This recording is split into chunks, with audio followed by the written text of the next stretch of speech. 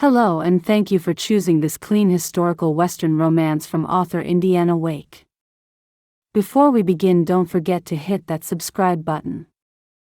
Your support allows us to keep sharing more wonderful stories for free. Welcome to the Brides of Russett's Reach, a sweet and inspirational romance series where courage is tested, faith is strengthened, and love finds a way. Copyright Indiana Wake. Strength from Within by Indiana Wake. The Mail Order Brides of Russett's Reach, Book 1. Chapter 1. I just can't believe this day has come.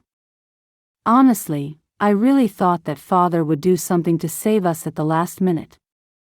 Anabella Quentin said with some dismay as she delicately folded an elegant ball gown and then forced it into the large wooden trunk. Anabella, please. Evelyn looked at her older sister, then over at their younger sister, Amelia. Oh goodness me. My dear Amelia, I'm so sorry. Please forgive me. Anabella Quentin dashed across the room and took her 18-year-old sister in her arms. Well, it's not your fault, Anabella. Amelia sobbed the words. It's his fault. Our father. How could he do this to us? I shall hate him for as long as I live. Oh, my dear Amelia. Please don't say such things, and don't let hate overtake you. After all, he is our father.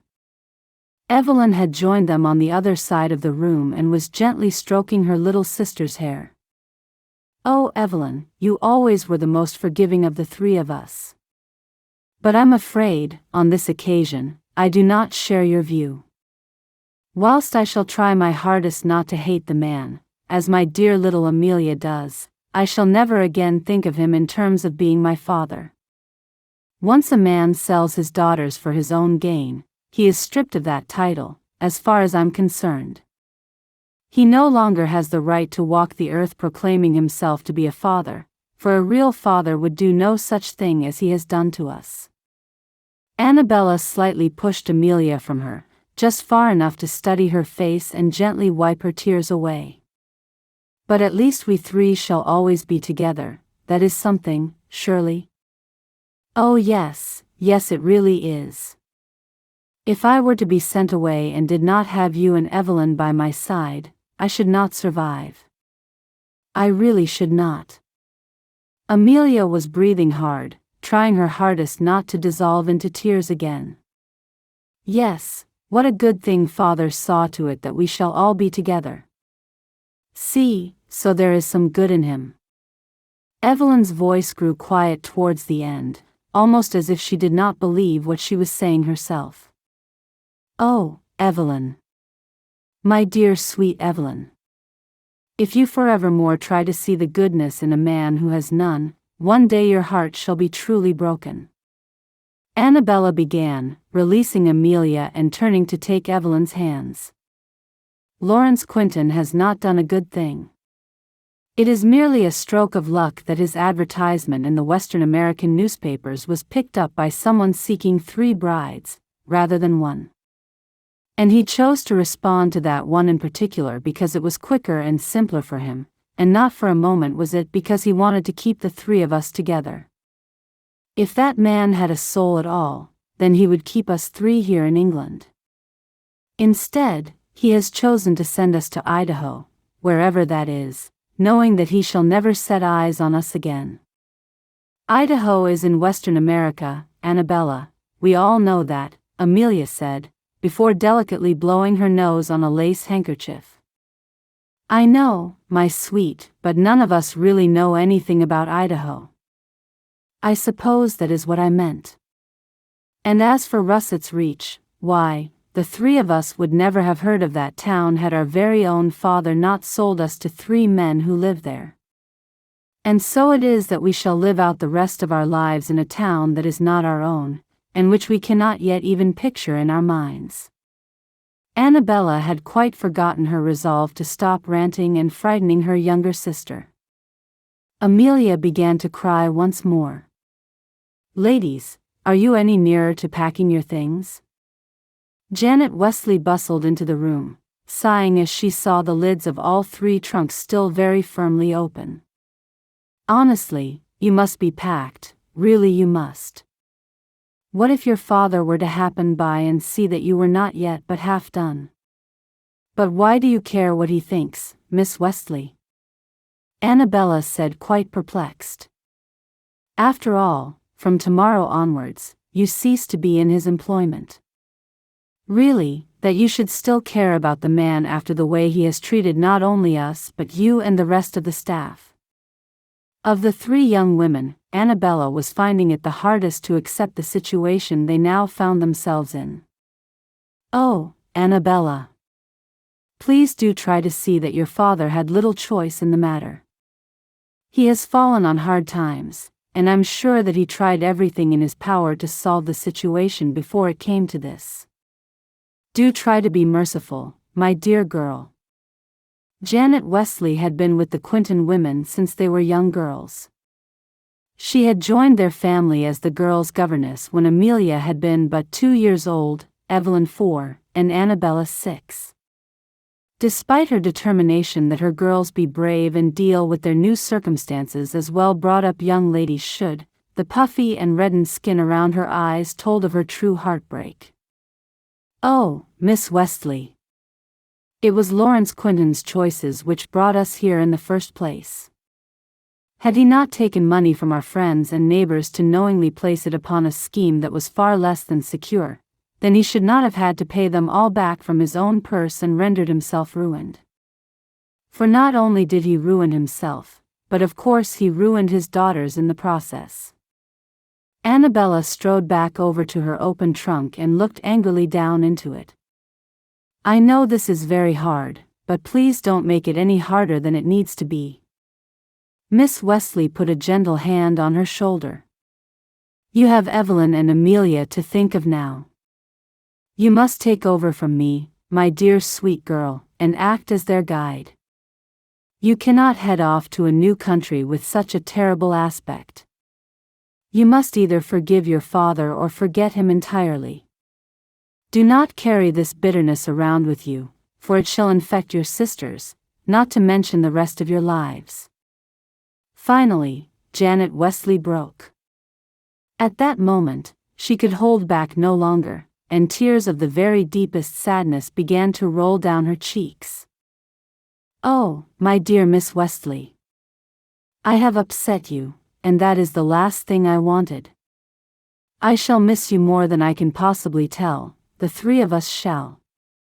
All 3 young women converged upon the middle-aged governess at the same time, all trying to throw their arms around her at once.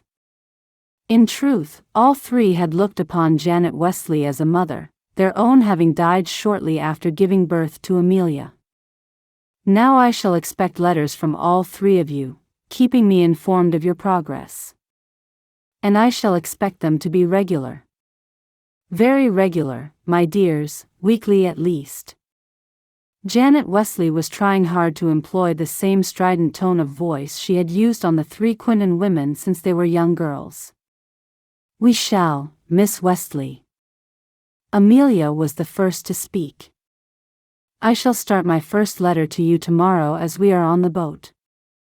Well, it looks like you shall be getting several letters all at once, Miss Wesley, for our sailing alone shall take us more than 6 weeks. Evelyn said brightly. Anabella suddenly felt ashamed. She knew that she should have adopted the very tones that Evelyn was using, if only for the sake of Amelia and Miss Wesley. In truth, she was indulging her own anger and resentment, and very well she knew it.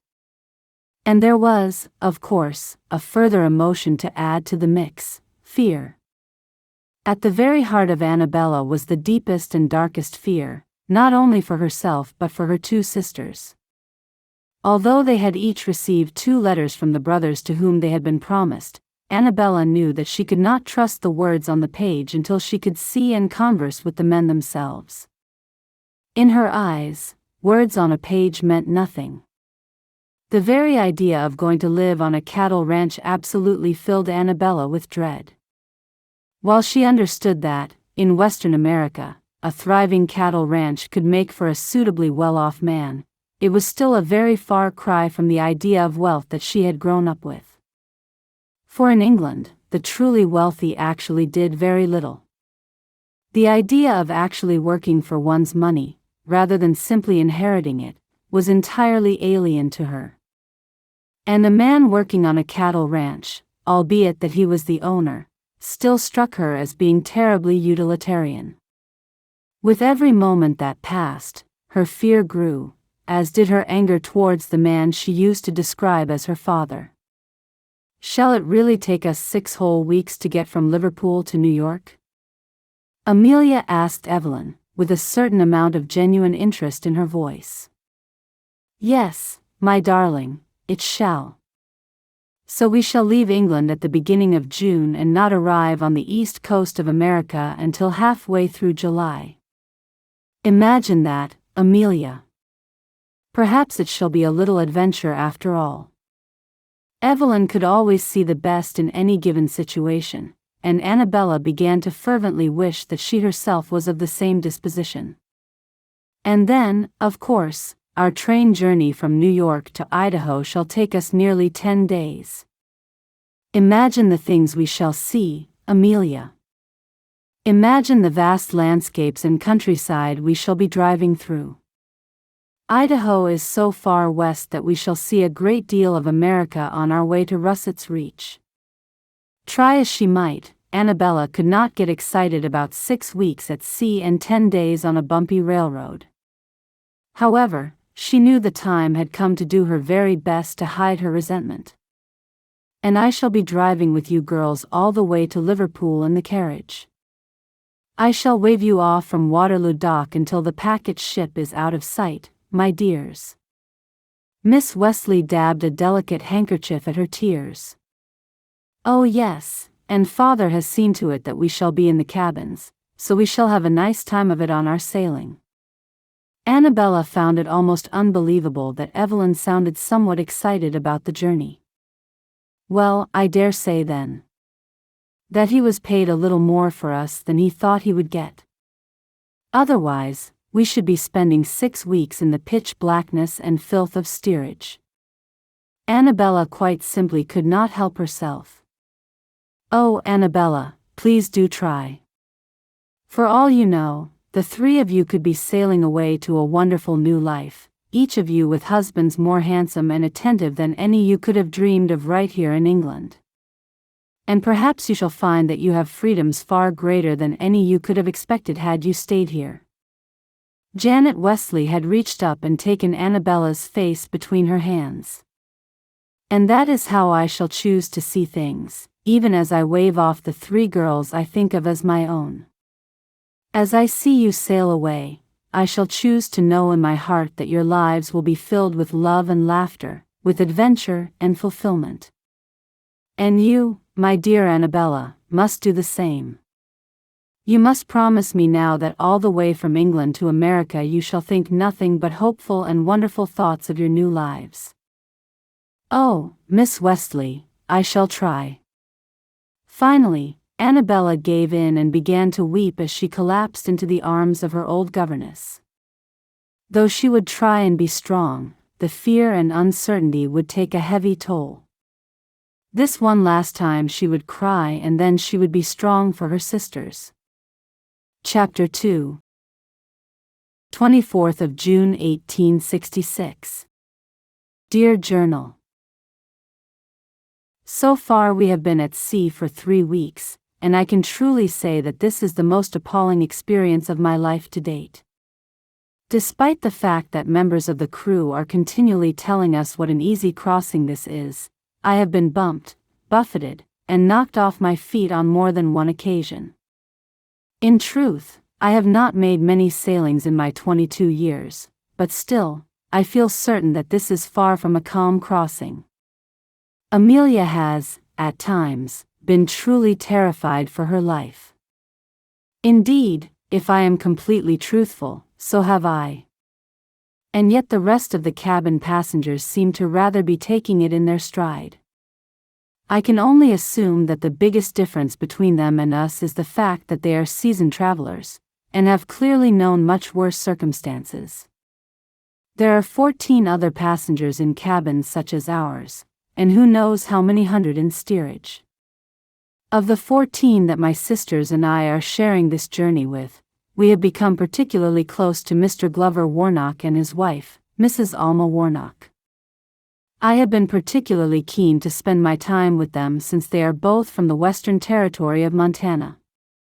It seems to me prudent to find out as much about the area as I possibly can before we arrive, and with that in mind, I intend to continue my association with Mr. and Mrs. Warnock.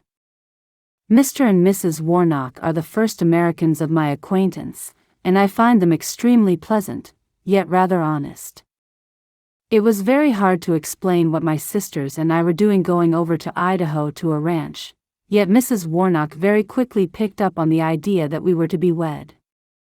After some few moments' conversation, it became extremely clear that these types of marriages are more than common on the western frontiers. It appears that Mrs. Warnock herself was a young widow with a baby in arms when she first met Mr. Warnock. Mr. Warnock was himself a widower with a child to raise also. Within a few brief days of their meeting, they had stood before a minister and become man and wife. Mrs. Warnock has explained to me that whilst it was initially a marriage of convenience for both parties, that they eventually grew to love each other. Mrs. Warnock is an extremely nice lady, and I strongly suspect that she was trying to make me feel a little better about my own upcoming matrimony. However, I truly believe that the meeting of Mr. and Mrs. Warnock was simply fortuitous, in that both parties seemed to be more than usually suited to one another. I cannot believe for a moment that that is true in every case of arranged marriage. I have myself read and reread the 2 letters which I received from my husband-to-be, Ashley Carrow. Whilst both are nicely composed, and equally express a certain amount of excitement to meet me, yet still my cynical side prevails. For what else is a man to say when he's trying to entice a bride? Having gained some intelligence from Mr. and Mrs. Warnock of the harsh practicalities of life in the Western Territories, I fear that the roles of myself and my 2 sisters shall be little more than functional. Try as I might to concentrate on the great hopes Miss Wesley had for us as we embarked upon this journey, still, I cannot fight the image of my sisters and I fetching, carrying, and cooking. I am sure that my sisters and I shall be able to stay strong and do whatever it is we need to do to survive. However, it seems rather a cruel twist of fate that 3 women who were not raised for such a life should now suddenly be thrown in its path. The forgiveness which I have been urged to bestow upon my father is, I am afraid, still not forthcoming, nor shall it ever be. Though I am trying to keep my fears to myself and the pages of this, my journal, I find it impossible. It is as if the fear suffocates me and will not let me go. Miss Wesley said I must be strong for my sisters, and I do try hard, but so far I know I am failing. In truth, Anabella, you spend more time writing in that journal than you do talking to your own sisters. Evelyn, who had crept up on her sister, squealed with delight as Anabella almost jumped out of her skin. Good heavens, Evelyn! My heart nearly gave out. Must you creep up on me in such a fashion? Anabella laughed, in spite of herself, and closed the journal quickly. Well, I rather think that we should create ourselves as many amusements as we possibly can, especially on such a long voyage like this. And especially since we cannot say for sure that our lives shall hold one moment's worth of amusement ever again, once we reach the shores of America. Anabella sighed, tucked her pencil inside her journal, and firmly snapped it shut. Then she realized what she had done. Once again she had let her fears out, and she so wished she hadn't. I really do wish you would not say such things, Anabella. It really does upset Amelia so. Anabella swallowed down her guilt. But Amelia is not here. In any case, if I cannot talk to my sister about my greatest fears, then perhaps my journal is my only confidant. Anabella, I did not mean that. Of course, you can tell me anything you wish to tell me. Evelyn sat down on the chair opposite Anabella's in their small cabin. She reached out and took her sister's hands. I should not wish you to think that you must hold your tongue in my company. That is not the point I'm trying to make, my dear sister. It is just that your only pronouncements of our future are bleak. You no more know that our future will be bleak than we know that it shan't. We simply cannot foretell it, so why should we not have a few weeks' worth of dreaming and hoping for the best? And why should I not be allowed to prepare for the worst? Anabella said, her eyes filling with tears for the first time since they had set sail from Waterloo Dock in Liverpool. But Anabella, do you not see? If our lives are to be as bleak as you suspect they shall, then what can we do now to prepare for it? There is nothing we can do whilst aboard this ship to prepare for the worst. There shall be nothing that we can do on the long railroad journey to prepare for the worst. In actual fact, there is nothing that we can do at any point to prepare for the worst. So that being the case, why, my dear sweet sister, can you not at least spend some time praying and hoping for the best? I wish I could, Evelyn. I really do wish that I could lose myself in hopes and dreams, and yet I feel I cannot. I do not even know where to start. Anabella wiped away her tears with her lace handkerchief. Oh, well, that is easy. I can give you lessons on it if you like. Evelyn began to laugh, and despite her gloom, Anabella joined her. All right, Evelyn, teach me. Anabella gave her sister a watery smile. Well, I shall tell you of my hopes for all that I shall find when we finally arrive at Russett's Reach. I see it all unfold in my head, rather like going to see a play at the theater. I have my own story, and this is what I choose to see as my future right up until the moment I discover otherwise. Evelyn raised her eyebrows at Anabella, seeking some sort of sign that she was to go on. Oh, do play out your little story for me, sister. Anabella had sat forward in her seat, suddenly eager to hear her sister's dreams, and perhaps discover a way to cultivate her own. To begin with, we draw up in a carriage. Or maybe they call it a wagon out here. It is at the end of a long, tree-lined driveway to the most beautiful house I've ever seen. Waiting on the porch is the most handsome man I can ever imagine. He's tall, and he has fair hair and blue eyes, and wonderfully sun-kissed brown skin.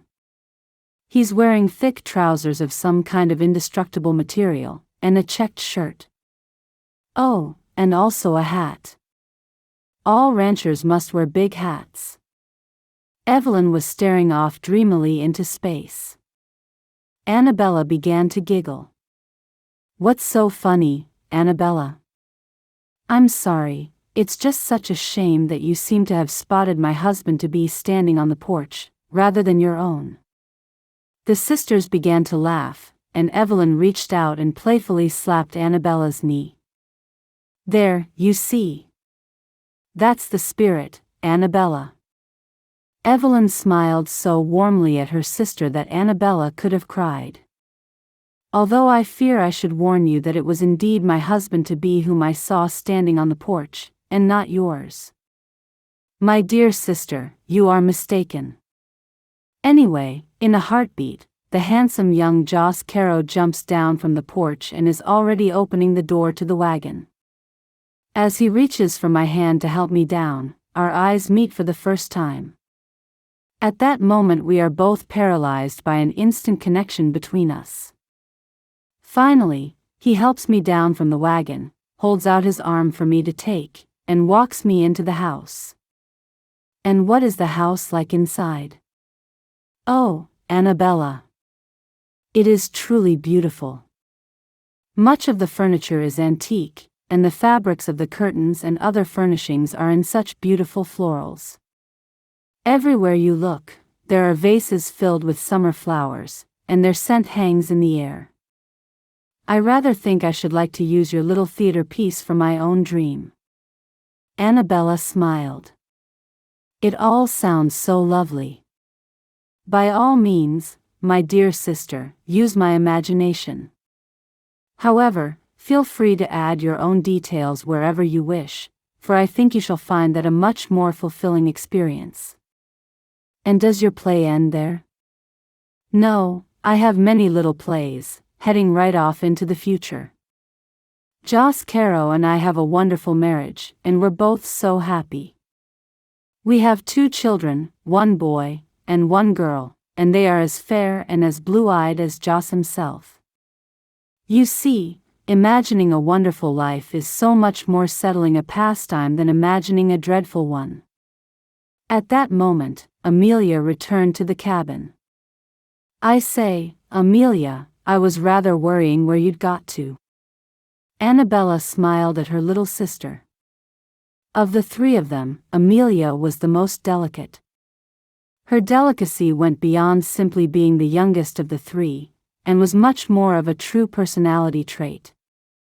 I was sitting on a sun chair on the deck with Mr. and Mrs. Warnock. They really are very nice, aren't they?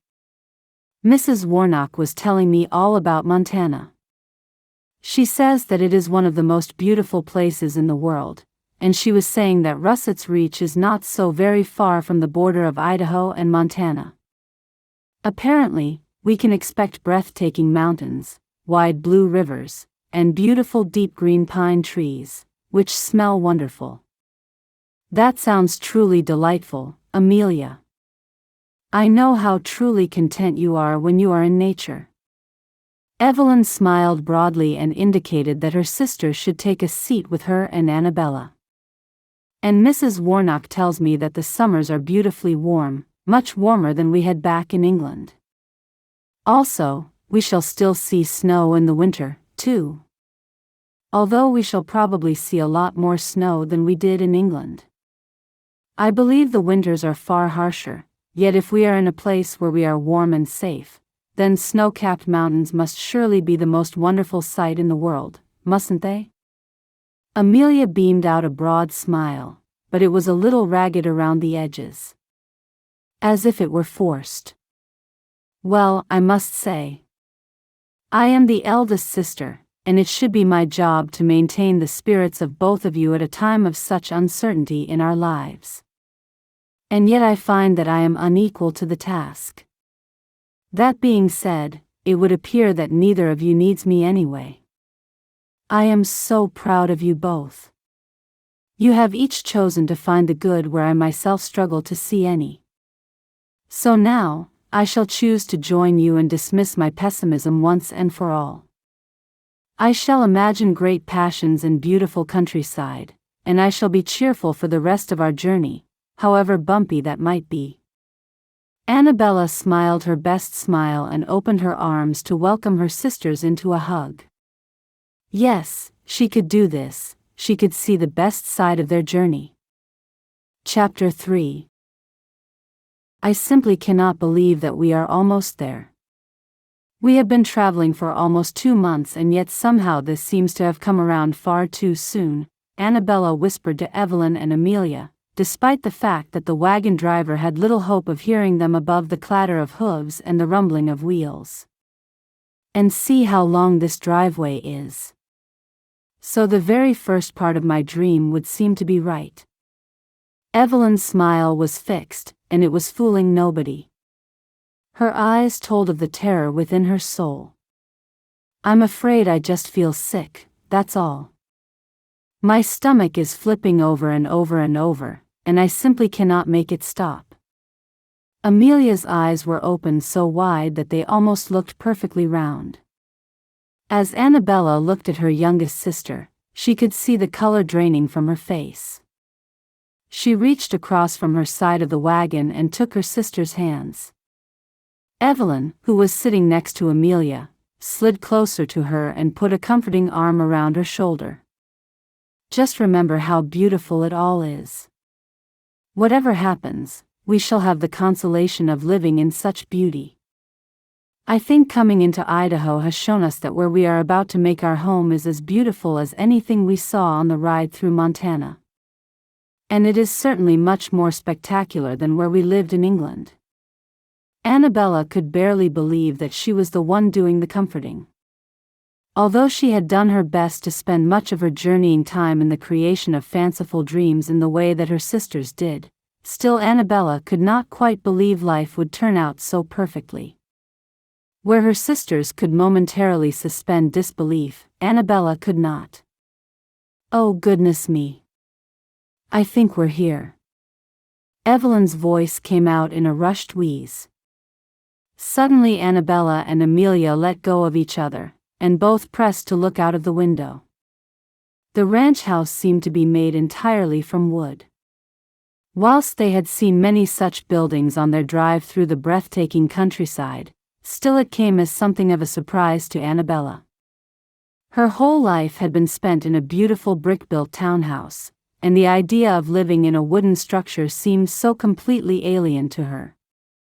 Still, despite its construction, the ranch house did indeed look very pretty. And it certainly looked large enough to accommodate many people. The building was set in a neat, yet rather plain, little garden, and bordered by a waist-high white wooden fence. Anabella looked past the ranch house and out across a vast and open landscape which seemed to stretch for many miles before reaching the distant mountains. Looking over to the east, Anabella could see that the countryside dipped dramatically and that there was the hint of the deepest green just showing itself on the horizon. She guessed that there was a valley there and that the deep green she could see was the tops of trees. They had passed many such a landscape on their long and arduous journey through America. "Oh, Lord! Someone is coming." Suddenly Evelyn sounded as nervous as she looked. Anabella looked across to the porch, sincerely hoping that somebody would be coming to help them out of the wagon very soon. At the same moment that the driver had jumped down and opened the wagon door, a small and neat woman appeared on the porch of the ranch house. Her brown hair was fastened back in a plait, and equally brown eyes were warm and open. Anabella studied her as the driver helped her down from the wagon. The woman was smiling so sweetly that Anabella felt a sudden wave of relief which almost brought tears to her eyes. She knew, of course, that she was being ridiculous. This woman could be absolutely anybody, and her smile, as yet, meant nothing. As she descended the stairs of the porch, Anabella could discern that she was in her middle 50s. She wore a floor-length skirt and a crisp white blouse. Both looked well-made, yet the material itself appeared to be thick and practical. By the time the smiling lady had reached the bottom step, 3 men all seemed to appear at once on the porch, as if they had been fired through the doorway out of a cannon. "Well, my dear girls, you must be absolutely exhausted after your journey." The woman was suddenly standing in front of the 3 of them, temporarily taking Anabella's gaze from the 3 men on the porch. "My name is Claudine Carrow, and I am the mother of Ashley, Joss, and Whit." She looked back over her shoulder at the 3 men, as if to be absolutely clear that they were her sons. "It's a pleasure to meet you, Mrs. Carrow." Anabella's throat felt dreadfully dry, yet she knew that she must take the lead for the sake of her sisters. "I am Anabella Quentin, and these are my sisters, Evelyn," Anabella indicated with a turn of her head in the direction of her sister. "And this is my youngest sister, Amelia." "It's nice to meet you, Mrs. Carrow." Evelyn and Amelia chorused at the same time. Hearing the slight tremor in each of their voices almost broke Anabella's heart. In that very moment, she would have happily and without guilt put a dagger through her father's heart for his crime against the 3 of them. "Well, it's a real treat to meet you 3 ladies. What pretty girls you are. Now then, why don't you come on into the house? I fixed you something to eat and drink. In the meantime, My boys will take your luggage over to the guest house for you." "Guest house?" Anabella asked with as much politeness as she could muster. "Why yes, honey, we have a little guest house just over there." Claudine Carrow pointed at a tiny version of the ranch house a couple of 100 yards away. Anabella was squinting at it in some confusion.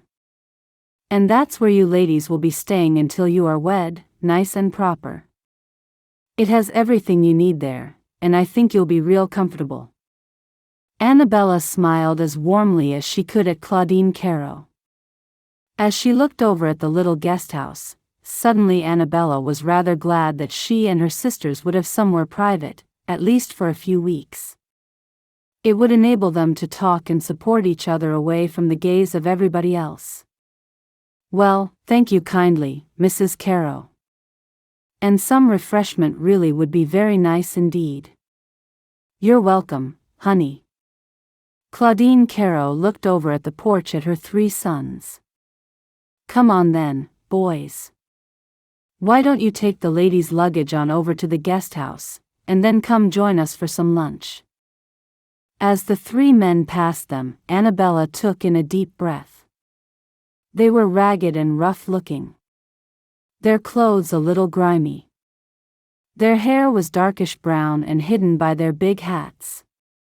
All were tall, broad, and strong, and their faces, though handsome, were gruff and held deep scowls.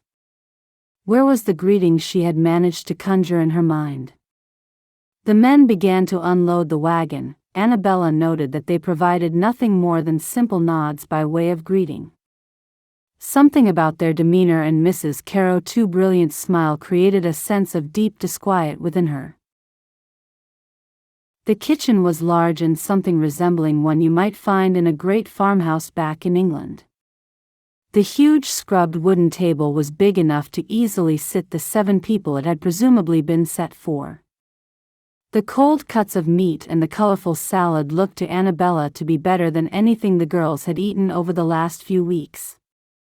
As Mrs. Carrow hurriedly drained some potatoes she had been keeping warm on the stove before tipping them into a great serving dish, it was clear to Anabella that the woman had prepared the meal herself. So, there were no staff. Prior to the scandal which had rendered the Quentin family penniless, the family had been rather well off.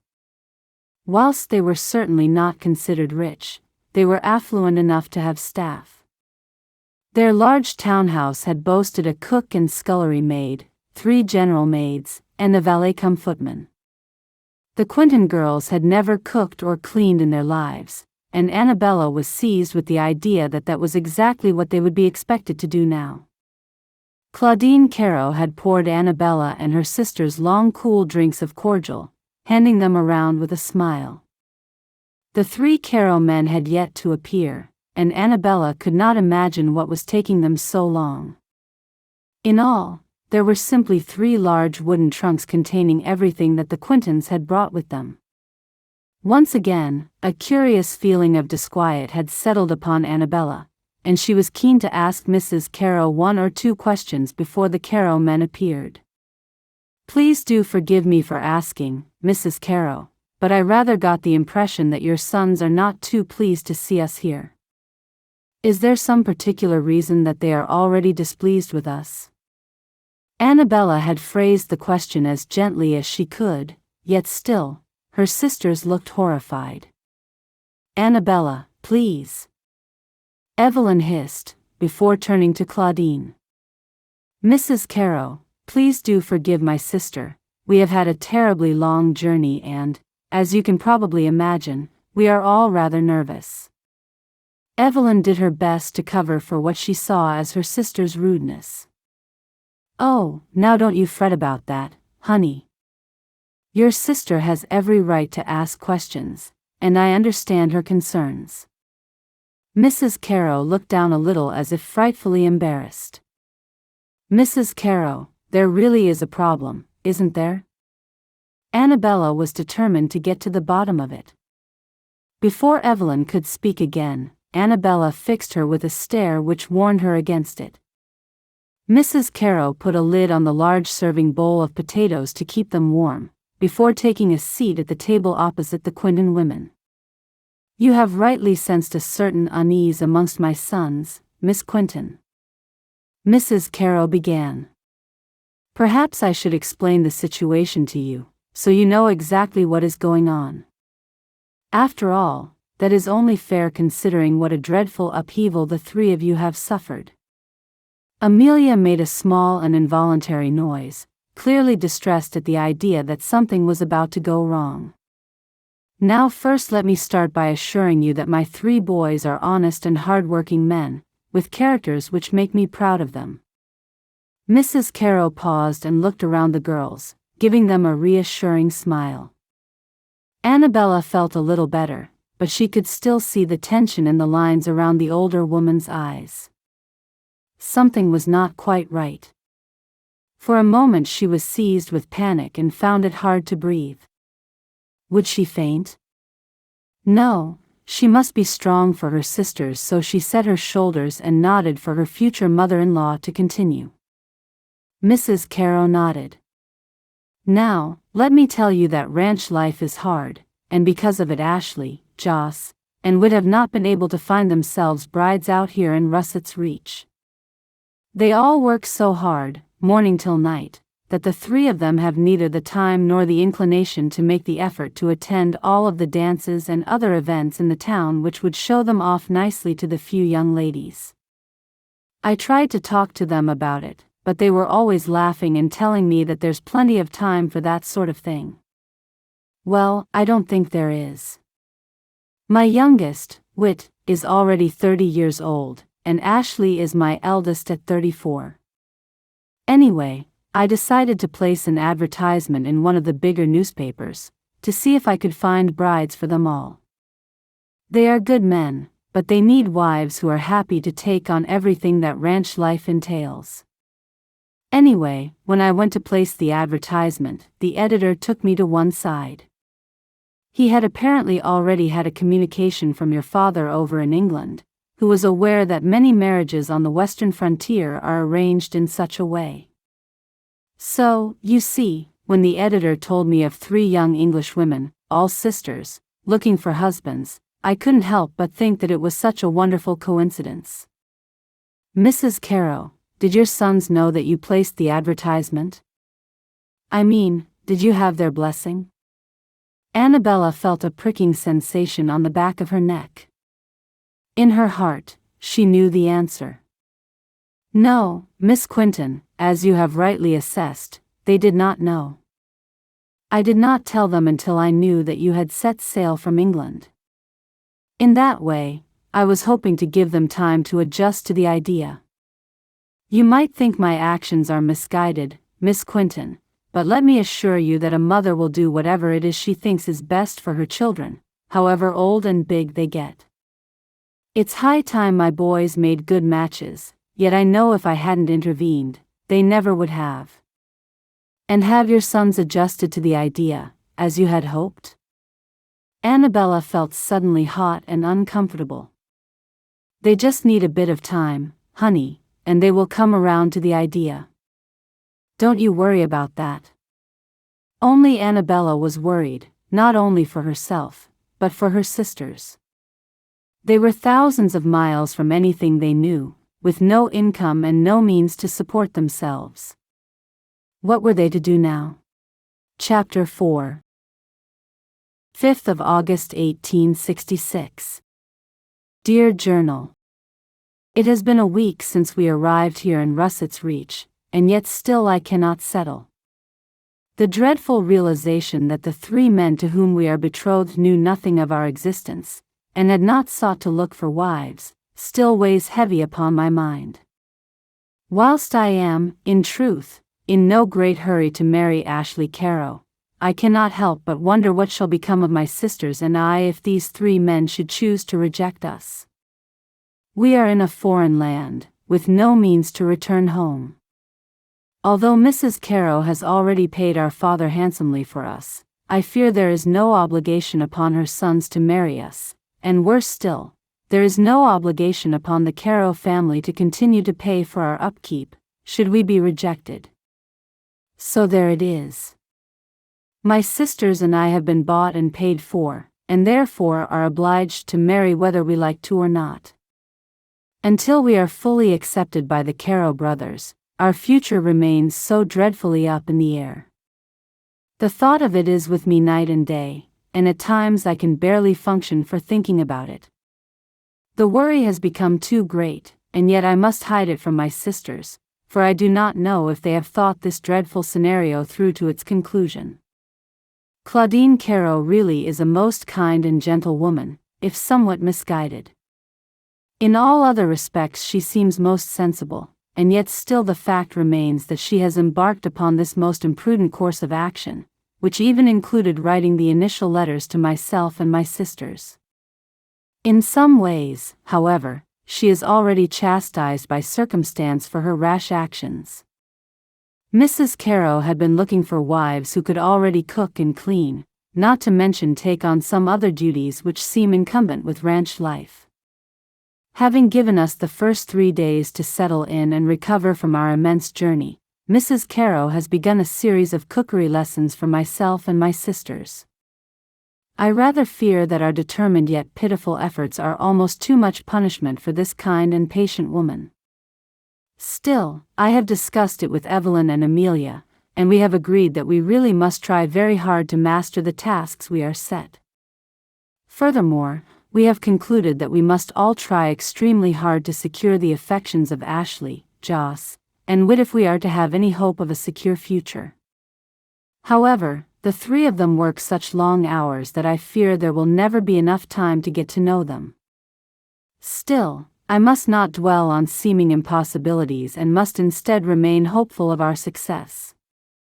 I realize that, regardless of my lack of feeling for Ashley Carrow, my only goal must be to secure a union with him in the end. For what else is there for me to do? Anabella closed her journal and left it under her pillow. That's right, just keep kneading it. Claudine and Anabella were having a bread-making lesson. It seemed to Anabella that Claudine Carrow had endless patience. Teaching 3 women who had never cooked a thing in their lives was no easy task. I had no idea what hard work it was to make a simple loaf of bread. I almost feel as if I am fighting with this dough. Anabella was trying as hard as she could to remain light-hearted. Still, there was no way around it. She did not like cooking, especially bread-making. What was worse, Anabella felt rather foolish being trained to do something she had no experience of. In her old life in England, not having the knowledge to cook for yourself was a good thing, a sign of refinement and status. On the western frontier, however, not being able to cook singled you out as weak and unable to take care of yourself in even the smallest of ways. Anabella thought how strange it was that the simple act of making bread could be looked at in startlingly different ways. In truth, the crux of the matter was that Anabella did not like to appear not to know how to do something, and having lessons was a sure way to feel inept.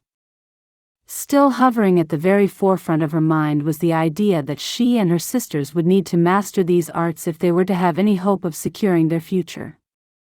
Yes, it certainly gives you strong arms, honey. I've been making bread my whole life, feels like. Don't worry, you'll get used to it. You'll get your own way of doing things too when you find your feet. And who knows? Maybe you'll come to liking it too. Claudine had such a wonderful way of speaking. Her accent had a warmth and a melody which Anabella knew her own strident upper-class English tones lacked. Something about the way the Americans spoke gave her the feeling of being wrapped in a warm blanket. Anabella couldn't help but think her own accent would provide no such comfort to the listener. Yes, I'm sure it shall become easier with practice. Anabella forced a smile and hoped that Evelyn and Amelia were doing rather better in their bid to collect eggs from the chickens in the big barn. They had been gone for so long that Anabella began to worry. I wonder just how much practice you'll be needing before you can bake a loaf of bread all on your own. The voice from behind her made Anabella jump. She spun around to see Ashley Carrow standing in the kitchen doorway, leaning on the frame. Anabella surveyed him with cool eyes. If she was entirely honest with herself, Ashley Carrow rather looked like the handsome chap from Evelyn's first telling of her dream that day on the packet ship. He was tall and broad with sun-lightened hair and sun-darkened skin. His eyes were blue, although a sensible shade, rather than the sparkling jewels of Evelyn's imagination. He was older than Anabella had hoped for. It struck her that far too many older men, both in the West and in England, rather expected to make happy unions with young and pretty wives. Not, of course, that Ashley Carrow had expected a wife of any kind, young or old. Anabella knew that she would do well to remember that her husband-to-be was no keener on this arrangement than she had been when her father had first told of it. However, Ashley Carrow's very future existence did not rely upon this union, whereas hers did. With that in mind, Anabella tried to deliver her very brightest smile. Ashley Carrow immediately winced, and almost took a step back. Anabella could only surmise that her smile, far from being bright and warm, must have appeared quite unsettling. Immediately, Anabella relaxed her face into neutral. "Oh, I'm sure I shan't need too much more instruction. In fact, I wouldn't mind betting that by the end of next week I shall be able to create my own bread from start to finish with no instruction whatsoever." "Well now, that sounds interesting. I think I should hold you to that bet, little lady."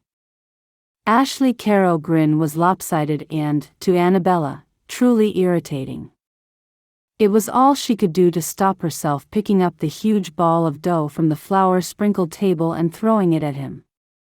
"Firstly, I am not little, and secondly, I shall rise to the challenge, make wonderful bread, and await your apology." Anabella could not help it. The caustic side of her nature stormed across the gentle and sensible side, overruling it entirely. Ashley Carrow looked startled for a moment, before throwing his head back and laughing. Anabella was momentarily mesmerized by him. The laugh was so loud and unguarded. Of course, she had heard a man's laugh before, but never one which was so truly natural and unrestrained. "Well, aren't you just the little firecracker, Lady Anabella?" Ashley continued to laugh. Anabella did not know if he was laughing with her or at her, though she feared the latter. This American sense of humor would take a little getting used to.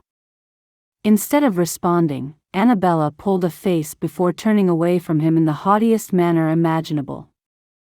Whilst she could have kicked herself for her lack of forethought for their futures. Still, Anabella could not help but fight back a little. Hearing Ashley continuing to laugh as he walked away, Anabella thought he sounded more good-natured than anything else. At least she hoped that was what she had heard. "Don't you mind Ashley none, Anabella. He's just teasing you, honey." Claudine laughed softly. "Oh, I'm sure he's very nice, Mrs. Carrow."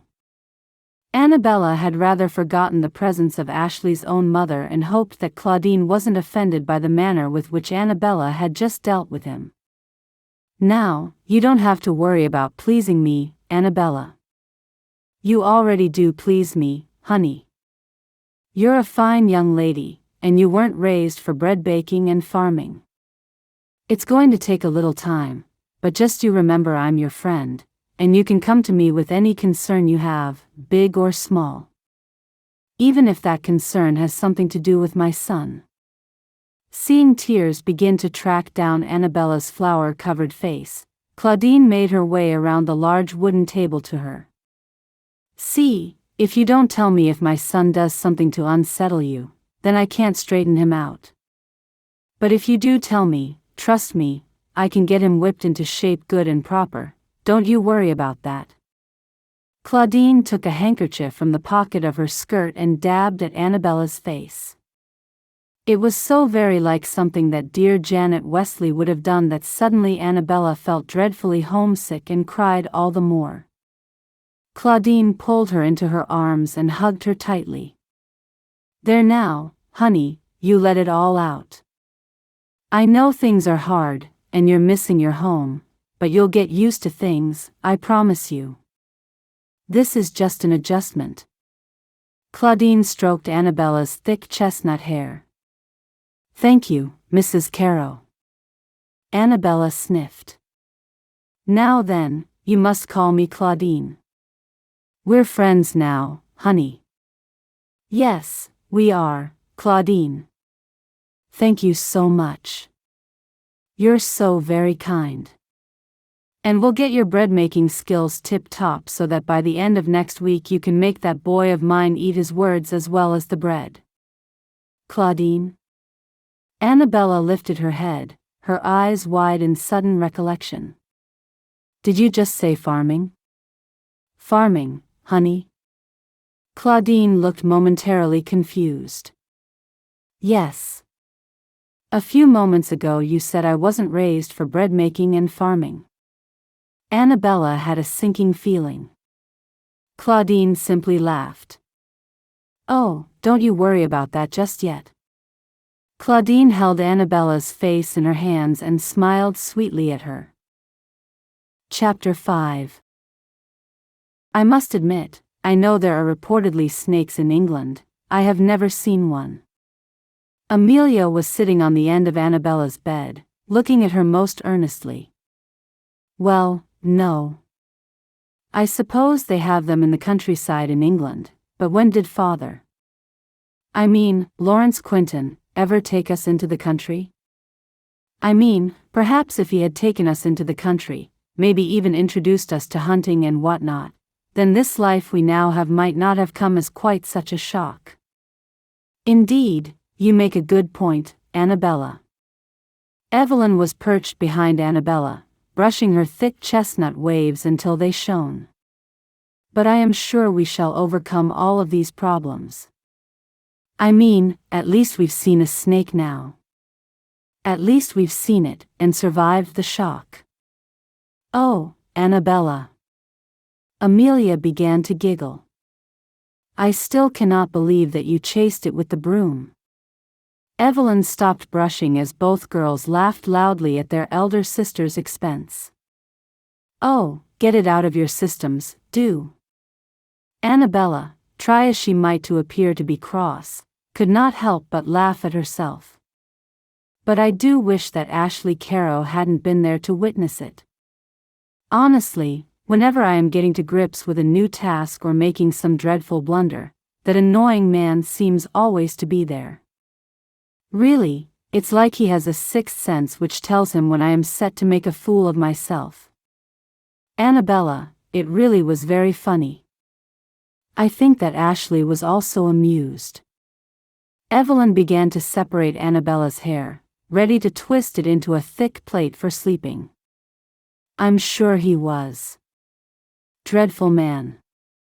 The three women had been in the smaller of the many barns and outhouses trying their best to collect eggs. It had been almost a week since they had taken on the role of egg collectors. There were many chickens, and all of them had made nests in the large part of the barn cornered off for that very purpose. Initially, Amelia had been terrified of the birds, stating that they did not like her and that they were trying to unnerve her with their beady-eyed stares. Evelyn's chicken problem was very different. When trying to collect eggs from beneath the chickens' roosting greers, Evelyn was somewhat too polite. Having asked nicely and gently trying to extract an egg from beneath one of the chickens, Evelyn usually gave up. "Oh, perhaps I'll come back when you're stretching your legs," she had crooned gently, not knowing that the chickens shared nests and that when one was done another may very well take its place. "What?" Anabella's face was a mask of amused astonishment. "Are you negotiating with a chicken, Evelyn?" "Yes, she is. She does it every day. I have only known Evelyn to manage to get one egg all week." And that was only because the chicken had been suddenly startled and fled her nest for a moment. "Oh, Evelyn. Your egg collection is worse than my bread making." Anabella was fully in the moment and, forgetting all of the worries which seemed ever present, laughed loudly. "Oh, how shall we ever secure these husbands when we do not make one competent woman between the three of us? Perhaps they shall see our other qualities." Evelyn had joined in. For a few moments, the women felt transported back to a time when they laughed and teased each other all day long. "Anyway, I shall take the eggs we dohavi over to the house. Claudine needs some for a cake she is baking." Evelyn picked up the basket with a flourish and headed for the barn door. Anabella and Amelia were still laughing when the blood-curdling scream rang out. Wasting no time, the two of them ran out of the barn to see what had happened to their sister. Once outside, Anabella could see that Evelyn was rooted to the spot, her eyes wide with fear. The basket was upside down on the ground, and the eggs were smashed, their yolks shining like tiny yellow suns. "Evelyn, whatever has happened?" Anabella began to run towards her. "No, stay where you are," Evelyn shouted, still frozen where she stood. "Look." Evelyn pointed down on the ground. Anabella and Amelia looked at the place where Evelyn was pointing. At the point where the rough gravel area met the long grass of the paddock was a snake.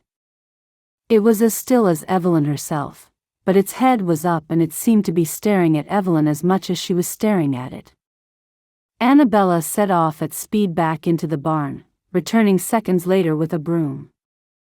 "Get away from her, you evil brute!" Anabella roared at the top of her voice, swinging the broom wildly about her. At that very moment, hurried footsteps pounded along behind her. "Get back!" Anabella roared again.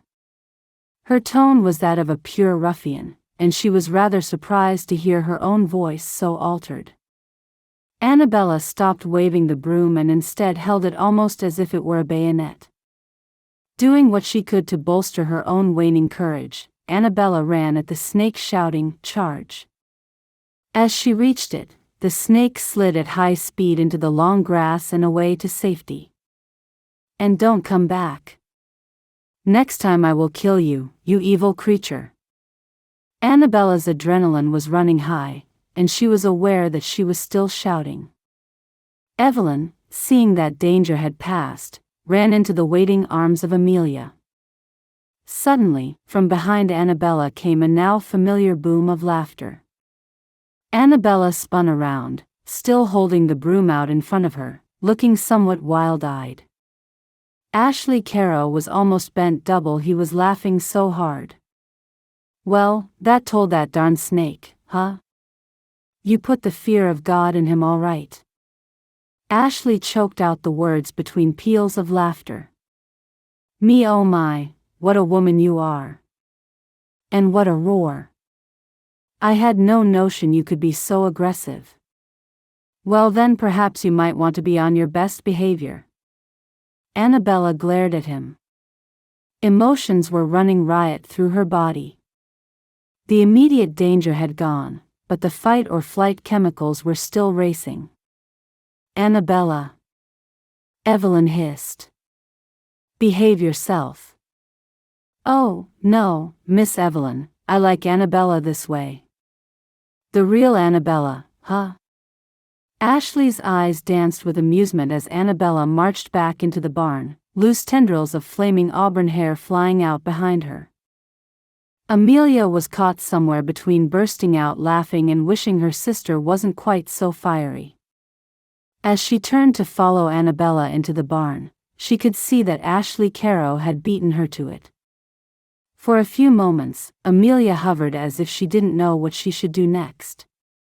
In the end, she nervously made her way over to the barn door and stopped to look in. Inside, Ashley Carrow was leaning on a neatly stacked cube of hay, whilst he watched Anabella, who was seemingly unaware of his presence. Anabella had picked up the second of the egg baskets and had set about gathering up what was left of the eggs for that day. Her agitation was so great that suddenly collecting warm eggs from underneath chickens was no longer a problem. Anabella marched about through the straw from nesting chicken to nesting chicken, lifting rear ends and scooping eggs away without ceremony. In no time at all, Anabella had a full basket, and all of the eggs had been collected. Ashley Carrow watched her the entire time, seemingly unable to take his eyes off her. As Anabella spun around to make her way out of the barn, it was clear that she had no idea that Ashley had been there all along. Anabella had not known that Ashley was just a few feet behind her, and as she turned she almost dropped the basket of eggs in surprise. "Oh, for heaven's sake! What are you doing just standing there?" Anabella had had more than enough shocks and surprises for one day. The fact that Ashley was smirking again, clearly amused by her difficulties and poor temper, was fueling her anger further still. As far as Anabella was concerned, the man was becoming insufferable. Far from wanting to marry him, Anabella found that her overriding desire was to prove him wrong. She could see in his face that he thought that she and her sisters were simply pampered and useless. "Well, after your showdown with the snake, I wanted to make sure you weren't in here threatening the chickens." "Do you actually think you're funny? I mean, really?" "No, honey, I think you're funny." "Well, I'm glad you're so amused by it all." Anabella sighed. For a moment she did not know what else to say and felt suddenly defeated by it all. How was she supposed to cope here? How was she supposed to live out her life this way? The adrenaline rush from battling the snake had died down and had left her feeling drained and a little nauseous. As much as Anabella did not want to give in to Ashley Carrow, the last thing she wanted to do was let him see her defeated. Yet at that moment she did not know what else to do. Her hands began to shake so suddenly that it shocked her. Hurriedly, she put the egg basket down on top of the hay bale that Ashley was leaning on. In an attempt to hide her shaking from Ashley, Anabella began to rub her hands together very quickly. If she could just keep moving by choice, then the involuntary movement would be well hidden. "Hey, Anabella, are you all right?" Suddenly Ashley was concerned. Anabella looked at him, most confused that he had stopped smirking at her. "I'm fine, thank you," she replied crisply and gave him one of her most withering glances. "No, you're not. Look." Ashley stepped towards her and took her hands before she had realized what was happening. "Your hands are shaking. That'll just be the snake. Once you relax out of something like that, your body reacts to it. It's just a little late is all." Anabella looked down at her own hands in Ashley's and saw what he no doubt saw. The softest hands with neat little well-manicured nails. Not the hands of a working woman. Certainly not the type of hands his own hard-working mother had. Anabella's hands looked small and extremely pale in Ashley's. His were big and rough, and the skin was brown. They were the hands of a real man and nothing like the men of her own acquaintance back in England. Even her own father's hands had been soft and smooth. How strange it was that, in her old life, hard work was something to be ashamed of, and any sign of it must be hidden away. If Anabella had sported rough hands back home, she would have felt ashamed. Yet here in the West, her soft white hands, which had never seen a day's hard work, were making her feel ashamed. "I think I shall be all right now, Mr. Carrow, thank you kindly." Anabella's crisp tone had been replaced by something far more neutral. "Perhaps you could call me Ashley. And maybe you should take a rest for a while," he said, not unkindly. "I don't need to take a rest, Ashley. I am perfectly well able to carry on with what I was doing." Anabella would have loved to stop for a cup of reviving tea, but her fight had returned, as had the need to prove Ashley wrong about her. "I see no reason for me to stop working," she added with a tight smile. Chapter 6. 20th of August 1866. Dear Journal, it is a little over 3 weeks since we first arrived here at Russett's Reach, and I am now seriously beginning to doubt our chances of securing a safe future here. This afternoon, I have been doing some light gardening which Claudine had set me to. Mostly it was just pulling up small weeds with my bare hands. I think Claudine is trying to prepare me in some small way for the farming duties which will soon rear their ugly heads. I had been gardening for at least an hour when I spiked my finger rather cruelly on a thorn. Wishing to get it cleaned up, and avoid any infection, I made my way back into the ranch house. As I entered the small anteroom next to the kitchen, I could hear that Claudine was in heated discussion with Ashley. I do not know why I did it, but I remained a silent listener for several moments. "Look, Ma, I know you had the best of intentions, and I appreciate that, I really do. But bringing 3 girls over from England probably wasn't the best idea. So much of what living in the West entails is beyond their abilities. It's just that it's so very different from everything they've ever known, and it shows." Ashley didn't sound angry, he was simply making his point. My heart was sinking as I began to imagine my sisters and I being cast adrift in a foreign land. "But they've come such a long way already, Ashley. I've seen each and every one of those women try their hardest with the new life and new tasks ahead of them. They have taken on everything I've asked them to do, never once refusing. Ma, I am not suggesting that they are being awkward, I'm just saying that they are not suited. This is not the life for them, and they are never going to get to grips with it. But see how well Anabella made that bread for you after you cruelly taunted her. She was so determined, and she mastered it. That is what I see when I look at these 3 young women. I see courage and a true grit that is hard to find." Yes, Ma, I could see how hard she had tried too. But that is not the point I'm trying to make. Every day must be purgatory for them. They wake up, and they wear the sort of gowns that the women in these parts don't even own for going out to dances in. Beautiful gowns that they wore to sit in spotless sitting rooms and receive visitors are now being worn to kneel down in the garden and pull up weeds, or scamper around in the barns collecting eggs. These women were not raised to it, and however much effort they put in, they are not meant for the world of work. I think you're wrong, Ashley. And anyway, what do you propose we do with them? We can't just abandon them. I'm not suggesting we just abandon them, Ma. I'm just saying that I think it is very unlikely that they will make good ranchers' wives. Beyond that, I do not know what to say and do not know what to do. Look, we couldn't find wives suitable from the local area, women who already know the climate and the nature of the work. How on earth do you expect these 3 sweet and gentle English women to come anywhere close to coping? Well, I would appreciate it if you would give me a little more time with them, Ashley.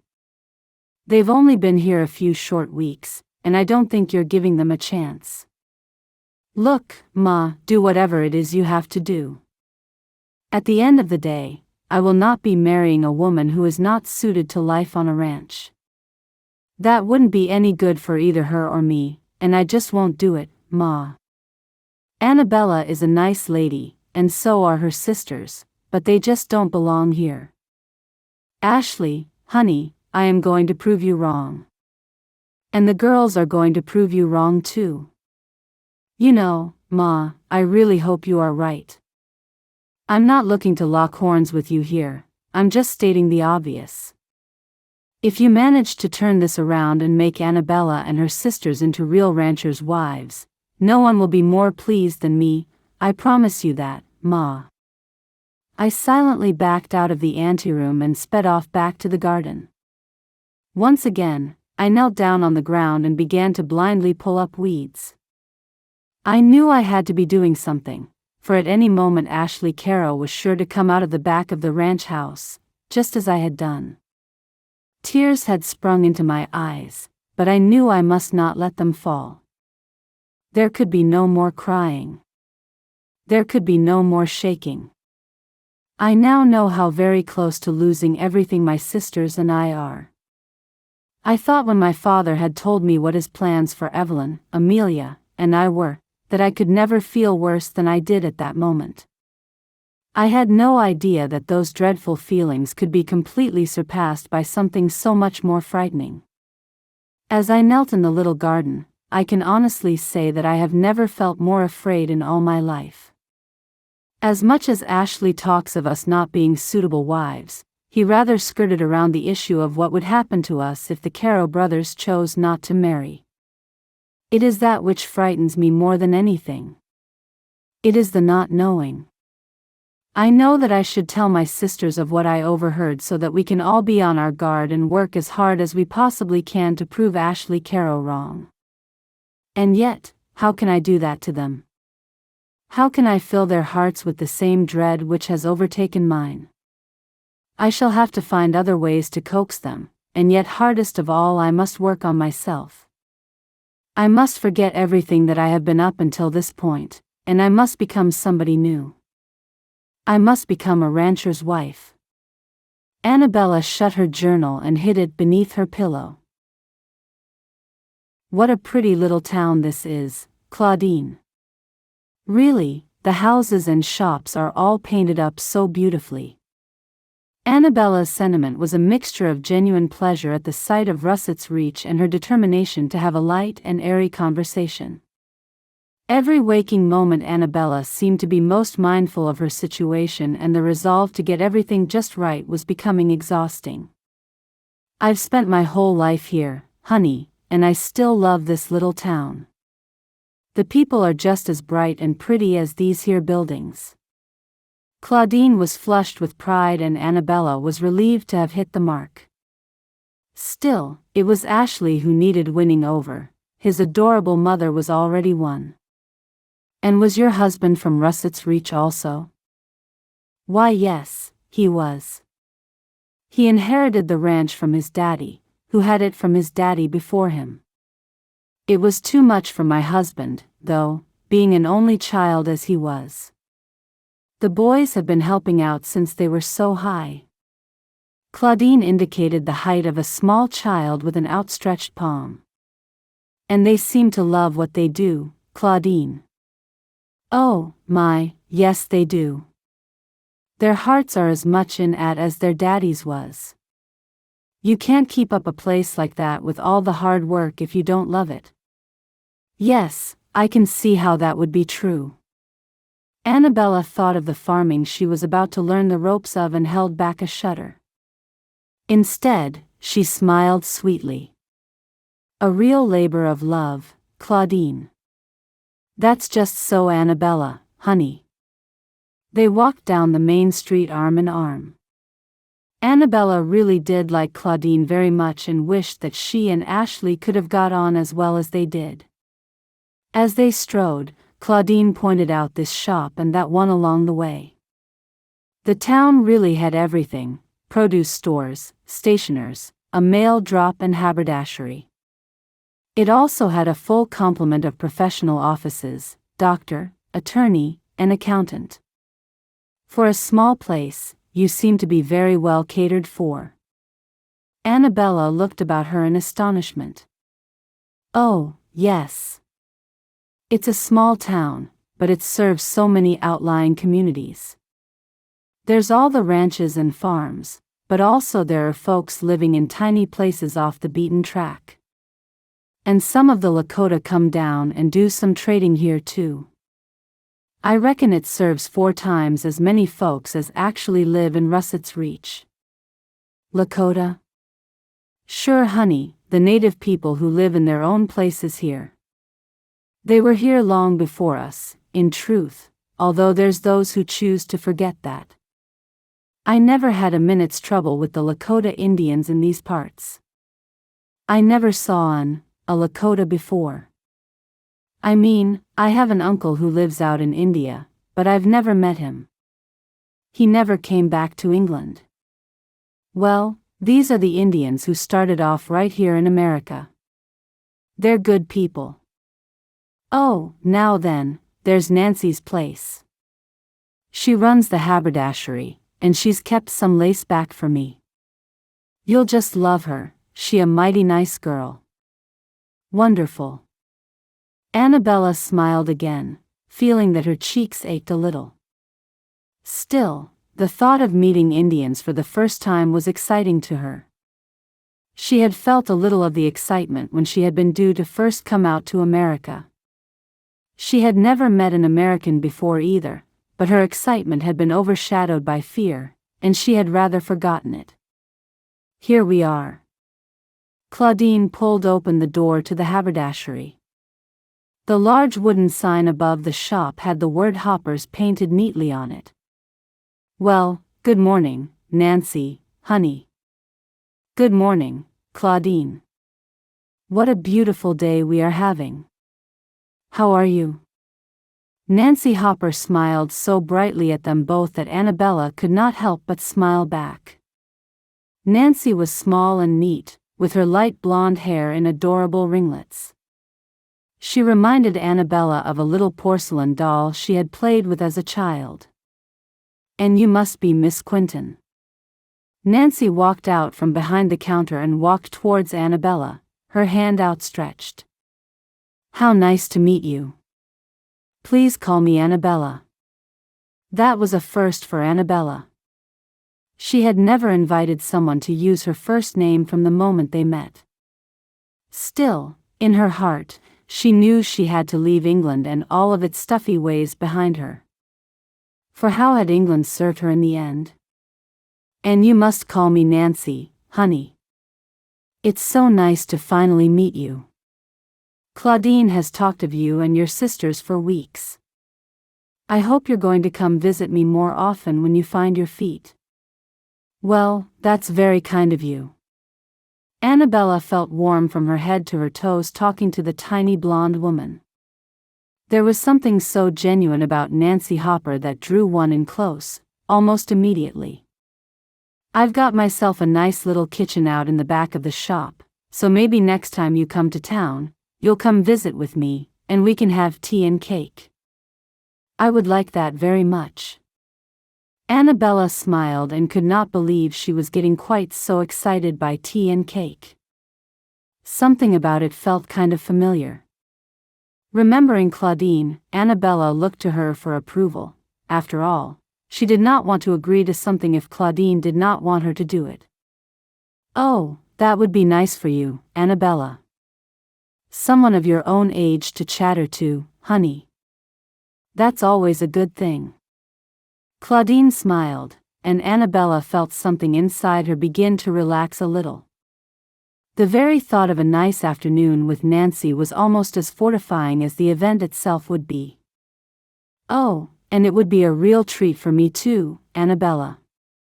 Tell me, how are your sisters settling in on the ranch? Well, like me, they are still learning some of the basics.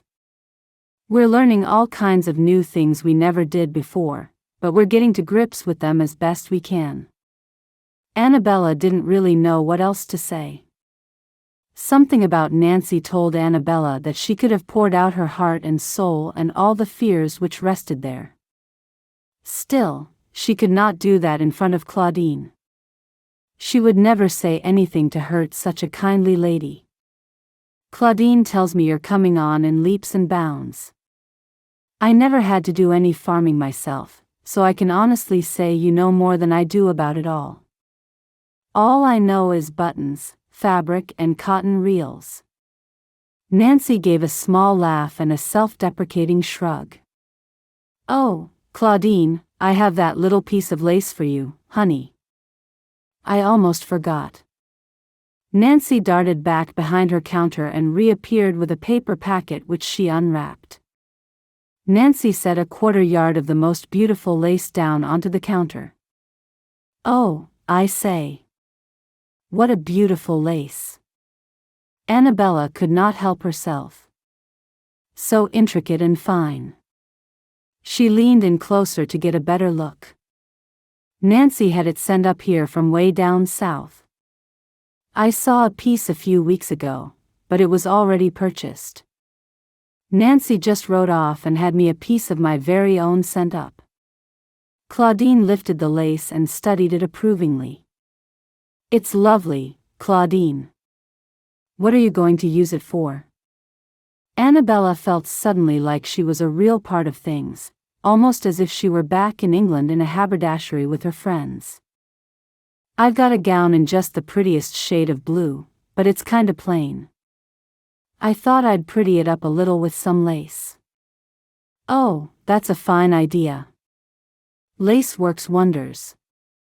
Just a little can change a gown altogether. Anabella reached out and gently touched the lace. And will you be wearing the blue gown to the barn dance, Claudine, honey? Nancy gently folded the small piece of lace and tied it back up into the paper parcel. If I can get it done in time, and am happy with my result, then sure, I'll be wearing it to the barn dance. Claudine smiled happily as she paid for the small piece of lace. Thank you, honey, Nancy said as she took the coins from Claudine. And I hope to see you there too, Anabella. Anabella had absolutely no idea what the two women were talking about. She had heard nothing of a barn dance and wasn't entirely sure if she would have the right outfit for such an event. Oh sure, I'm hoping all three girls will be coming along. So, if I can get the boys to come along too, I'll have 6 wonderful companions with me on the night. Claudine smiled brightly, whilst Anabella wondered just exactly how much coaxing Ashley Carrow would need to get him to go to a barn dance. In truth, he might need none at all.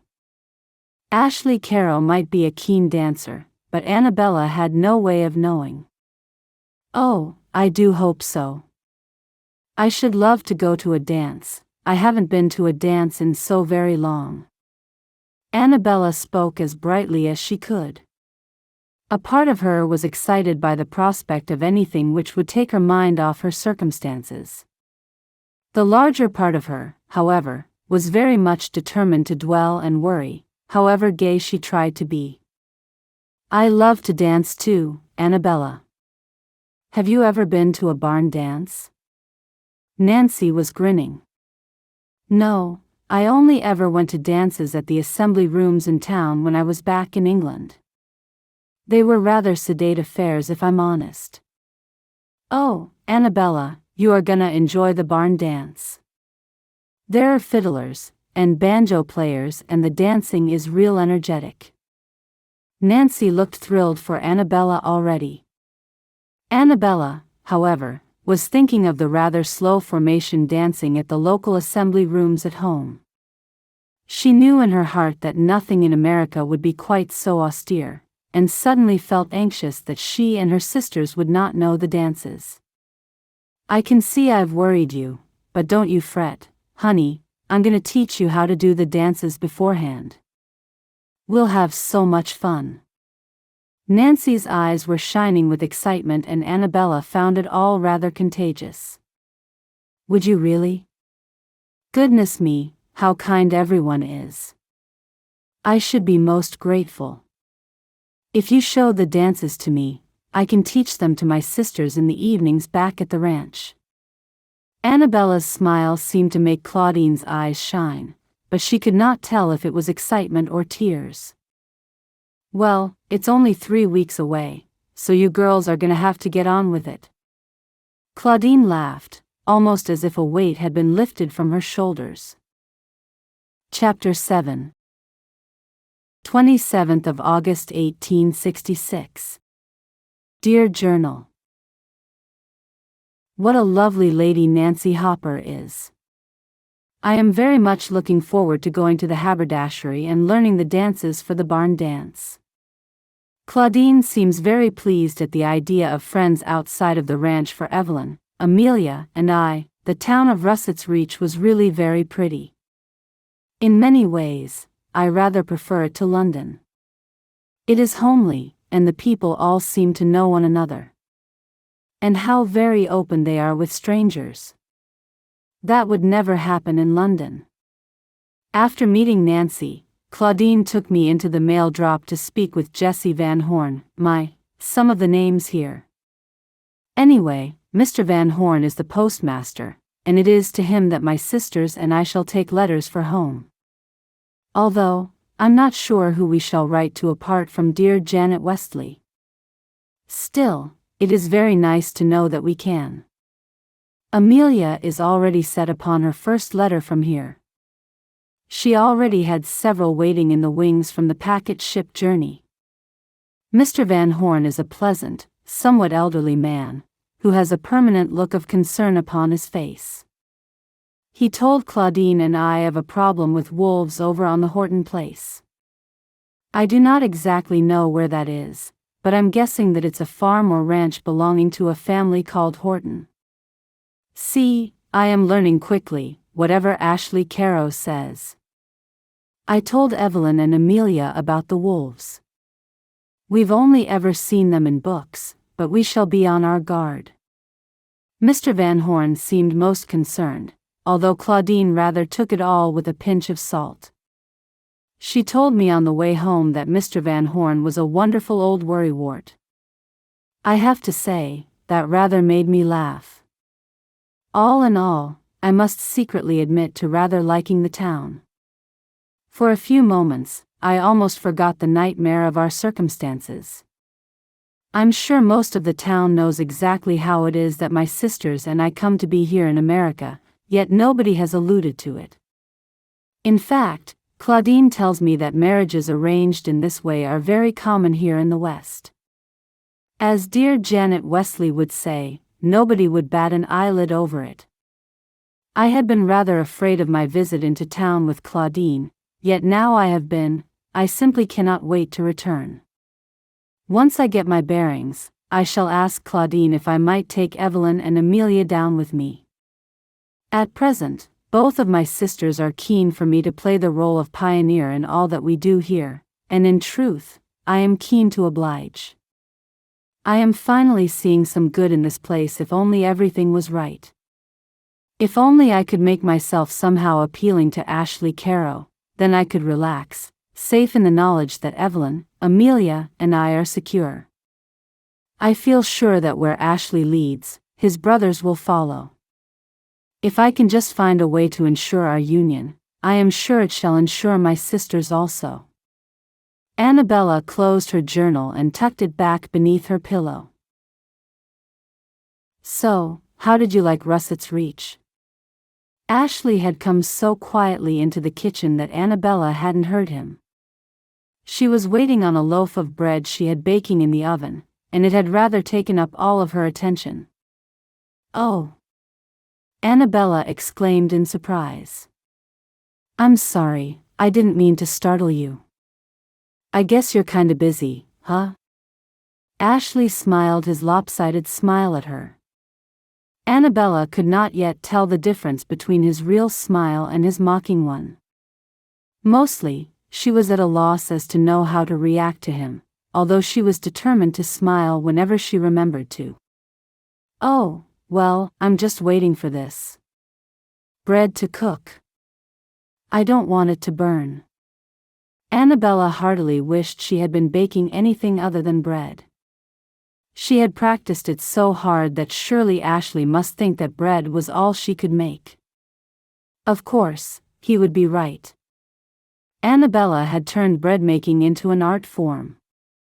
How she wished she had another string to her bow. Making a mental note to learn another recipe, Anabella turned hurriedly from him to open the oven. Ever since the snake incident, Anabella had felt rather embarrassed in Ashley's company. Despite knowing that her fear had been very real, she could not help but think that Ashley thought her something of a fool. It sure smells nice, Anabella. His voice had a lovely deep and rumbling quality that Anabella thought rather attractive. Thank you. You're very kind." Anabella was almost choking on her own politeness as she recalled yelling at him outside the barn as she held the broom out in front of her. Mortified, she realized her cheeks were flushing red. "So, what did you think of Russett's reach? Ma said you seemed to have a nice time." Ashley had moved from the doorway and into the kitchen, almost edging his way to the large table. Anabella watched with some interest, wondering how long it would take him to get to the table and sit down. "I liked it very well indeed. Such a pretty place, and so many nice, friendly people." Anabella relaxed just a little.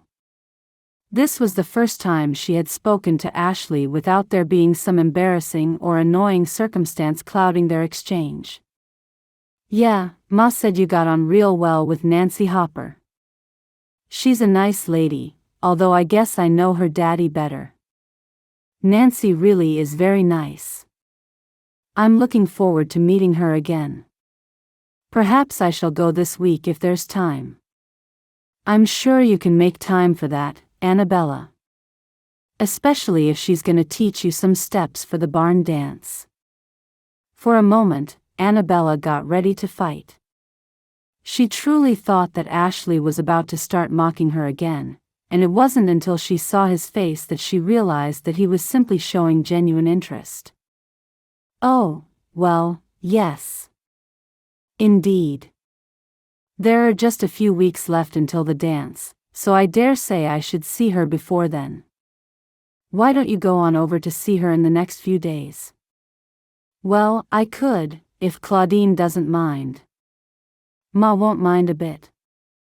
Ashley finally reached the table and edged out a chair to sit on. Anabella coughed to hide a little giggle, pleased that he had finally landed. "So, did you have many friends back in England?"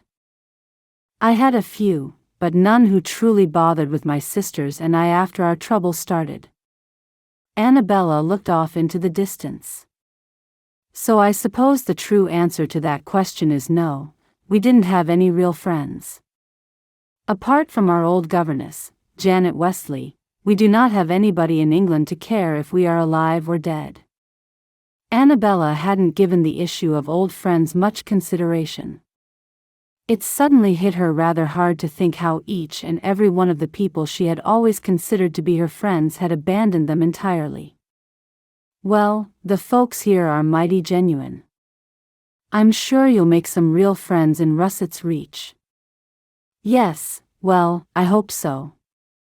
Once again, Anabella didn't know what to say.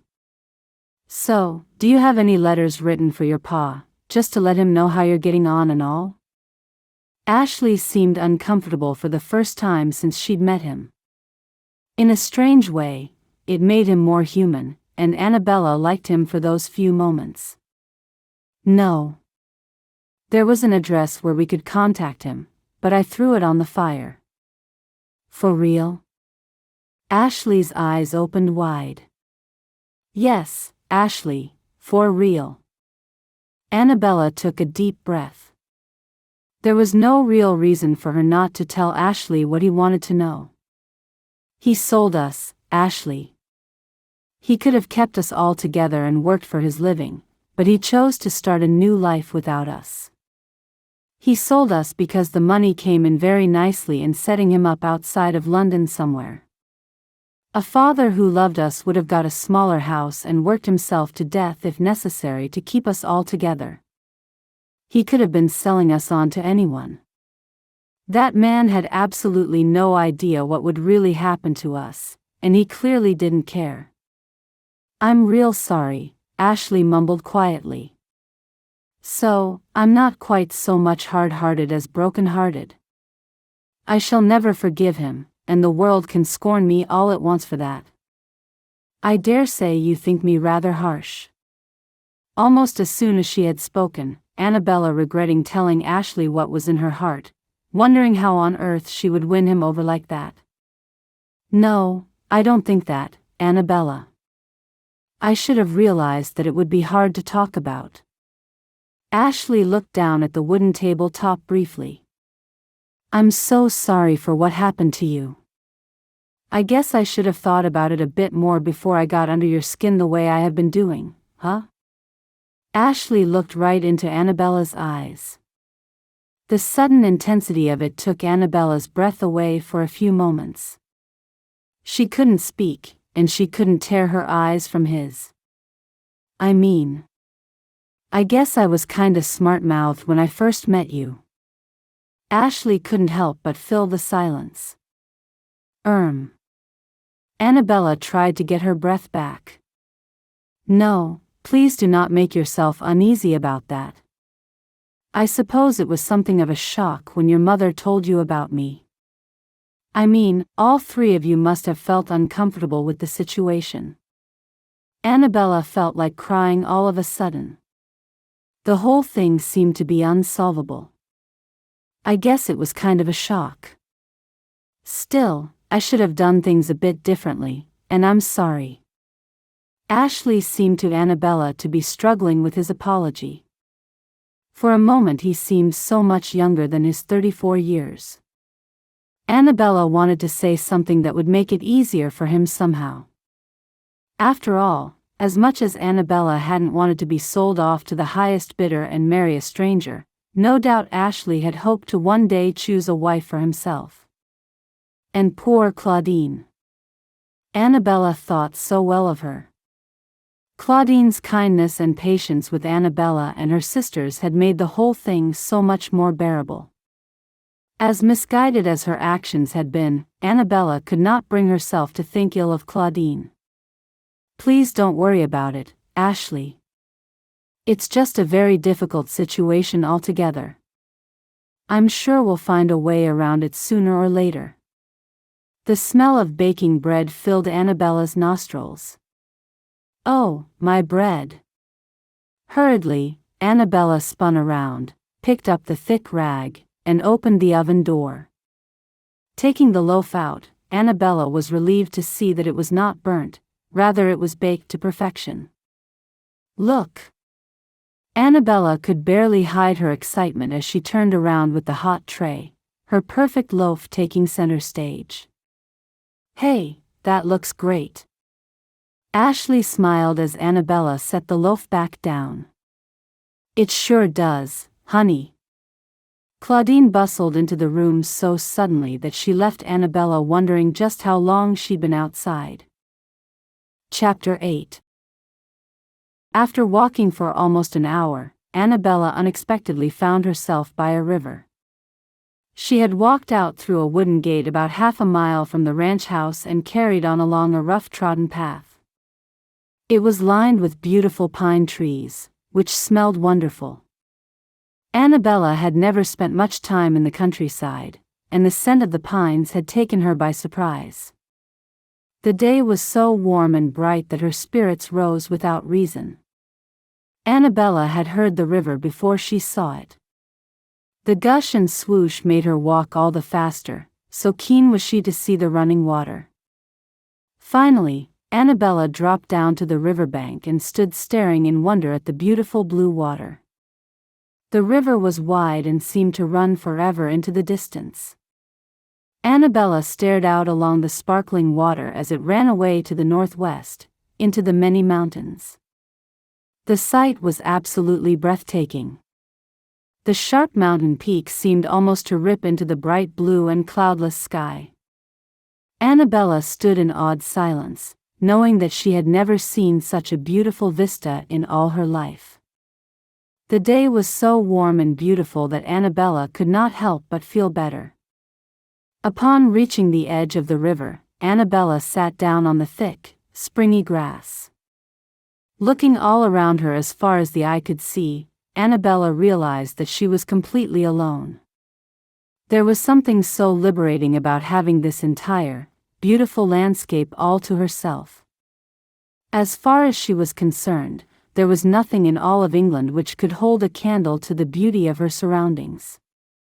Back home, Anabella had thought nothing of the countryside. In fact, on her journey across from England, the idea of being so deep in the heart of the countryside had filled Anabella with dread. However, as she looked about her now, she could not begin to imagine what had made her feel that way. Perhaps it was purely because she had never learned to appreciate the beauty of nature, nor the wonderful restorative effects they had upon the body and soul. Anabella ran her hand backward and forward along the grass, enjoying its soft, cool feel.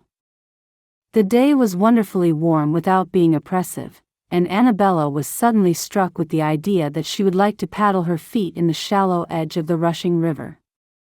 Once again, Anabella looked all about her, ensuring that she had no witness who would see her ankle or her inappropriate behavior. Happy once again that she was completely alone, Anabella began to unlace the small brown ankle boots. She laughed to herself briefly, thinking that this would be just the very moment when Carrow would appear. Whenever she was doing something stupid, or helplessly displaying her lack of knowledge of life in the West, Ashley seemed always to be there. Still, Anabella had found herself replaying parts of their conversation in the kitchen. It had been the first and only time they had talked properly, like two adults, and Anabella had to admit to herself that she had rather enjoyed it. Just for those few moments, Carrow had become so much less annoying to her, and very much more attractive.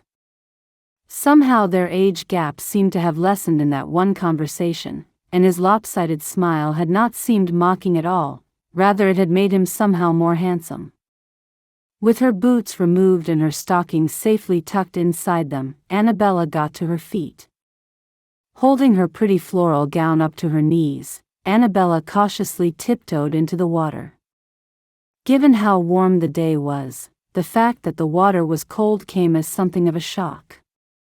However, as she paddled in up to her mid-calf, the cool, fresh water felt simply delicious against her soft skin. Anabella began to stride backward and forward along the edge of the river, kicking her feet a little as she went and watching the spray of water.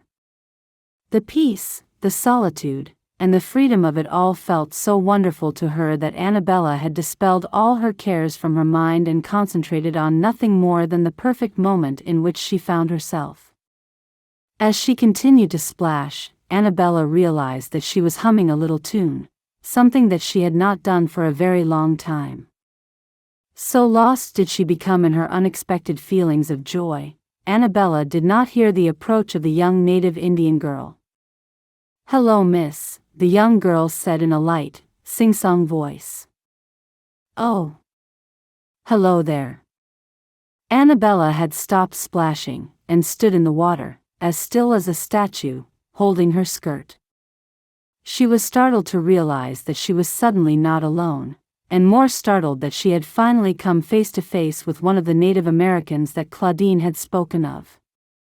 The girl was young, probably around 14 years of age.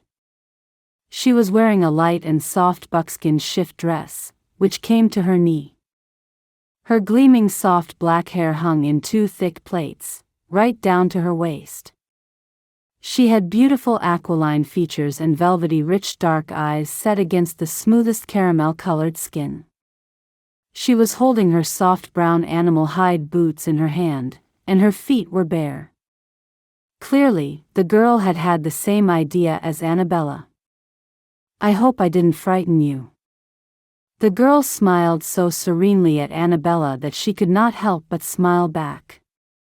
"Only a little, and only because I was lost in thought. I like to walk through the water too." The young girl put her boots down on the grass next to Anabella's and walked into the cool river. "My name is Tala. It means wolf." "That's a very beautiful name, Tala." "My name is Anabella, and it is very nice to meet you." Anabella could quite simply not have introduced herself as Miss Quentin. Something about paddling in a river side by side with a complete stranger and already addressing one another by first names felt most liberating. "I like the way you speak, Anabella. You're not an American, but I think you are English." "Thank you, Tala." "Yes, I am English. I have only been in America for a few weeks." "But tell me, how did you know that I was English?" "Many English traders come to see my people." Mostly the English trade with us in fabric, and sometimes in beads. Like the pretty beads around the neck of your dress? Yes, that's right. I threaded these ones on myself. Tala looked down at the beaded fringe along the neckline of her simple dress. Well, you have set them very nicely, and it makes your dress look very beautiful. Anabella smiled at the girl. She was simply adorable. I like your dress too. I like the pretty flowers on it, but it's a bit too long for walking in the river. Anabella laughed, and Tala joined her. Once again Anabella began to walk and splash through the water, and Tala did the same. It's very beautiful here. This is the first time I have walked down to the river since I came here. Anabella looked down the river once more to where it met the beautiful sharp peak mountains. I think it is the most beautiful place on earth, Anabella. The great Creator smiled upon us all the day He came here and laid down the mountains, the trees, and the river. I come here almost every day. I normally come to fish, but I didn't bring my fishing stick today. I just wanted to walk and be with nature. I can understand why you would want to be here every day. I dare say there were some very beautiful places back in England, but I'm afraid I never really took the time or the effort to appreciate them.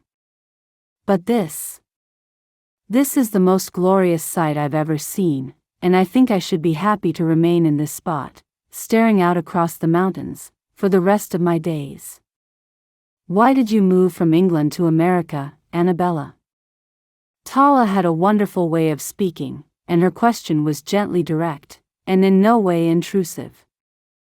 Well, my sisters and I were sent here by our father. He had some problems with money and decided that it was time his daughters got married. Anabella really did not know how else to put it.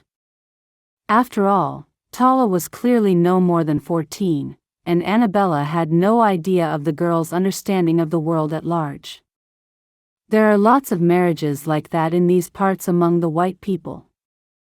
I don't know if it works or not, but it seems to me that the women have very little choice about it, and that makes me feel angry. With that simple, innocent sentence, Tala made it clear that she knew exactly the kind of situation that Anabella and her sisters found themselves in. Far from feeling embarrassed, Anabella suddenly felt she had an ally in the young girl. You are right, Tala. My sisters and I had absolutely no choice or say in the matter. In truth, my father sold us, pure and simple. It sounds very awful, doesn't it? It is a very awful way to be treated, but it does not make you awful. You cannot help what happened to you, so there isn't any reason for you to feel bad about it. Sometimes I think that white people let the men have too much power over the women. It seems so strange to Anabella to hear such wise words coming from such a young girl. She thought back to some of the young and pampered girls she had grown up with, and they compared most unfavorably to the wise and mature young lady before her.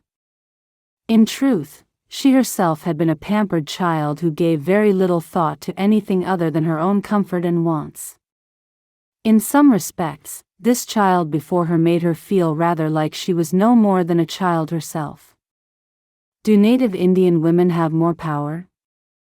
Anabella had stopped paddling about and stood stock still in her interest. Well, every tribe is different, and that is the truth. But I can tell you about my tribe.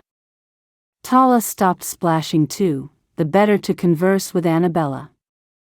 In my tribe, people marry because they want to marry. Both of them, that is. And when they do marry, the man leaves his tribe and moves to live with the tribe of the woman. If the man does not want to be married anymore, he simply packs up his things and leaves. If the woman does not want to be married to the man, she packs up his things and leaves them outside of their home. It is all very simple. But that doesn't happen very often because people in my tribe choose to marry somebody that they love. Goodness me. That sounds absolutely wonderful. I cannot begin to imagine a woman in England being able to escape a marriage that she didn't want. I think that sounds like a much better way of doing things, in my opinion. And our chieftain is always a man, but it is the women who choose him.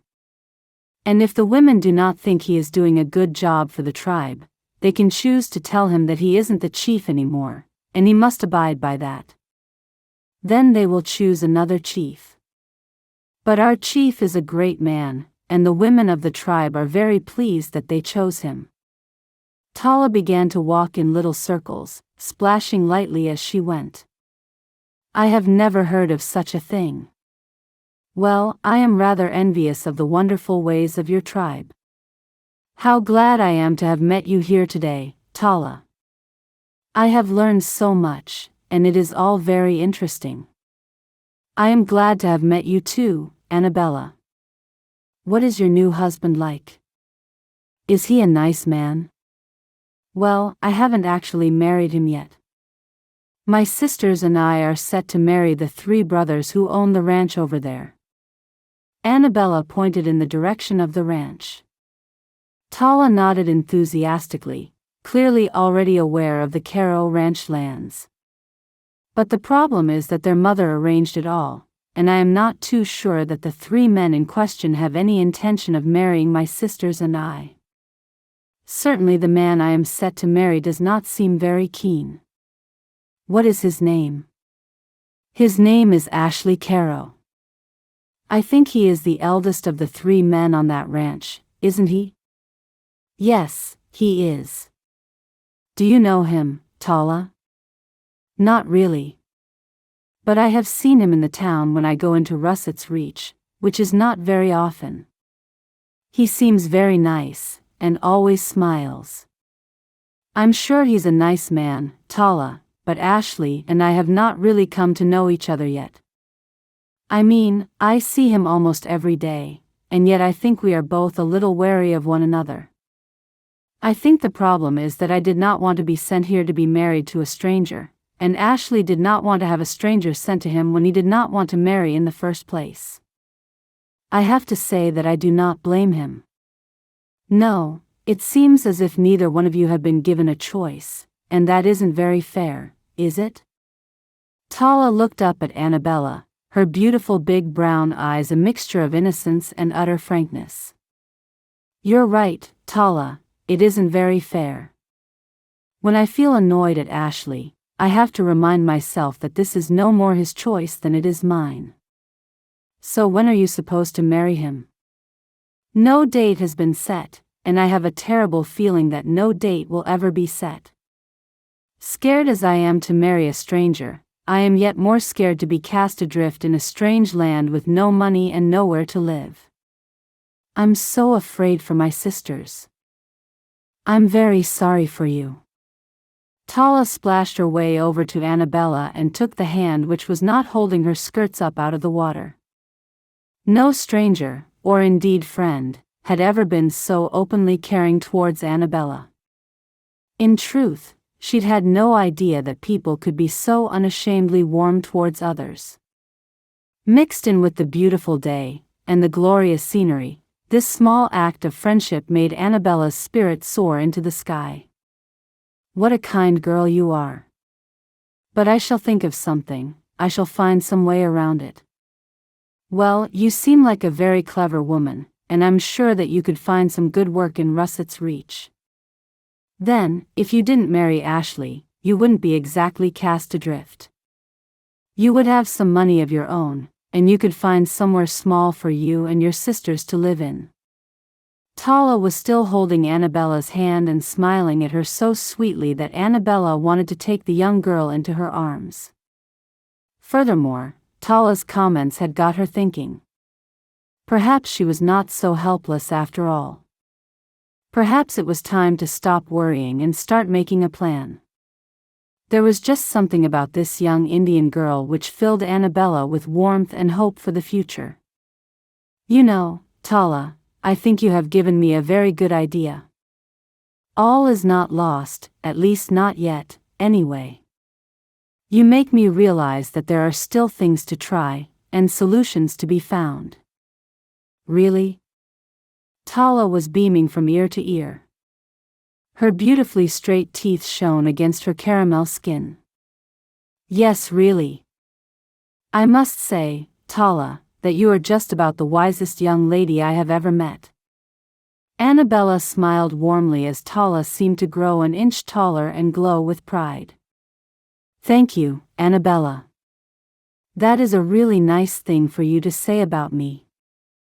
Well, I can promise you that I mean it with all my heart. Will you come down here and see me again? Tala's youthful face was bright in its hopefulness. Yes, of course, I shall. Anabella said. Now that we are friends, you and I shall come down here as many times as I can. I do have lots of work to do at the ranch, but I still get plenty of time to myself, and I would love to spend some of that time with you right here. Tala dashed through the water, splashing wildly, and threw her arms around Anabella. For a split second, Anabella did not know what to do. However, the child was simply lovely, and instinct won out in the end. Anabella returned the embrace, hugging the little girl tightly to her. The pair stood for some moments, embracing in the river, as Anabella surreptitiously dashed a tear of emotion from the corner of her eye. Chapter 9. 1st of September 1866. Dear Journal. Well, several interesting things have happened since I last wrote. Firstly, I have finally met a real Native American Indian. Tala is so young, probably only around 14 years old, and yet she has wisdom far beyond her years. Still, the child remains, and that is a beautiful thing to see. I really don't know what it was I was expecting when Claudine first told me about the native people. She did, of course, tell me how nice they were, and Tala certainly seems to prove that. I shall see to it that I make a point of visiting that part of the river whenever I get the opportunity. In truth, that place is the most beautiful I have ever seen in my life. Something that Tala said has really made me think. She suggested going into Russett's Reach and finding work of some sort. I had never thought I would ever need to work at some sort of job for my entire life. Still, in those days I would never have thought I would have been sold by my father as property. Everything I have ever known has changed, and the old rule book has most definitely been torn up and thrown out of the window. The very idea of finding a job would have, at one time, almost finished me. However, I do believe that I have changed and become a better person, for now, the very thought fills me with a certain amount of excitement. When I investigate my feelings, I do not think it is the work itself about which my heart grows excited. Moreover, I believe that it is the idea of solving my own problems. That is something I have never, ever done. If I were to find a job, and perhaps secure some accommodation for my sisters and me, I would finally have control over my life. As I look back over the years, I realize that control is something I never had. When I was a rich and pampered young woman back in England, would never have even thought about controlling my own life. Certainly, I wanted my own way, and I wanted everything to be provided for me. But that isn't the same thing as controlling your own destiny, is it? Somebody else is still there, towering above you, providing for you. I see now that having somebody to provide for you can often render you weak and helpless, without you even knowing it has happened. I have to admit that, even though I feel sure that my sisters and I will struggle tremendously, I rather like the idea of owing nothing and belonging to nobody. I have decided to see how the land lies as far as a confidential friendship with Nancy Hopper goes. If I feel I can trust her, then perhaps I shall ask her to assist me in securing work. After all, Nancy has lived in the main town of Russett's Reach her whole life, so she is bound to know if any of the local businesses need employees. I am so glad that I met young Tala. For the first time since I came here, I feel as if I have some hope for my own future.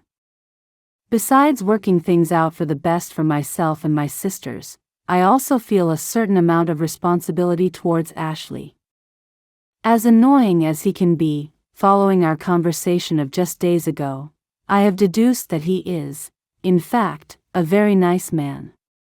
He is as much a victim in all of this as I am, and I would like to think that any action I take now would not only set me free but would set him free also. Claudine is a wonderful lady, and it is very clear to me that there is nothing in her heart beyond wanting the best for her sons.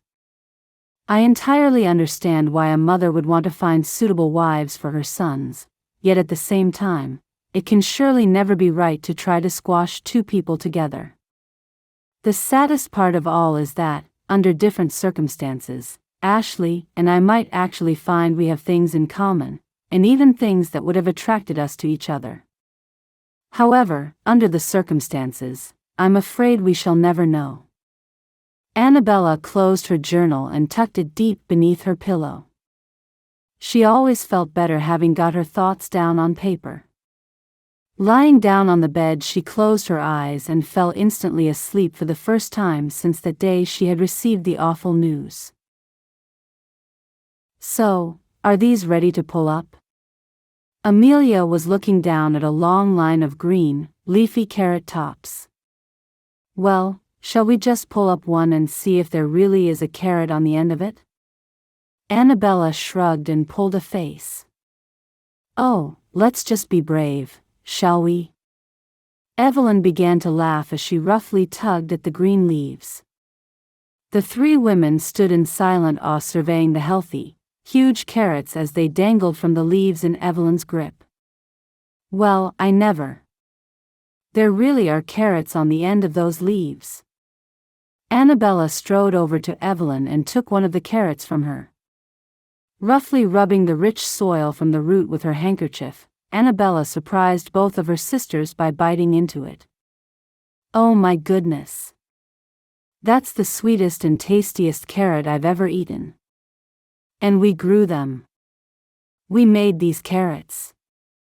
Amelia was so excited she could barely contain it. Taking the half-eaten carrot from Anabella, she too took a large bite. Not wanting to be left out, Evelyn took the last piece of carrot and munched at it happily. Anabella could hardly believe how growing something successfully had made her feel so alive. Although it was a simple carrot, it was symbolic to Anabella of what could be achieved if you put the effort in. The fact that she had been able to grow something that was edible made Anabella feel that she could achieve anything at all in the world. Eating that piece of carrot has made me rather hungry. Why don't we bring out the sandwiches that Claudine left for us before she went to town, and eat them out here in the sunshine? Anabella could not account for such a high mood, but she was not about to question it. Yes, that's a wonderful idea. I shall come in and prepare some cold drinks for us too. Evelyn wiped her hands on the front of her apron and set off with Anabella for the kitchen. Upon the kitchen table was a tray of sandwiches and cookies which Claudine had set out for their lunch. Anabella pulled back the cloth covering the tray and felt a warming of her heart as she saw the neat little sandwiches set out. Claudine really was a most caring woman. Oh, I say, these look absolutely wonderful. That hem smells divine. Evelyn crooned as she poured 3 glasses of iced tea. Does she leave lunches for the men too? Yes, Claudine packs them paper parcels to take over the ranch with them if they are going to be out all day. Anabella had spent a lot of time in the kitchen with Claudine. I wonder if we should start to pack up the lunches for the men instead? We should certainly have to do it when we are married. Anabella could see through the question, and it had a lot more to it than just the preparation of sandwiches. Are you asking me if I think the Carrow men will ever marry us, Evelyn? Well, I suppose I was really. Although I have no idea how you knew that. Evelyn laughed a little and smiled at her sister. I suppose because it is what we are all thinking. Anabella reached out and gently stroked her sister's arm. But Claudine is so very nice, I'm sure this shall work out in the end. Evelyn seemed suddenly about to cry, and Anabella realized just how many of her own fears Evelyn must have been keeping to herself. They are all nice, in truth. Still, I have come up with a little plan of my own, since I cannot be sure that we shall end up married to the Carrow brothers. Indeed? What is your plan, Anabella? Evelyn looked at her with a mixture of hope and surprise. I have thought to obtain some sort of work in Russett's reach. Hopefully enough that I can find some accommodation for the three of us. Then, perhaps, you and Amelia might be able to find work also. Anabella hoped that her idea would not frighten the already distressed woman. I don't mean it's definite, but I think we should plan for the worst outcome, just in case it actually happens. Oh, I see. Anabella, we have never worked in our lives. What on earth would we be good for? Evelyn seemed uncharacteristically negative. Well, Evelyn, we never had to bake bread or grow vegetables before, but we've managed it. We've not only managed it, but I think we've done rather well at it all. How different our lives are to the way they were. And what's more, we are different too. We are no longer the pampered darlings of our father's drawing room. We are women who have learned how to adapt and survive. We can do anything, my darling Evelyn. Oh, I say, Anabella, what an absolutely marvelous way of looking at things. How very clever of you to have come up with such a thing. In that single moment, Evelyn had regained her customary positivity. Well, I have yet to secure such a position, but I certainly intend to try. Anabella lightly kissed Evelyn on the cheek. Come along, let's take the sandwiches and drinks out to the vegetable plot. Once outside and settled at the small garden table, Anabella and Evelyn gave Amelia the news of Anabella's current thinking. Amelia also seemed relieved that there might be some sort of backup plan should the marriages to the Carrow boys not go ahead. Oh, Anabella, you really are so very clever. Amelia enthused. Isn't she just? Evelyn's equilibrium really had been restored in its entirety. Well, I still think that we should keep trying our very best with our potential suitors, but know in our hearts that there is another way if all else fails. I have come to realize the importance of not feeling helpless as if we are nothing more than leaves on the breeze of life. Oh, goodness me. Is that a wolf? Amelia, who had been about to raise her sandwich to her lips, stopped as still as a statue. Where, Amelia? Anabella hissed. Amelia simply indicated with her eyes, and both Anabella and Evelyn followed her gaze. Peeking out from the side of the larger of the stables was a large-framed but skinny-looking animal. Its eyes were squinting and almost looking away from the three women, and it seemed slightly bowed. It certainly has the similar markings to pictures of wolves I've seen in books. Evelyn was whispering, and Anabella and Amelia could barely hear her. Yes, I agree, it has a certain wolfish look about its face. Yet still, I am not sure. Anabella whispered back. But what should we do now? Amelia still held her sandwich halfway between her plate and her mouth. I think we should rise most carefully and slowly, and back away until we reach the house, Anabella said, not taking her eyes off the wolf for a second. But do they attack people? I mean, might we not be able to simply chase it away? Evelyn's sentence had begun with a confidence that had dissipated entirely by its end. I rather feel we should not wait to find that out. Anabella began to rise in a slow and fluid movement, reaching out to take the hand of each sister as she did so. Come along, let's just do this calmly. The three women, Anabella in the middle, began to move slowly backward. They made quite a sight as they moved hand in hand, taking the tiniest of backward steps, whilst all three kept their eyes fixed firmly on the wolf. It's still just standing there, peering up at us through its brows. I don't think it is ready to pounce, I think it just looks hungry. Amelia said in a tiny and slightly sad voice. Well, if it is hungry, I have no intention of the three of us becoming its next meal, Anabella said in an urgent whisper. As the three of them continued to move backward, Anabella backed into an obstacle and had to stifle a scream of surprise. Dogs don't actually eat people. The obstacle turned out to be Ashley Carrow. Anabella let go of her sister's hands and spun around to face him. Ashley was smiling his lopsided smile, his blue eyes twinkling with mirth. Once again Anabella felt furious, partly with Ashley for always being there when events conspired to make her feel like a fool, and partly with herself for always reacting to his mockery. Well, thank you kindly for your interference. Perhaps you might have thought to announce your presence before we collided? Anabella knew she sounded unnecessarily clipped, but could not help it. If anything, she knew she should try to laugh it off, but his smile was irking her terribly. Just days before in the kitchen, that very same smile had warmed her heart and made her feel very differently about him. It had made him attractive to her.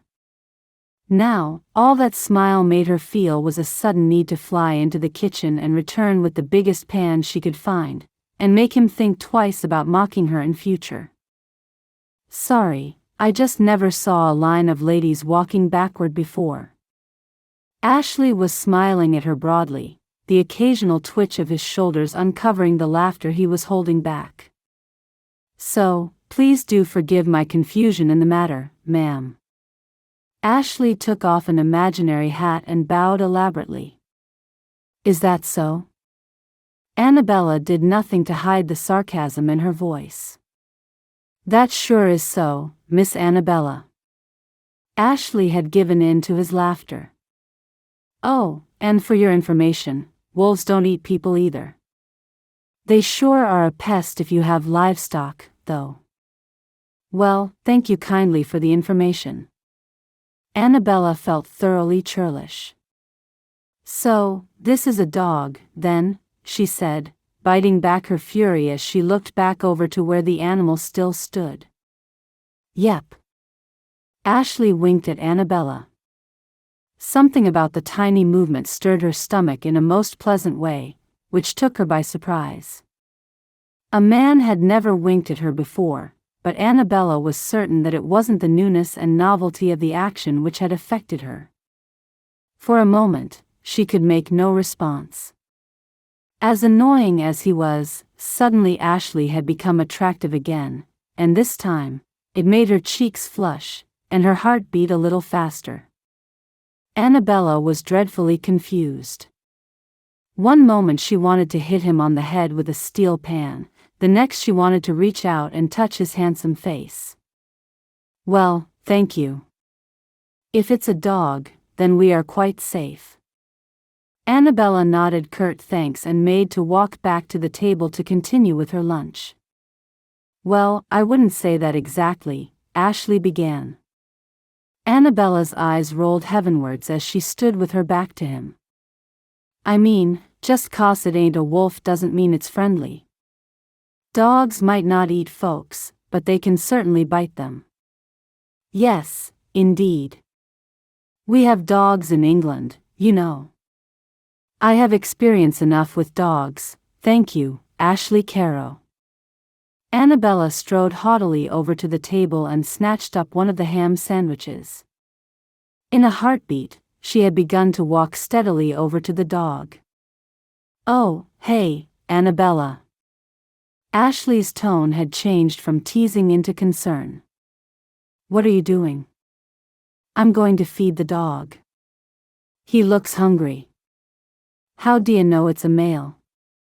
Because he is hungry and wandering aimlessly. If this were a female dog, she would find another way to survive. Anabella snapped as she continued to move towards the dog. In truth, Anabella had begun to regret her actions almost as soon as she had set off towards the dog. Whilst she had petted a placid Cavalier King Charles Spaniel or other such similar lapdog in her time, she really hadn't anywhere near the experience she was claiming to have. With every step, Anabella prayed that the dog would not turn on her. "Here, boy, look what Anabella has for you," she cooed softly. "Hey, Anabella, I'm sorry, all right? I'm sorry, I should not have teased you, but please come away from that dog now, honey. Here, boy, come to Anabella."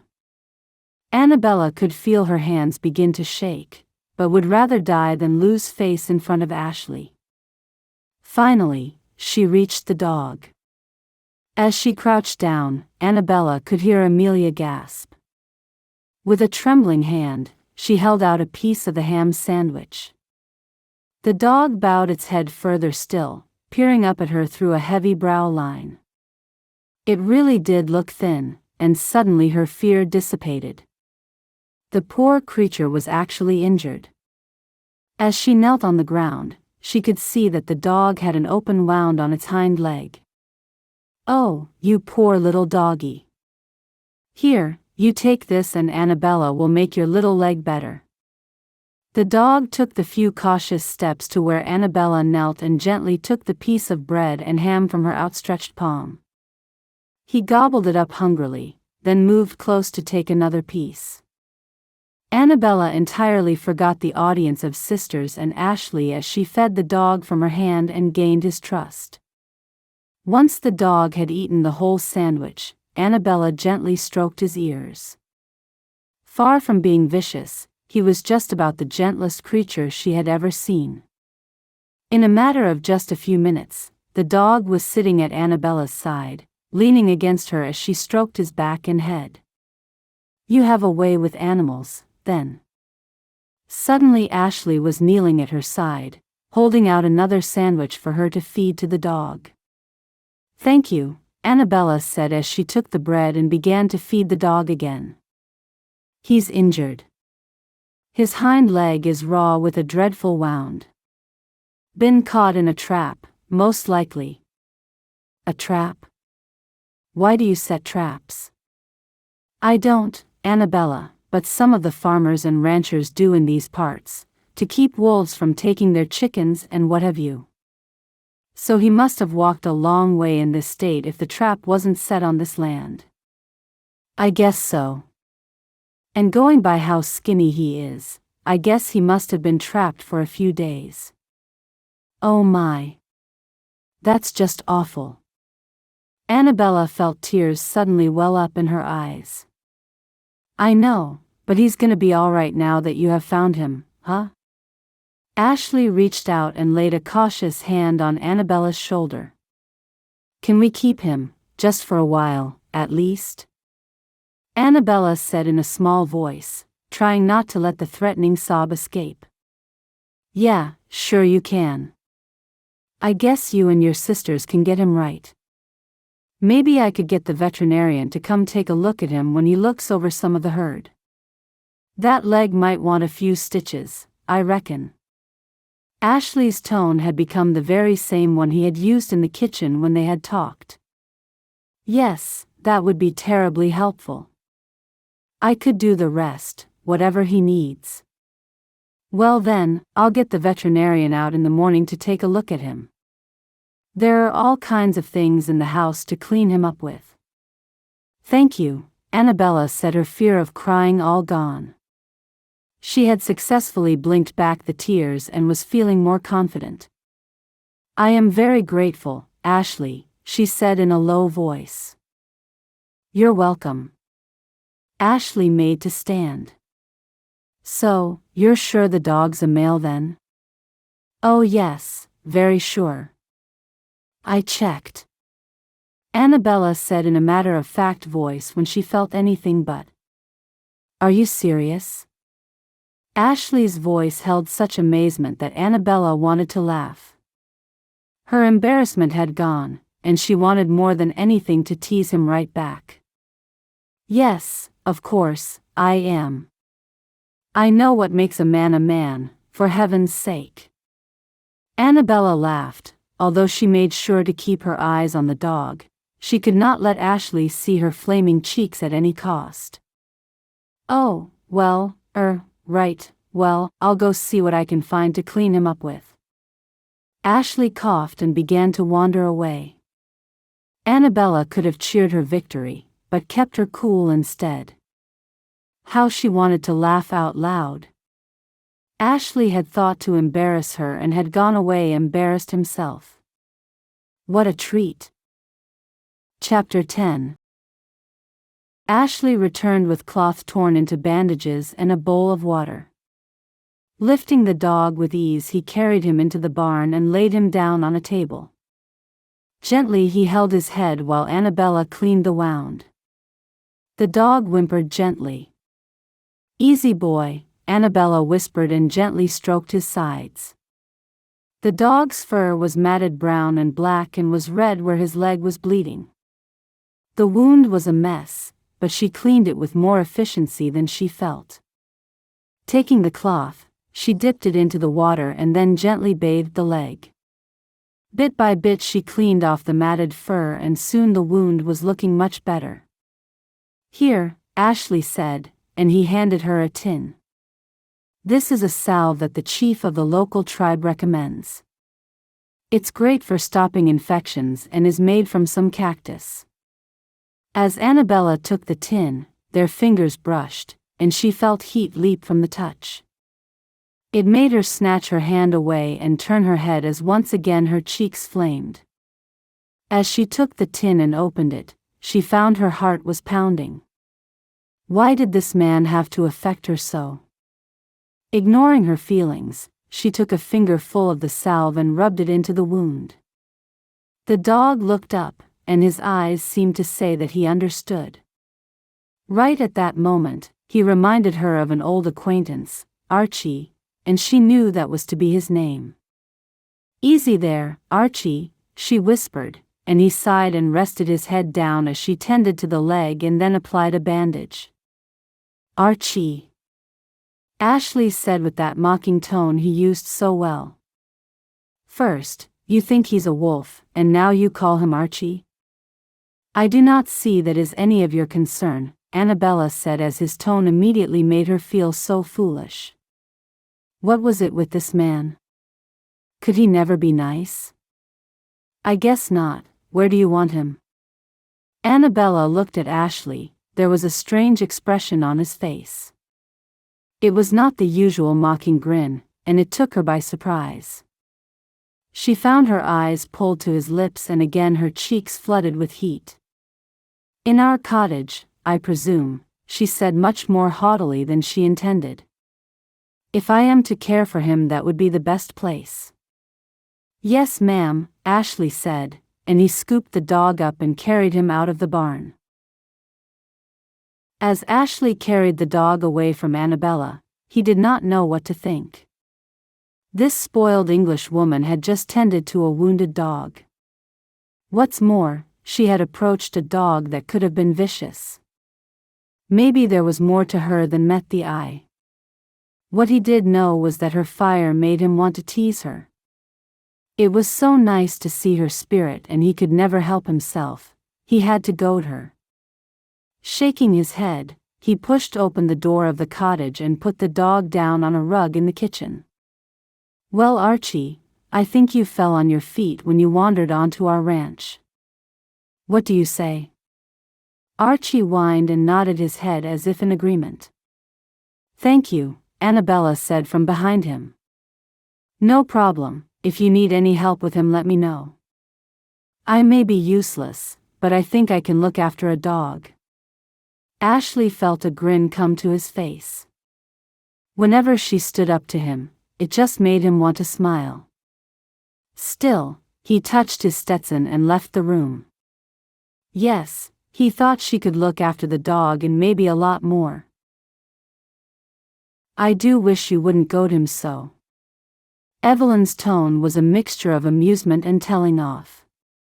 "I'm afraid I can't help it, Evelyn. As hard as I try, Ashley seems intent on vexing me. I'm utterly tired of him trying to mock me all the time." Anabella was in full protest mode. "Anabella, I think that Ashley was laughing with you rather than at you. Or, indeed, if he was laughing at you, I got the feeling that it was kindly meant. I don't think he's anywhere near as mean as you seem to think he is, my dear lovely sister." Amelia was carrying in a tray of cocoa for herself and her sisters. Cocoa in the small sitting room of the little ranch guesthouse had become something of a new tradition for the Quentin women. Every evening after they had made themselves ready for bed, the three women took it in turns to warm milk and make cocoa for them all. As they sat in the little sitting room night after night, Anabella, Evelyn, and Amelia talked over the events of the day and often discussed their hopes and fears for the future. Anabella had grown to love the evenings, and her hand reached down and stroked the coarse skin of Archie's head. The dog moaned softly and curled up at her feet. It had only been half a day, and yet he seemed very much at home. All of the sisters were now comfortable with him, and he was becoming part of their family. Anabella had long since realized that the unity they now shared had been sorely lacking in their lives prior to moving out to America. Whilst the three had always got on so well, Anabella realized that from the moment their father had broken the news of their uncertain futures, the sisters had begun to grow closer. Since arriving in America, they had each come to know the others so very well, and Anabella knew that they never would have done had this dreadful thing not happened to them. Every day Anabella tried to find something good in their situation, and the knowledge that she and her sisters had never been closer was one of the sweetest things to have ever occurred to her. They had never had to truly support each other in their previous lives, for they had never been in need. It heartened Anabella to realize that, in the very worst of circumstances, they had all proved themselves to be truly loving and close sisters. "Oh, surely you don't think that Ashley is actually trying to make me laugh?" "Really?" Anabella laughed, despite feeling little pangs of annoyance as she imagined Ashley's lopsided grin. "It's almost as if he hides around corners waiting for me to make some mistake or other. Oh, and when I do make such a mistake, how he seizes upon it. How he absolutely capitalizes upon it and treats himself to a great deal of amusement and diversion at my expense. It strikes me that Ashley Carrow is never around when I have succeeded at something, and I cannot help but blame the man himself for that. I realize, of course, that I'm not being rational, and yet I stand by what I say." Anabella finished with a flourish and the broadest of smiles.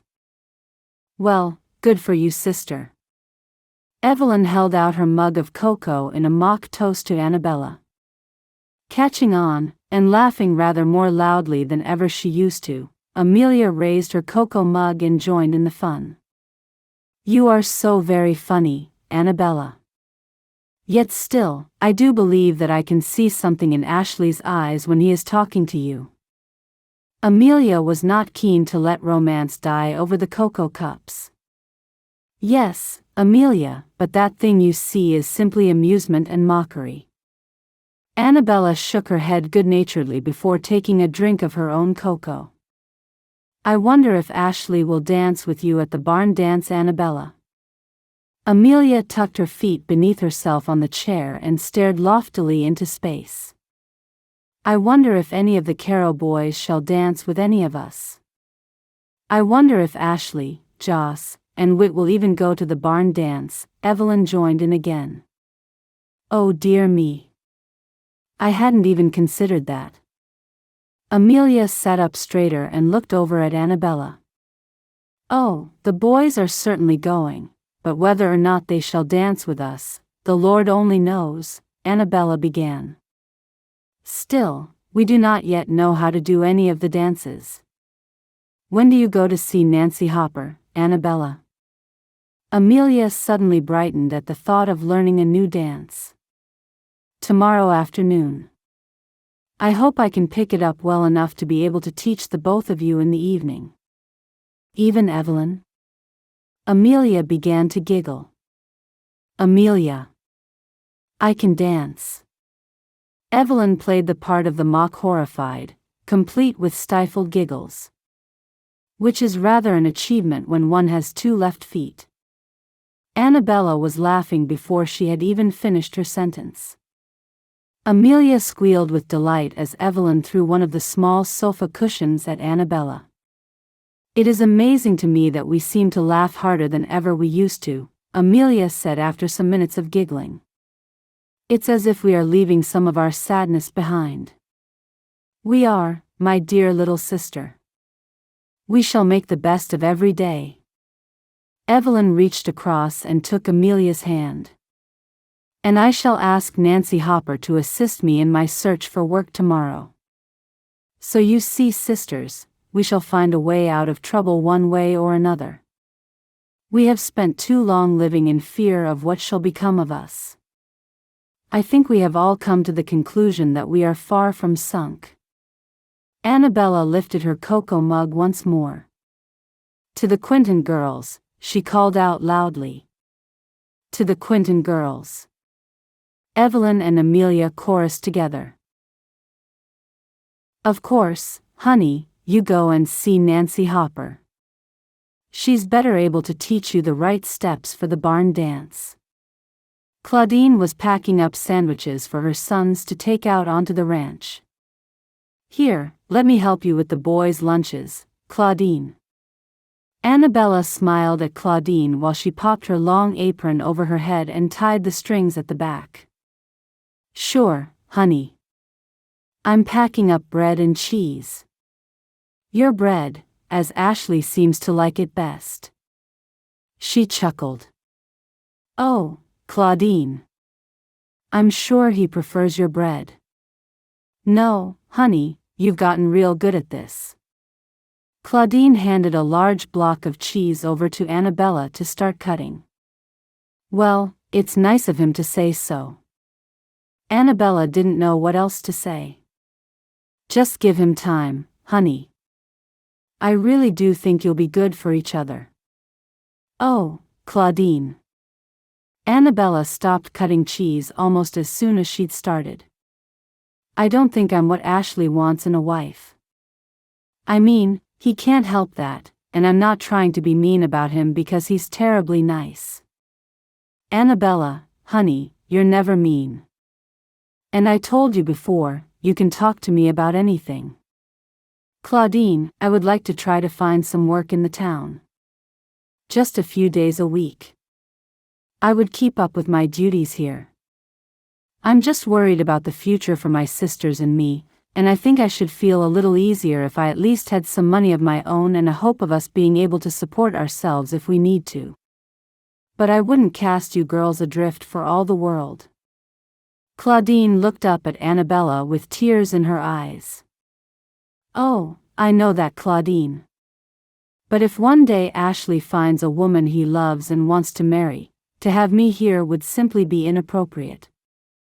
You've been so very kind, but if this all goes wrong, I do not expect you and your family to support me and mine indefinitely.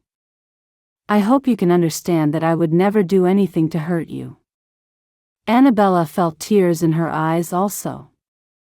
Claudine was such a kind woman that Anabella could not bear to see her cry, nor could she bear to be the cause of those tears. Oh, I know that, honey. I think so very much of you and the girls. Claudine rummaged in the pocket of her skirt for a handkerchief. Of course, you must do what gives you peace of mind, even if that's going into Russett's reach and finding yourself some work. But still, I won't give up hope for a happy ending. You see, I know my son, and I feel I've come to know you, and I can see with a mother's eye how good you two would be for each other. I think there's something between you that you are both not seeing. I can only hope that one day soon you will both open up your eyes and each see the other standing right there. Claudine, that is a truly lovely thing to say. Anabella dabbed at her own eyes. Well, I meant it, honey. I know you did. Anabella sniffed loudly. We really ought to get on with these sandwiches before the boys come down. Oh, you're right. They'll be down any minute. Claudine was suitably diverted and set about cutting bread once more. I'm rather looking forward to the barn dance, Claudine. Anabella was determined to remain cheerful. The hard part was done. Claudine had not been offended by Anabella's plan to find work. Oh, me too.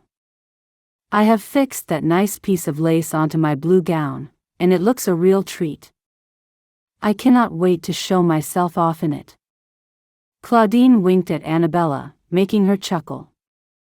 Anabella was reminded of Ashley's wink out by the vegetable patch.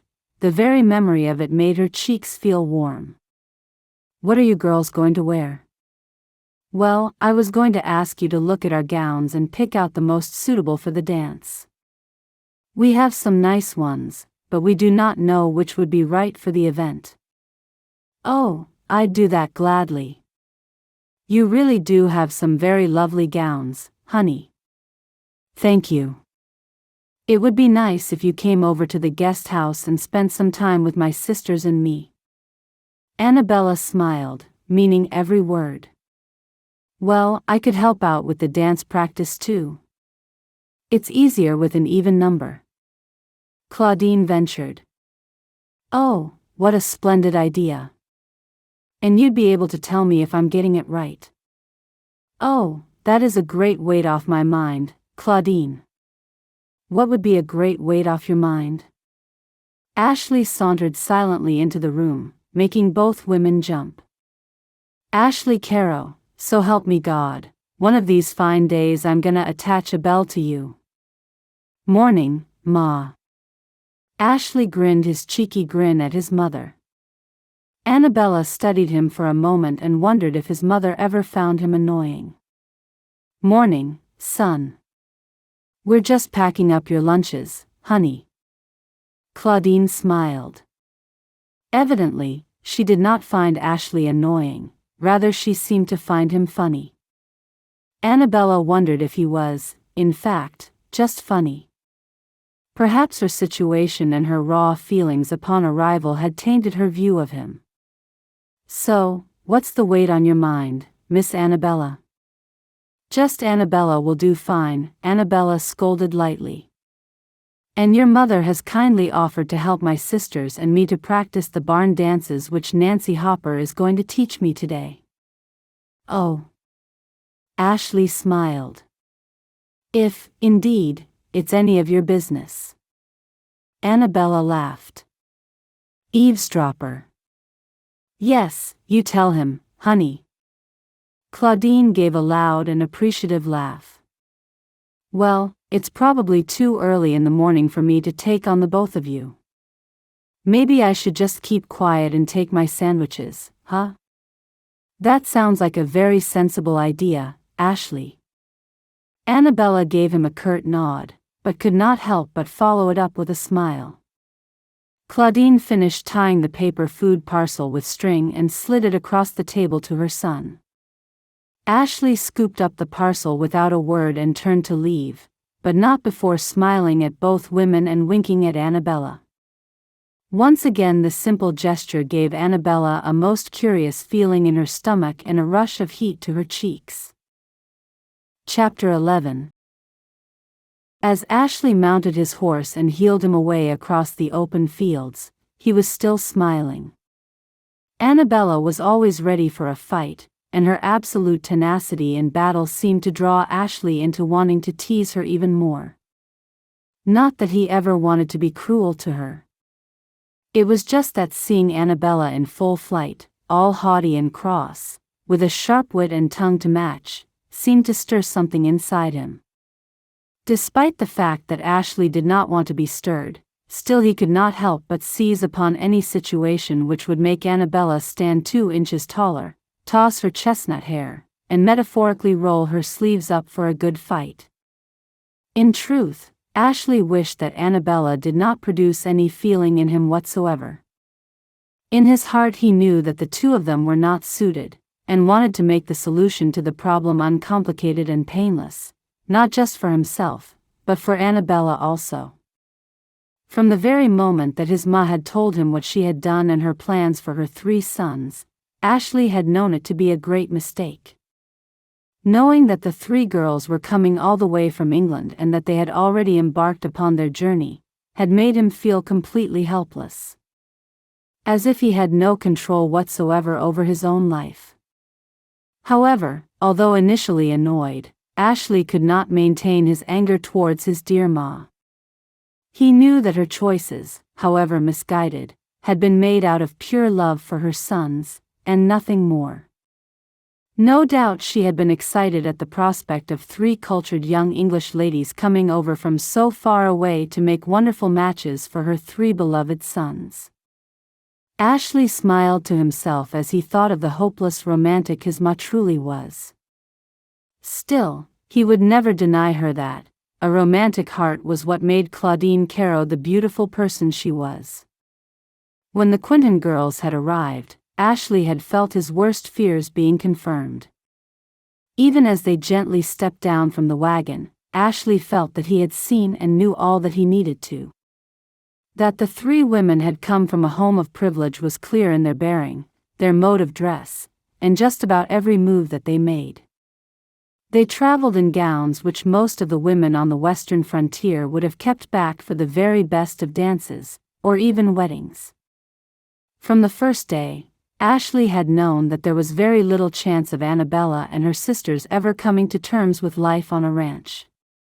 It was so clear to him that none of the 3 had ever done a day's hard work in their lives, and that the journey from England to America was likely to be the biggest hardship they had ever suffered. It was true that Ashley himself had not thought to look for a wife at all at the time that his mother thought it most appropriate. However, given the choice, Ashley would have chosen a woman who knew what sort of life lay ahead of her. It wasn't that Ashley was looking for a woman who would work her fingers to the bone and be little more than an unpaid employee to him. On the contrary, Ashley wanted a woman he could love and cherish, and who would love him in return. As much as Anabella was beginning to attract him, Ashley could not see how a woman like her could ever feel cherished living in a world which was so alien to her. Surely the simplest of tasks, like baking bread or pulling up vegetables, would make her resent him with every passing day. As far as Ashley was concerned, the material point was that Anabella had not been born into a life of manual work. While there was work enough for any wife to do there on the ranch, it was true to say that it was by no means constant or overwhelming. It was simply the very nature of the work that Ashley knew the Quentin girls could probably never adjust to. He wished that he could convey to Anabella that his aversion to marrying her was more for her own good than for his. Still, she was far too fiery to ever believe a word he said without some argument of her own, even if Ashley were to declare that the sky was blue. Still, it was that very side of her nature, her very feistiness, which seemed to draw him like a moth to a flame. How he wished he could stop thinking about her. From the day in the yard when she had chased the snake with the broom, Ashley had felt something sudden and intense within him. Whatever it was, it would not be denied. From that moment onwards, he had constant daydreams about the beautiful young English woman, and every time he saw her, Ashley longed to pull her into his arms. He knew that such fevered imaginings would have to stop. Anabella could never be in his arms, however much his body might yearn for it. She was a good and decent woman, and he would not ruin her without marriage. And he would not marry her for fear of ruining her life. And around he went. Ashley rode over to the far side of the ranch and dropped down from his horse. He tethered the animal and let himself out through the gate which would lead him down to the edge of the river. Moving quickly, he made his way to the place from where he had watched Anabella kick off her shoes and stockings and paddle in the shallow water. He would never forget the sudden easing of her features. Already a beautiful woman, with her cares and fire let go of for just a few moments, she had the face of an angel. Her flaming auburn hair had broken free from the fastenings here and there, and the long, curly tendrils had almost floated on the light breeze. On that day, as Ashley had spied on her from the very spot in which he now stood, he knew he had never before seen such a vision of loveliness. He had never wanted anyone or anything more. He knew that this would have to stop. No more looking for her, no more thinking about her. Ashley needed to excise Anabella Quentin from his heart. The fact that the hoedown was coming up was a complication Ashley could well do without. If her day-to-day gowns were anything to go by, Anabella would look truly stunning if she got herself dressed up for the barn dance. Ashley did not know how he would be able to keep pushing her from his mind at this rate. Already he had determined that he would not dance at the event. Ashley did not want to get Anabella's hopes up with acts of closeness. Already he had overstepped his own line, his own exclusion zone. Ashley knew that he had been too close to her in the kitchen when they had talked. His sudden feeling for her had made him veer away from his normal teasing attitude and slip into genuine caring. Anabella seemed to respond in kind, and Ashley knew at the time that it was a big mistake. Anabella had taken his own situation into consideration without prejudice of any kind and, at that moment, they had seemed somehow close. Ashley hadn't wanted that to happen again. Even though in truth, he did not believe for a moment that Anabella felt the same way about him, still, he felt he must guard against all intimacy. As much as Anabella might find his teasing ways troublesome, she was still a woman with an uncertain future and one who would likely marry him at the drop of a hat. Ashley did not want that either. If he was honest with himself, the idea that Anabella would marry him out of need rather than love seemed somehow to flatten his heart. And, as much as he wanted to discourage her from any thoughts of matrimony, the idea that she did not feel for him what he felt for her was worse. It flattened his very soul. When he'd seen Anabella and her sisters backing away from the dog out by the vegetable patch, he'd known that he would see Anabella at her fiery best if he just prodded her a little. Excitement had grown within him as he'd watched her slowly backing towards him. As ungentlemanly as he knew he was being, all he wanted at that moment was to feel her body against his, even if it was more of a collision than a real touch. He knew that he was doing no more than torturing himself, but still, he had not been able to stop. At that moment when Anabella had backed into him, he had, for a split second, felt the softness of her curves against his own body. It had taken every ounce of self-control he had not to slide his arms around her and pull her close. How he had wanted to bury his face in the soft, fiery curls of her hair and run his hands along the length of her hourglass figure. With a loud sigh, Ashley turned away from the river and headed back up to the higher ground of the ranch lands. This was doing him no good at all. Thoughts of Anabella needed to be banished, and yet he was doing all he could to invoke the very images he was sworn to reject. Ashley knew he must resolve to keep out of Anabella's presence as much as he could, if only to temper the feelings and imaginings which were plaguing his every waking moment and his every sleeping dream. He would stay out of the ranch house as much as he could, and steer well clear of the barns, stables and farming plot which was the domain of the Quentin women. As much as he could, Ashley would limit himself to family meals, and he would stop seeking her out and waiting for an opportunity to tease her just to satisfy his own need for the fire which raged inside her breast. Chapter 12. So, I'll talk you through it one more time, Anabella, honey. Nancy was thoroughly enjoying herself. Both women were red-faced from laughing and dancing in the small kitchen area out the back of Nancy's haberdashery. Yes, please, I would greatly appreciate it, Anabella said, breathing hard but enjoying herself immensely. So, first imagine that we are each in a line of 3 dancers and that these lines are facing one another. Nancy raised her eyebrows to check for Anabella's understanding. Yes, I have it. 6 dancers split into 2 lines facing each other. Anabella moved so that she was standing directly opposite Nancy. She lightly held her arms out either side of her, indicating imaginary dancers. "That's right, honey, you sure are getting it." Nancy's smile was entirely infectious. "Now, hold hands with the dancers either side of you." Anabella did as requested. "Now, we go forward and back once, so we walk towards each other." The two women walked up to each other until they were inches apart, each still holding imaginary hands either side of them. "And now we walk backward. 1, 2, 3, 4. "That's right, honey, perfect." "Thank you." "So what's next?" "Now we do what is called the gate. Your partner to the right stands still as you travel around them just once." In time with each other, the two women performed the move. "That's just great, Anabella."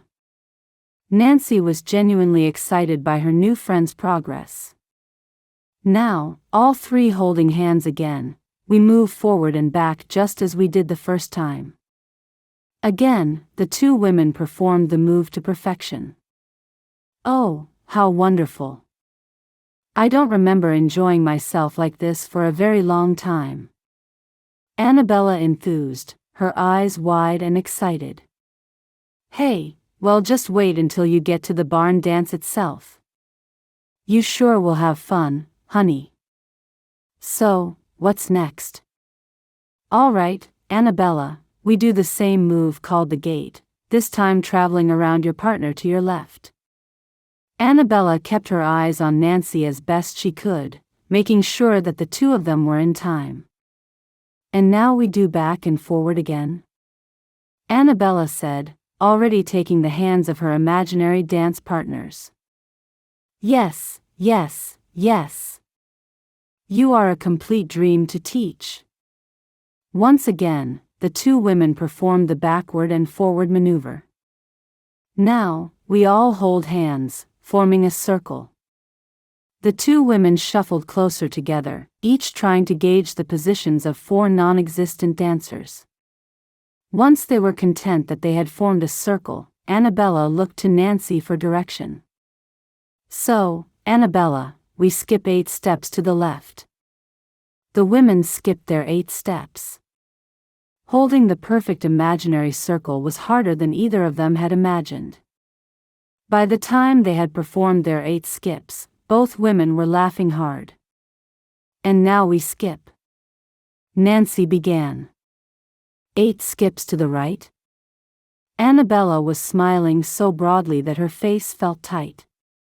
"You got it, honey." Almost simultaneously, the two women began to skip their 8 steps to the right. "And now we split back into our 2 lines, hold hands, and start again with backward and forward."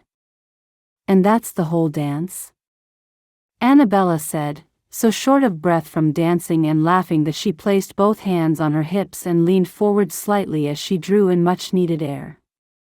"It sure is. Just keep going and going, until the music stops. There are other dances that I will show you before the barn dance, but this one is the most popular and kinda the basis for all of the others." Nancy was as out of breath as Anabella was. "Oh, thank you so much, Nancy. I feel so much better about going to the barn dance now that I know that my sisters and I shall not disgrace ourselves." "Well, my goodness me, honey. How on earth could such a beautiful woman ever disgrace herself? What does it matter if you put a foot in the wrong place or turn in the wrong direction? It is only for fun, and I wish you all the fun in the world." "What a wonderfully kind thing to say, Nancy. I'm terribly glad to have met you. You seem to make my new life so much more bearable." Knowing that there was a tale to be told, Nancy reached for both of Anabella's hands. "Why don't we stop for a break, and have some tea?" Nancy smiled kindly. "Oh, yes please, that would be most welcome. Then we can get right back to the practicing." Nancy laughed in that wonderfully unguarded way the people of Russett's Reach all seemed to laugh. At that moment, Anabella wished that she was much less buttoned up and a lot freer than she felt. Nancy Hopper was something of a whirlwind, and had set water to boil and laid out cups, saucers, and a teapot in no time at all. To Anabella, it all seemed to have happened in just a few short seconds that she herself had sat down at the small wooden table to regain her breath. "Do you take milk or lemon, Anabella?" "Oh, milk please, Nancy." "Can I help?" "Not at all, honey. I'll have this ready in a minute. You just get your breath back." Within minutes, the two women were seated at the table, each with a steaming cup of tea in front of them. As Anabella drank, Nancy fidgeted in her seat, then suddenly straightened, seeming to make her mind up on some course of action. "Please forgive me for intruding, honey, but are you finding it kinda hard to adjust to life at the ranch?" Nancy had a way of asking which did not render her embarrassed by the intimacy of the question. It was a simple concern, simply put. Anabella could hardly believe how comfortable she felt with the idea of responding truthfully. "In truth, not really. I mean, Claudine is a wonderfully warm woman. She has done everything in her power to make my sisters and I so very welcome. But the boys?" Nancy sipped her tea, wincing as she scalded her lips. "I cannot fault any of them really. Even Ashley, who teases me terribly on occasion. So what is it that's eating you so? I'm sorry, honey, I can just see it in your eyes. You're uneasy about something." "Yes, I really am uneasy. You see, it was Claudine, rather than her sons, who brought my sisters and I to America. Her sons knew nothing of her plans." "Oh, Lordy," Nancy whispered, almost to herself. "When I arrived, I had no idea that Claudine had been the one to answer the advertisement our father had placed." Anabella lowered her head for a moment, feeling the shame which always bubbled up whenever she thought of or discussed her circumstances. "You see, my father rather sold us off. I'm led to believe that it is rather commonplace here in the west of America, but I'm afraid it is far less so in England and therefore came as a dreadful shock to myself and my sisters. My father had misused other people's money, and as a result was duty-bound to return it. However, finding he had none, he sold our home in London and sold my sisters and I by advertising in a Western frontier newspaper. Then, of course, Claudine saw the advertisement. 3 sisters from England. I dare say her heart was gladdened at the idea of finding suitable matches for her sons simultaneously. I cannot blame her for that.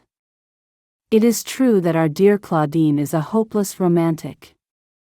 You can bet your bottom dollar that, even now, she has high hopes that 3 brothers shall marry 3 sisters." Nancy could not help but smile as they talked of Claudine Carrow. "And dear Claudine didn't even tell the boys until my sisters and I were already on the packet ship, sailing away from the docks at Liverpool. So you see, in the end, they were as powerless to stop it as we were. On that very first day, as we drew up to the ranch house and climbed out of the wagon, the look on the faces of Ashley Carrow and his brothers told its own story. I knew at that moment that we were not wanted, and I have not slept easily ever since. Oh, Anabella honey, you poor thing. What a terrible worry for you and your sisters. But maybe time will tell a different story." Nancy's pretty little face, framed by bright blonde curls, was most comforting to Anabella. Feeling the same unburdening as she had felt with the little Indian girl, Tala, at the riverbank, Anabella felt suddenly grateful to have made 2 such fast and firm friends. As close as she was to her 2 sisters, Anabella could never really tell them the full extent of her fears, for she could not bear to heap more worry upon their young shoulders. "I really don't think that time will help," Nancy. Ashamed as I am to admit it, I rather eavesdropped on a conversation between Ashley and his mother just a few weeks ago. Ashley was adamant that my sisters and I are not the right kind of women to be ranchers' wives. In truth, I have toiled away at baking bread and growing vegetables and helping to keep the ranch house clean and tidy. I've even cleaned out the stables and actually grown rather used to it, for heaven's sake. However, I rather fear that either Ashley is right, or that if he is wrong, that he shall never change his mind. It sounds to me as if Ashley is very much wrong. You and your sisters are doing everything you can to learn how to be good ranchers' wives. It seems to me that Ashley has been blinkered by his first impressions. For how can he think that a woman who is prepared to muck out a stable doesn't have what it takes to be a rancher's wife? Maybe it's just a case of finding a way to remove his blinkers? Thank you for your kind words, Nancy. My sisters and I really have worked very hard, and Claudine has nothing but praise for our efforts. I do believe that Ashley thinks me a pampered and privileged child at heart, and that he cannot begin to imagine how much I have changed in just a couple of months. But given time, surely he will see it. Nancy reached out to pour them both some more tea from the pot. I am rather afraid that time is something that I do not have. To be completely honest with you, I have firmly decided that I shall search for some sort of work here in Russett's reach. But why? If, in the end, Ashley and his brothers choose not to marry my sisters and I, then I fear we cannot stay with them indefinitely. As kind as Claudine is, I should feel most uncomfortable with the situation, especially when the time comes for Ashley and his brothers to find the wives they really wanted in the first place. I had initially thought to wait and see what happens, but the time has come for me to find some peace in my own heart. As much as I have come to enjoy life at the ranch and the beautiful countryside which surrounds it, I know I can never truly relax there, knowing it may never be my home. I do hope I'm making sense. You're making perfect sense, honey. I can understand why you'd want to search for security for yourself and your sisters. Nancy's eyes seemed to shine, as if with tears. And I think you're just about the bravest woman I ever met in my whole life. Nancy finished on a sniffle of emotion, before rooting in her skirt pockets for a handkerchief. I'm sorry, honey, your story has touched me so, and I'm a weepy kind of a woman at the best of times. Oh, Nancy, you shall set me off too. Anabella reached out across the table and took Nancy's hands, marveling at her own ability for such openness with a woman who was, in truth, practically a stranger. Before her tired brain, with all of its doctrines of a polite society, was able to force her to snatch her own hand back, Anabella reminded herself that the rule book had indeed been thrown out. Well, if there is anything at all that I can do to help you in your search, you just let me know, honey. I've lived here all my life, and I know this town like the back of my hand. And know all of the businesses and all of the business owners. I can certainly keep you from making any mistakes, like working for a terrible boss. I wish I had more business myself, then you could work here, and we could spend all day having fun. Oh, Nancy, that is kind of you. Indeed, I do believe I shall take you up on your offer of advice. What kinds of things would you be looking for, honey? Well, I have a rather fulsome education and could turn my hand to most things in an office environment, I'm sure. My standard of written English is high, as is my arithmetic. I have a good grasp of world history and world politics and a very fair understanding of English law. Anabella lightly shrugged, as Nancy sat with her mouth open. Well, holy moly. All I ever learned to do was read, write, and count. You know, I think there must be plenty of jobs out there for a lady as smart as you are. Nancy was smiling broadly, clearly relishing the prospect of helping her new friend find a suitable job in Russett's reach. Do you think so? Oh, I really do. I feel so much better already. How kind of you to help me like this when we have only just met. I know a friend for life when I see one, honey. I'm just glad to be keeping you in Russett's reach, whether you marry Ashley Carrow or not. Suddenly, Nancy's eyebrows knitted together in thought. How do you think Claudine's going to take the news of your search for work? I've already discussed it with her. I could tell that she was upset but sad rather than angry. It's true what you say, Claudine really is a hopeless romantic. She said herself that she still has not given up hope of a union between Ashley and I. However, she is such a kind-hearted woman that she fully understood my need for peace of mind, and my need to secure a safe future for myself and my sisters. And what did Ashley have to say about it? Oh, I haven't actually discussed it with him. I rather assumed that Claudine would be the one to mention it. Well, maybe you should be the one to tell him, honey. That way, you can gauge his reaction. You never know, he might surprise you. And now you are turning into the hopeless romantic, Nancy. Anabella began to laugh quite gaily, and Nancy joined her. Anyone in? Nancy, are you there? Neither of the women had heard the shop door open, and both almost jumped out of their skin when the deep male voice called out. Just a moment, Nancy called back in a light, sing-song voice, all the while clutching her chest and grinning at Anabella in mock fright. Nancy rose and peeked around the corner of the door frame to see who it was who had called out.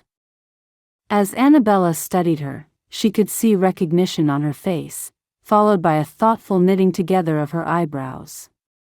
Nancy peered out into the shop, then back at Anabella, and then back out into the shop. Seeming to make a decision, Nancy noiselessly beckoned Anabella with a wave of her hand. Having no idea what was going on, Anabella meekly followed Nancy out into the shop. Ah, there you are, Nancy. I hope I haven't interrupted your lunch.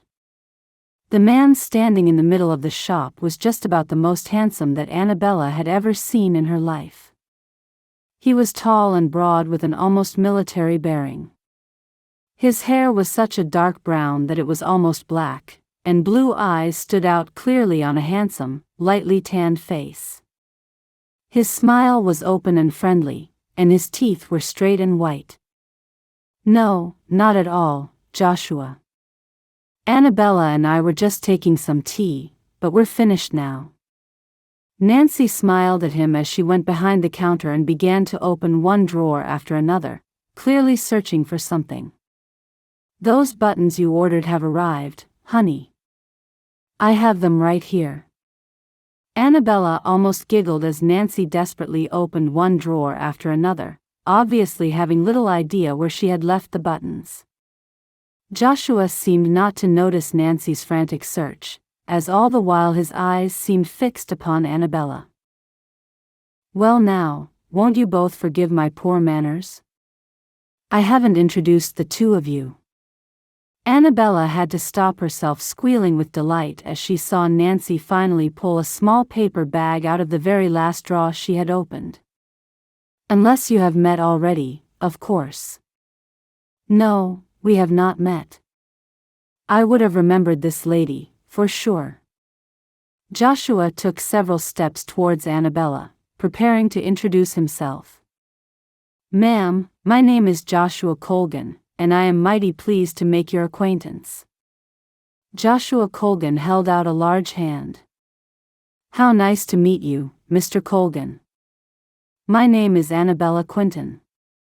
Anabella took his hand, noting strength and warmth of it. Joshua shook her hand firmly and seemed to hold on to her just a moment longer than was necessary. Anabella very much hoped her cheeks were not flushing. Joshua Colgan was such a handsome man, and much younger than Ashley Carrow, at perhaps no more than 28 years old.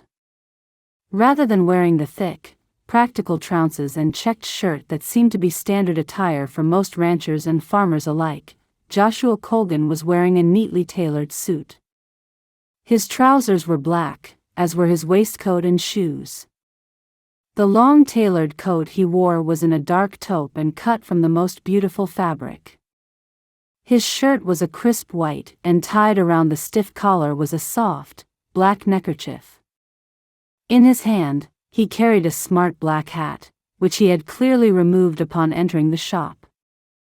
Everything about him was breathtaking, including his good manners. "Well, Miss Quentin, I do believe that beautiful accent hails from England. I'm guessing that you're one of the 3 lovely young ladies who had just moved over to the Carrow ranch?" As with Nancy, there was no gossip-seeking edge to his question.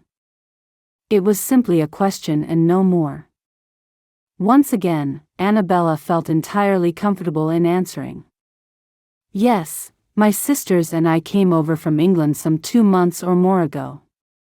Anabella was relieved to find that she was calming down somewhat and that her cheeks no longer felt warm. "Well, may I be the first to say what a lucky devil your husband-to-be most certainly is." Joshua Colgan bowed ever so slightly.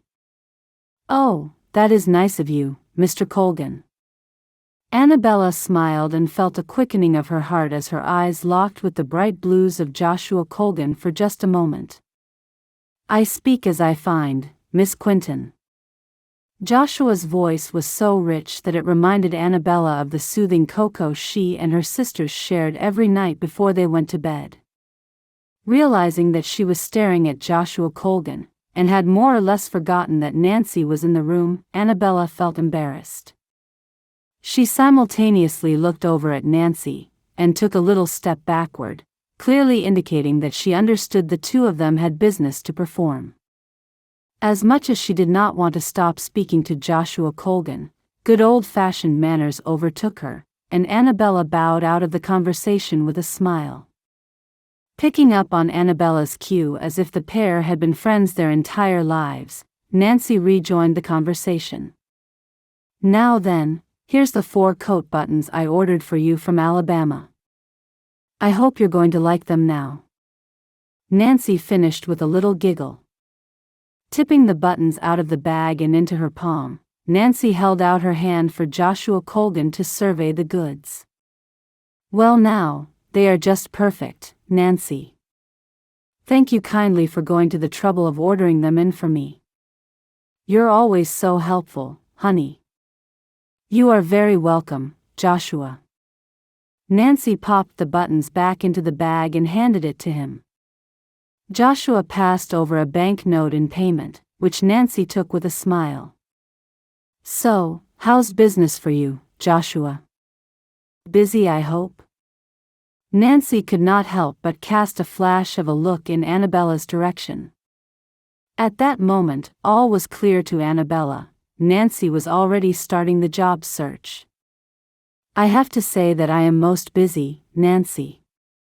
I'm putting in some mighty long hours at my office right now.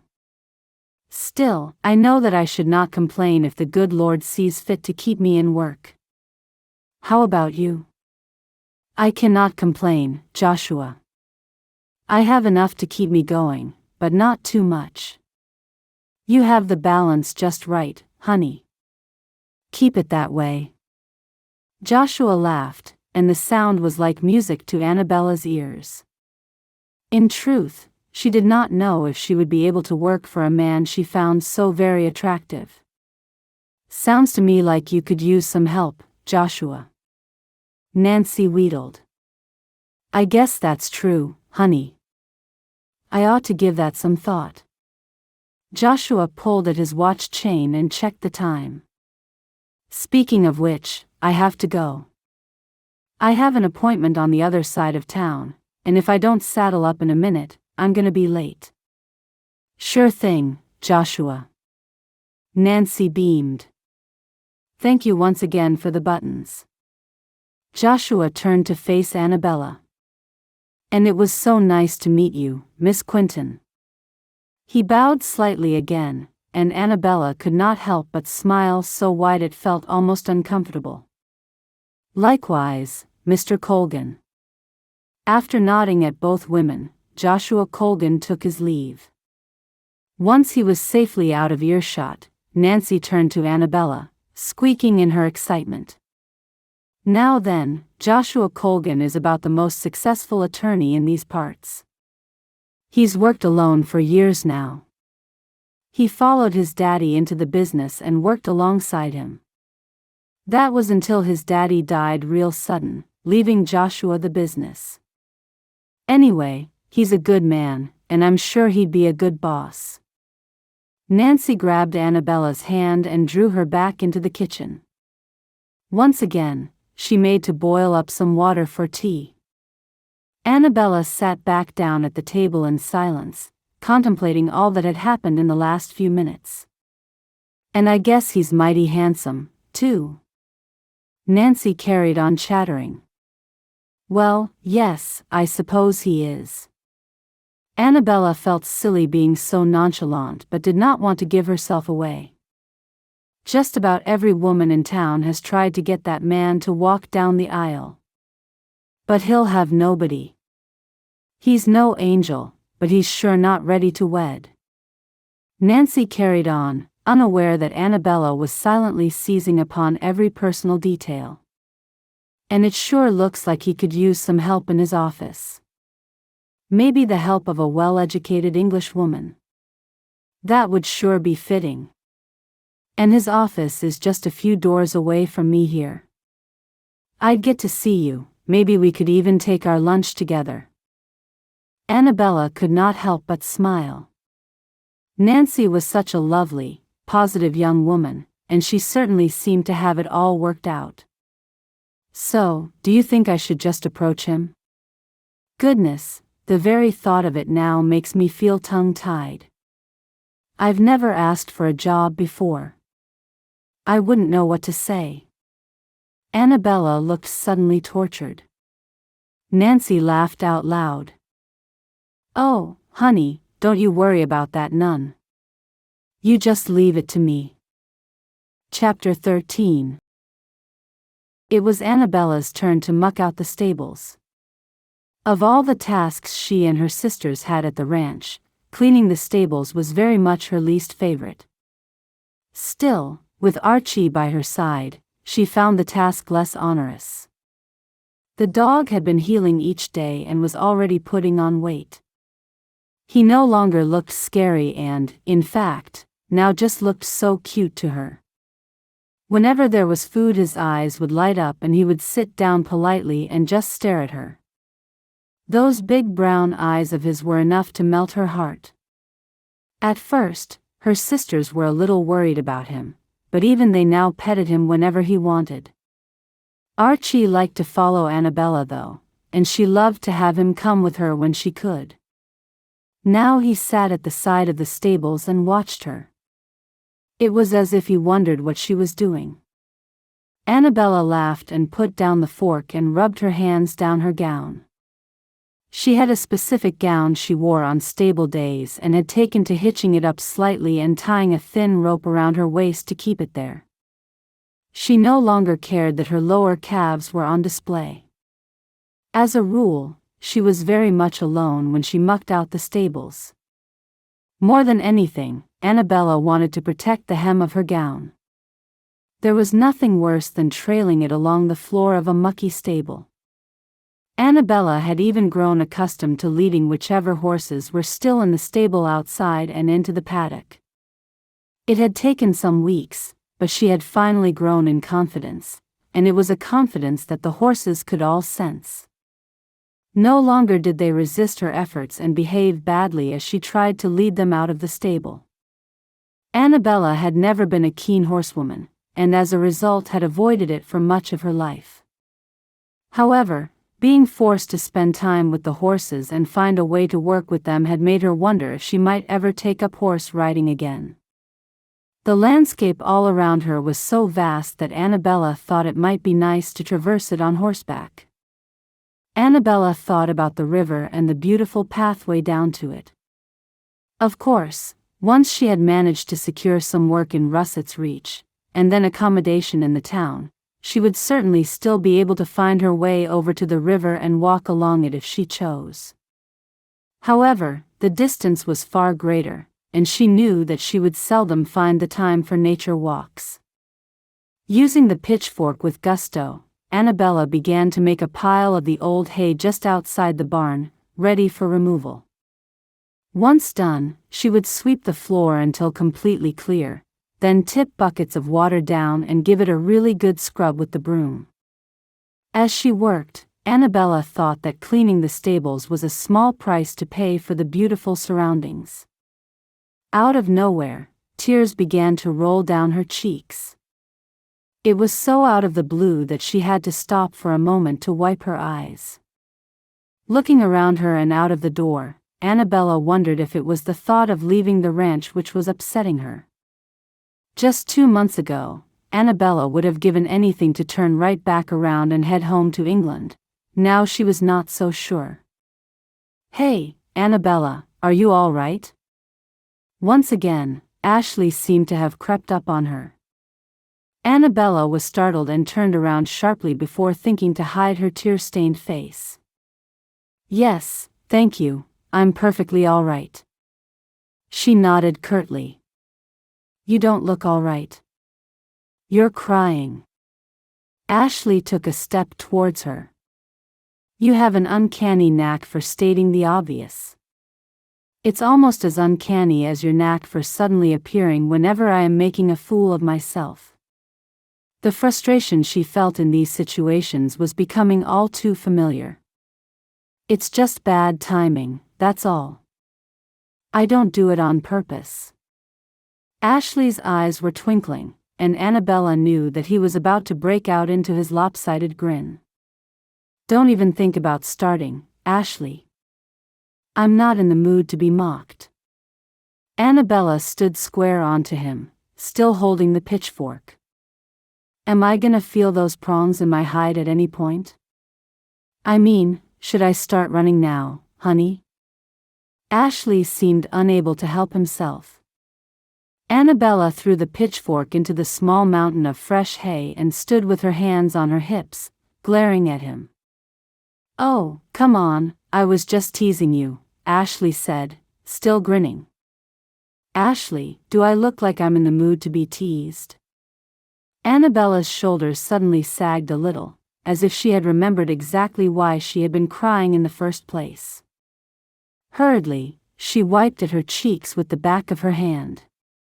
"Hey, I'm real sorry. I shouldn't have tried to tease you, Anabella. You know, sometimes I'm just not thinking straight when I see," he broke off. Anabella looked at him quizzically, waiting for the end of the sentence. "Oh, never mind," he finished. Anabella did not know what to do or say next. "You've wiped some dirt onto your face." Ashley apparently had nothing better to say either. Anabella rubbed at her face aimlessly, not knowing where exactly she had wiped the dirt. Suddenly Ashley stepped forward and took a handkerchief from his pocket. Anabella stared at him as he lifted it and gently wiped away the dirt from her cheek. It seemed to take an inordinate amount of time for him to finish, making Anabella wonder just exactly how dirty she was.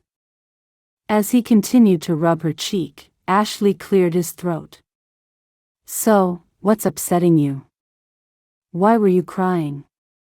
"Oh, just this and that. Nothing really." Anabella didn't know what to say. She found it so hard to gauge Ashley's mood, and could hardly tell when he would next begin to mock her. "You're a pretty tough lady. I reckon it'd take more than just this and that to make you cry." Ashley's voice was suddenly husky, and still, he continued to wipe her cheek, although now it was less of a rub and more like gentle stroking. Anabella felt her throat begin to tighten inexplicably. "Well, I suppose it was the thought of leaving.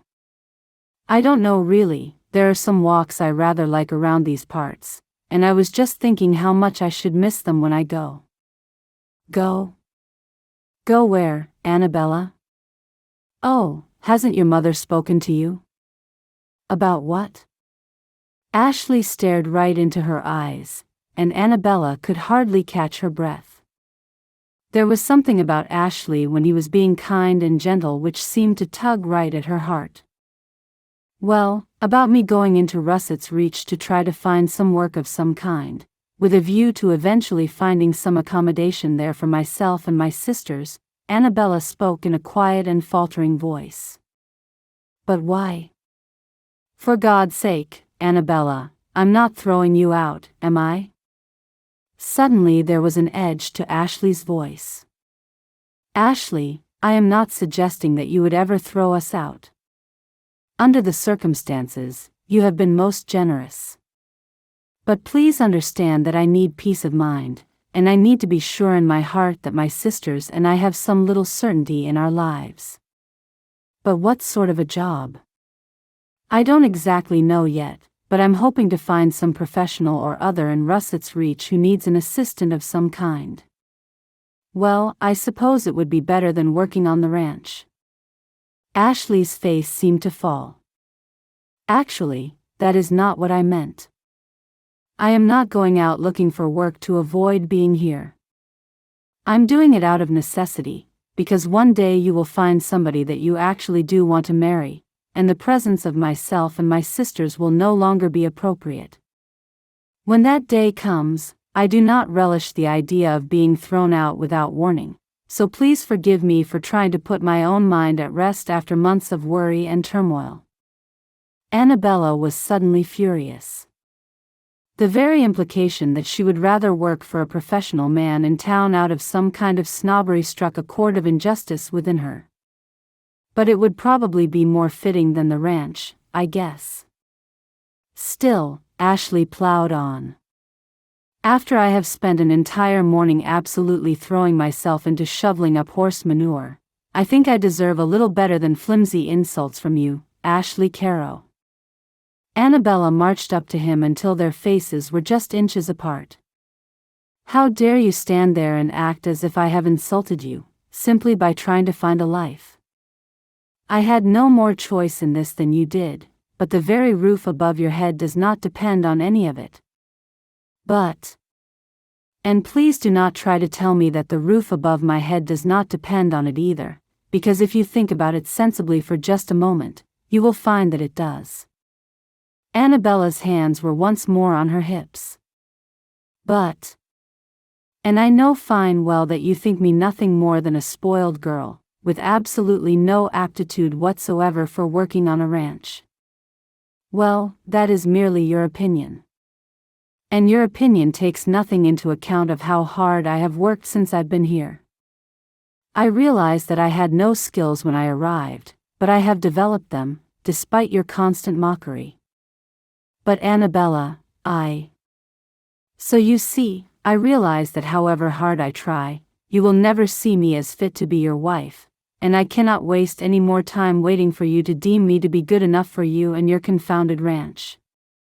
Anabella. So I shall ask you to kindly support my sisters and I whilst I make the best of a very, very bad situation and try to make some kind of life for us. I realize you owe me nothing, but I have no option but to ask, and you have no idea how much that. Suddenly Ashley stepped in towards her, and slid one arm about her waist, pulling her body into his. Reaching up with his free hand, he held the side of her face as he leaned in and kissed her. For just a moment, Anabella was absolutely frozen. Ashley was kissing her so urgently that she was almost frightened. As he roughly parted her lips with his tongue, and she felt it touch her own, Anabella's heart was beating like a drum. Finally, she regained movement and felt herself almost unwillingly respond to him. For a few brief seconds, Anabella returned Ashley's kisses as urgently as he was giving them. She placed the flat of her hand on his chest, and could feel the warmth of his skin through the fabric of his shirt. As he continued to kiss her, Anabella could feel the moan in Ashley's chest as if it were in her own.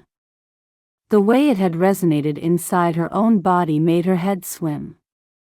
However, after just a few seconds, Anabella began to come back to herself. Ashley had annoyed her so terribly with his misplaced hurt at the idea of her getting a job, and his thinly veiled accusations of snobbery when she had told him what she hoped that job might be. Wherever she went and whatever she did, Ashley Carrow was there with his annoyingly handsome lopsided grin and eyes twinkling with mirth.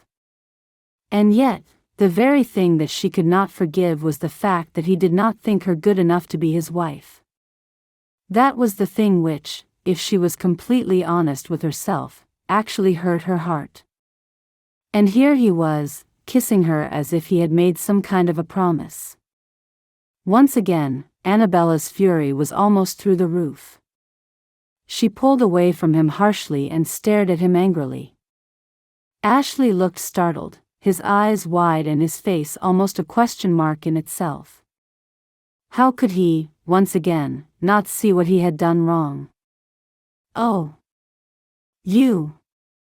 Anabella marched sharply out of the stable, shoving Ashley hard in the chest as she passed him. Chapter 14. 18th of September 1866. Dear Journal. I do not know where to start, so much has happened. I dare say I must keep this entry short, as it is the Russett's Reach Barn dance tonight and I have much to do to get ready for it, not least of a final practice of the basic dance steps with Evelyn and Amelia. We have been practicing night after night. Most times Claudine comes over and makes up a 4. It's been rather fun, and Amelia picked it up almost immediately. I have some concerns about Evelyn, however, it has to be said. I rather think I was right when I said that Evelyn has 2 left feet when it comes to dancing. It also appears that she has no capacity for creating imaginary dancers, and seems to tread on our invisible partners at every turn. However, I'm sure that it will make so much more sense when we actually do the dance tonight. At least I hope it does. Claudine seemed to enjoy herself immensely on the evenings that she has come over to the little guest house where my sisters and I are staying. Although it is just a few short yards from the main ranch house, it has so far seemed so very far removed. I wonder if this is because, until we invited Claudine over, it was simply a place where only my sisters and I resided. Perhaps that has served to make us feel so very separate. Anyway, it was nice to have Claudine come over for so many evenings and stay with us right up until it was time for Coco. Whenever she's around, I cannot help but feel like I am part of a larger family, even though I know it is nothing more than a flight of fancy on my part. I think the nicest part for me was when Claudine came with us into our bedroom and went through our gowns. I had asked before if she would be so kind as to advise us which would be the most suitable gowns for the barn dance. As Claudine looked through the gowns which have not been worn since we arrived, she lightly touched the fabric of each and every one and made such pleasing comments as I have not heard in a very long time. In the end, it struck me that Claudine picked out the very nicest of our gowns, and we have decided that we shall all abide by her choices. It was a wonderfully close and touching evening, and I rather felt that Claudine was like a mother to me, so much so that I cannot think of leaving the ranch and leaving Claudine without crying. I even think of Ashley too, although I am still annoyed with him. I still do not understand why it was that he kissed me when I was so angry and full of scorn for him. In truth, I do not understand why he kissed me at all. The words he spoke to his mother on the night of my foray into eavesdropping shall remain with me always. Ashley Carrow had never wanted me, and never will, so why would he be so cruel as to kiss me? I cannot help but think that he knew fine well how that kiss would affect me, and how it would plague my thoughts. I have no doubt that Ashley would find it very funny, yet to me, it is most painful. I had assumed that Ashley had no idea of my growing regard for him, and in truth, I would have kept it that way forever. I have thought about things in great detail since he kissed me in the barn, and I realize now that he must indeed be very sensible of my growing attraction to him. And so I can only conclude that his kiss was nothing more than yet another tease, yet another mockery. Yet, however hard I try, I cannot shake the feeling of it from my mind. I cannot stop my heart from pounding every time I remember how it felt to be in his arms, with his lips pressed hard against mine. In truth, it was quite simply the most wonderful feeling in the whole world, and I do not know where I found the strength to put a stop to it. Anabella closed her journal, her mind still all awhirl, and left the bedroom. I have checked the gowns over again, Anabella, and can find no creases. I have rehung them, and they should be perfect for tonight. Evelyn strode back over to the kitchen stove and looked into the pan of warming water. Although, at this rate, I shall have to attend completely unbathed. We have hours and hours yet, Evelyn, don't worry so. There is time enough that all three of us shall be bathed and have fixed our hair to perfection. For goodness sake, do sit down and have some of this tea. Anabella laughed as she always did when witnessing Evelyn in a flap. But what time is it? Evelyn was still staring down into the pan. It's just a little after noon, and we shan't be leaving here until 6 o'clock. So please, my dear sister, do calm down and have some tea. Anabella lifted the teapot from the tray and began to fill the 3 little cups. And where, pray, is my other sister?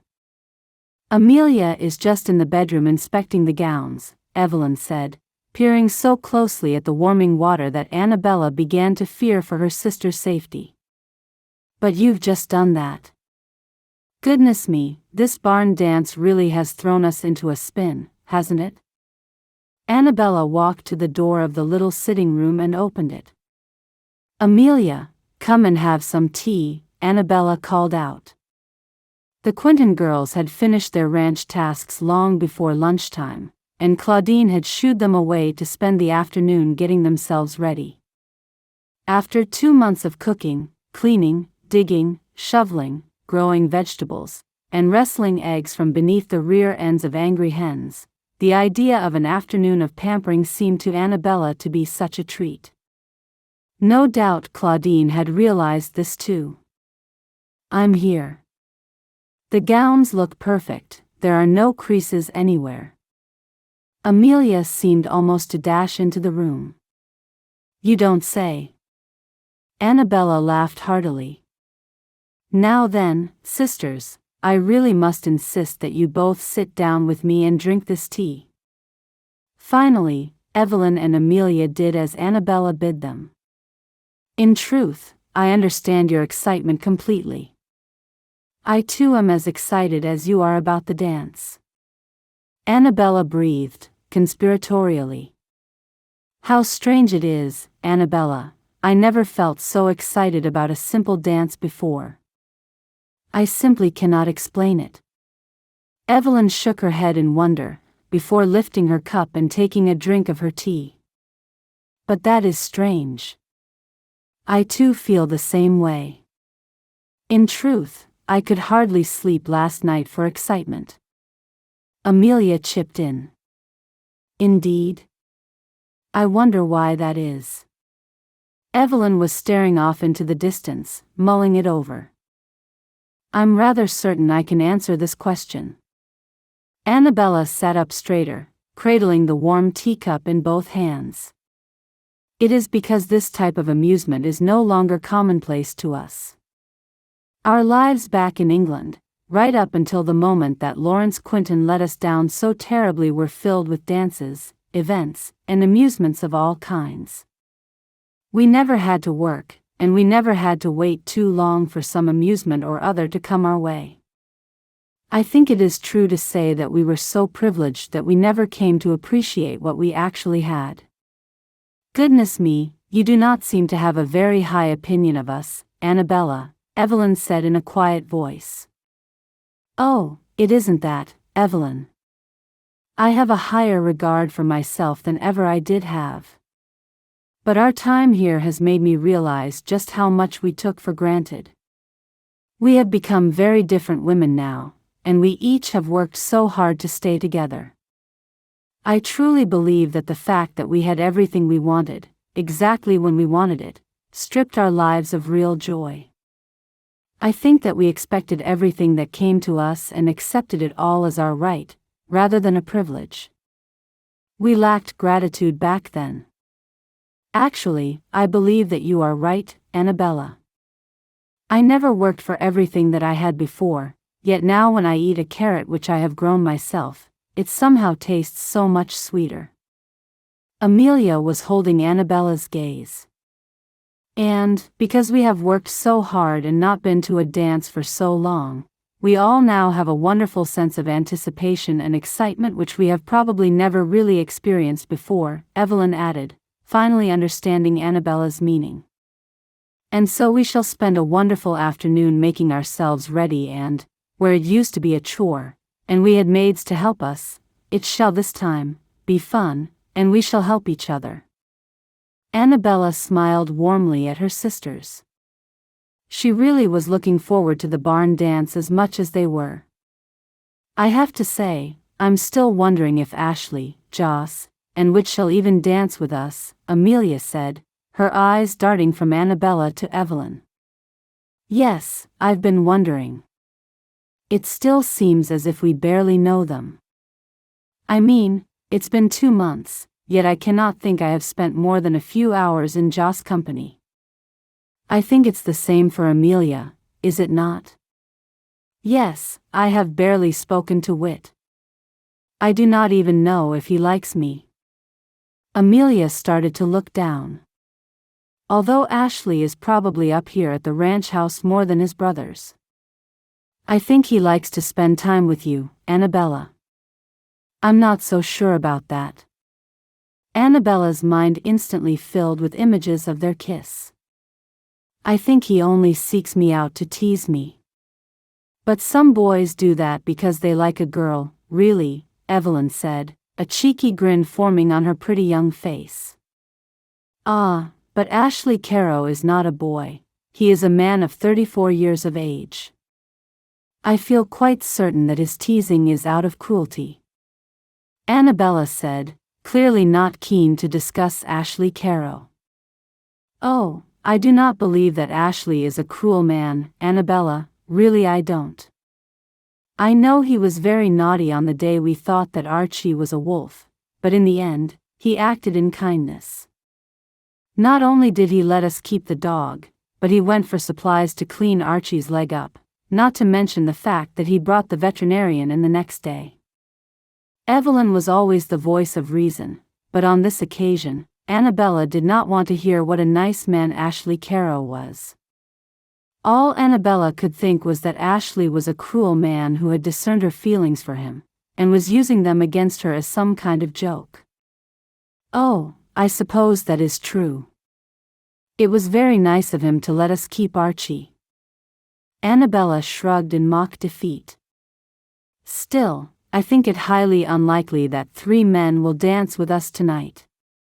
However, I do not think for a moment that that should stop us dancing and enjoying ourselves. Agreed? Agreed. Evelyn and Amelia chorused in time. But they should be driving us to the dance, surely? Amelia began. I have been speaking to Claudia about this, and neither one of the wagons is large enough to transport all 7 of us at once. So the boys shall be driving themselves to Russett's Reach in one wagon, and one of Ashley's ranch men will be driving the 3 of us and Claudine down in the other. So, we shall meet the boys there, I presume. We always seem so very separate from them, and it would appear that the barn dance is to be no different.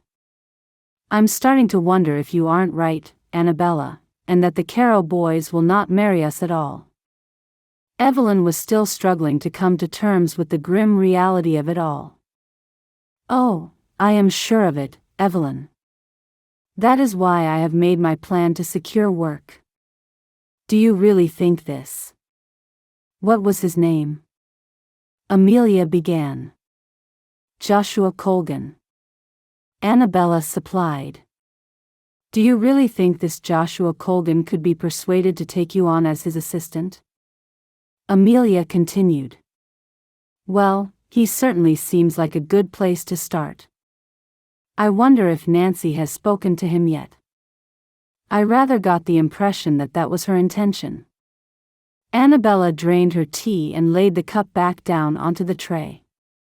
So, what is he like? Amelia seemed intent on every detail she could get about the most successful attorney in Russett's reach. Well, I was only in his company for a matter of moments, of course, but Nancy Hopper did say that he is a very nice man. He certainly had nice manners, and he was extremely well dressed. Anabella had conjured up an image of the handsome young man in her mind, but finding it all too confusing, she dismissed it almost immediately. And is he handsome? Amelia continued. Well, yes, I dare say he is. I must admit to not really troubling too much with his appearance. Anabella lied but had no wish to complicate her emotions any further. Anyway, if he attends the barn dance tonight, then you shall see for yourselves what you think of him. It is a very good thing that you have thought of this plan, Anabella. I have to admit that it makes me feel rather better about our circumstances. I mean, I would have liked it to have worked out here, and for us to have been able to marry and feel secure without all of this stress and uncertainty. But if it is not to be, then it seems to me that Amelia and I should follow your lead, and perhaps try to secure some work of our own. I'm glad you came up with this plan, it just makes me feel so much less helpless. Once finished, Evelyn hurriedly rose to her feet and dashed over to the kitchen stove, where her pan of water was finally beginning to boil. Yes, I agree with Evelyn. Your plan has given the three of us hope and choices which we might otherwise not have had. I too feel very much easier in my own mind. Amelia rose to her feet also and began to tidy away the tea things. Well, thank you, sisters. So, with our minds somewhat easier, I rather think we are going to have a wonderful time tonight. Anabella was on her feet also. It was time to get themselves ready for the barn dance. The afternoon seemed to pass by so very quickly. Once all three of the Quentin girls were bathed and had their hair washed, they set about winding each other's hair around rags and tying them, in the hope of forming perfect ringlets. Since the sun was still warm, Anabella and her sisters sat out on the back porch, in complete privacy, whilst their hair dried off. Their efforts paid off, as once the rags were untied, each girl had the most beautiful, glossy ringlets imaginable. Helping each other, they put their hair up most expertly, leaving beautiful ringlets hanging loose here and there.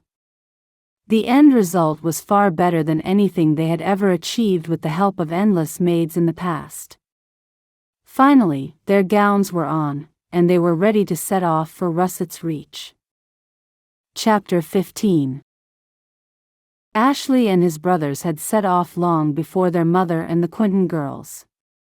When they arrived at the beautiful old barn, which had been built for the very purpose of public gatherings and dances, the other townsfolk were only just beginning to arrive. It was quiet now, but soon the hoedown would be in full swing. Before that happened, Ashley left his two brothers talking to Walter Smith, who had the neighboring ranch. He wandered over to the refreshments table and helped himself to a cup of fruit punch. Finding himself a seat way in the back and in a corner, Ashley sat down and watched some of the townswomen as they hurried to complete the barn decorations. They had gone to tremendous effort, and the barn was adorned with beautiful flowers and a myriad of paper streamers which they had made themselves. The flowers were of the scented stock variety, and their heady aroma smelled sweet and comforting to him.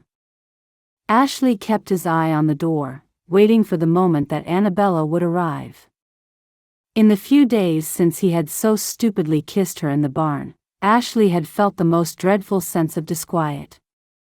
His mood was so variable. One moment he was filled with excitement as he remembered exactly how Anabella's body had felt against his own, the next moment he was filled with remorse at having overstepped the very line he had himself painted. Ashley had acted like a fool, not thinking of the consequences for a single moment. However, Anabella's fiery nature, which had so struck him on previous occasions, had totally overwhelmed him that day in the barn. Her bold and forthright manner seemed somehow to stir feelings within him that no other woman had managed to evoke thus far.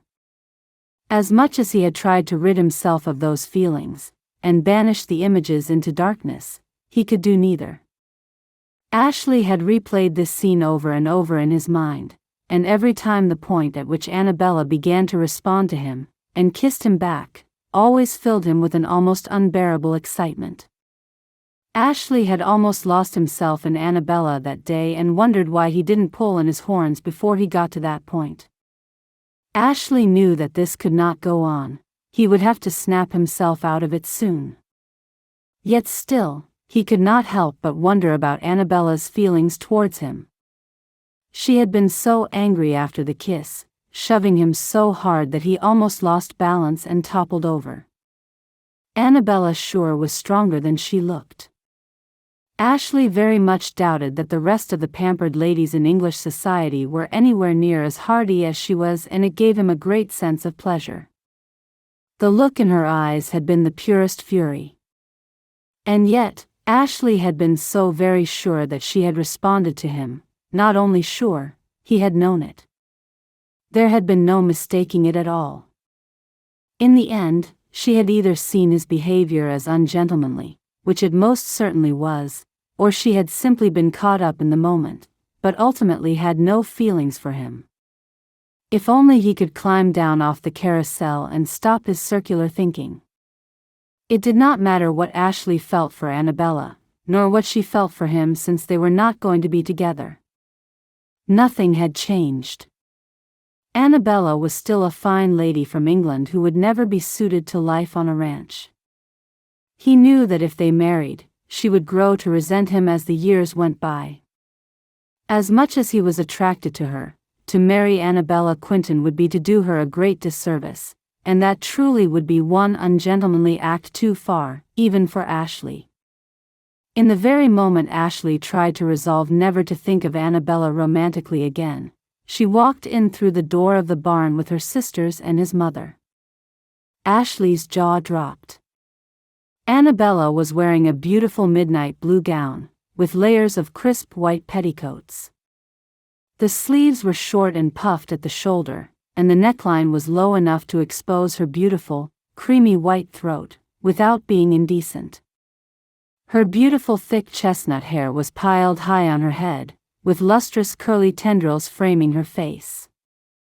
Ashley could see her hair shining from across the room, and he gulped in an attempt to relieve his suddenly dry throat. What had he gotten himself into? Anabella looked around her at the wonderful decorations and the scattered hay cubes. She had never attended such an event in her life. Back in England, dances were such state affairs, meant only for social furtherance. Enjoyment was not the main priority. Anabella could see that things were very different in Russett's reach.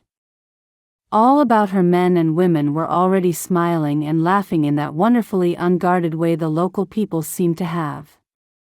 Some people had already made use of the hay cubes as seats on the very edge of the dance floor. Anabella really did think that was such a marvelous idea, and almost laughed as she tried to imagine some of her old acquaintances sitting on hay bales at a sedate dance at the local assembly rooms. It brought a smile to her face and delighted her no end. The decorations were so bright and colorful that her spirits soared.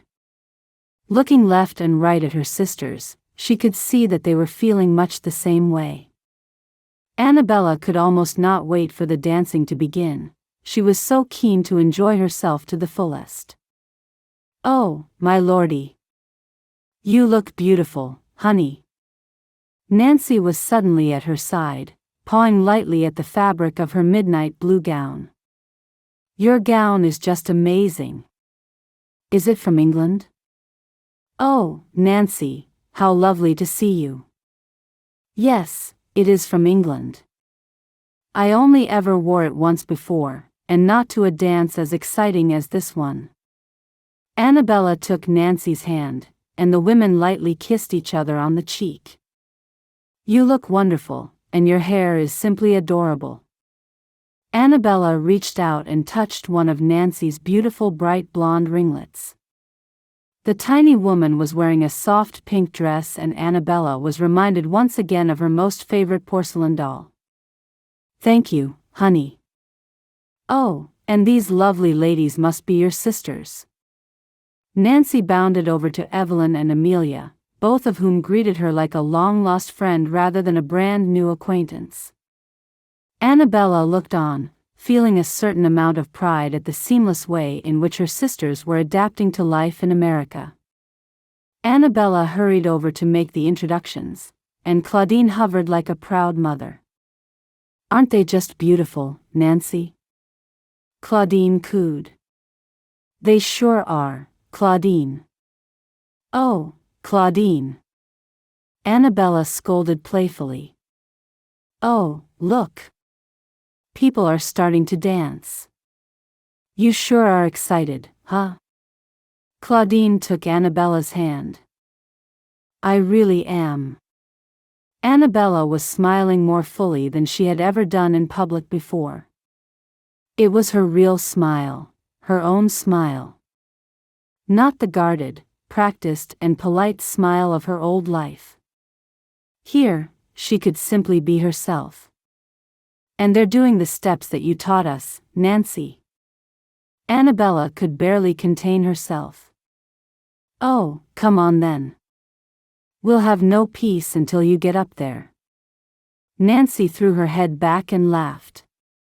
Leading Claudine and the Quentin girls up to the floor, she waved one of her friends over to make up the six. They danced for 2 songs in a row, Anabella laughing and smiling throughout. The gaiety of the music was wonderful to her. The fiddlers and banjo players were clearly enjoying themselves as much as the dancers. All in all, everything conspired to take her mind right off all of her worries for the future. Anabella had never danced so enthusiastically in all her life, and the very act had made her spirits rise in a way they had never done before.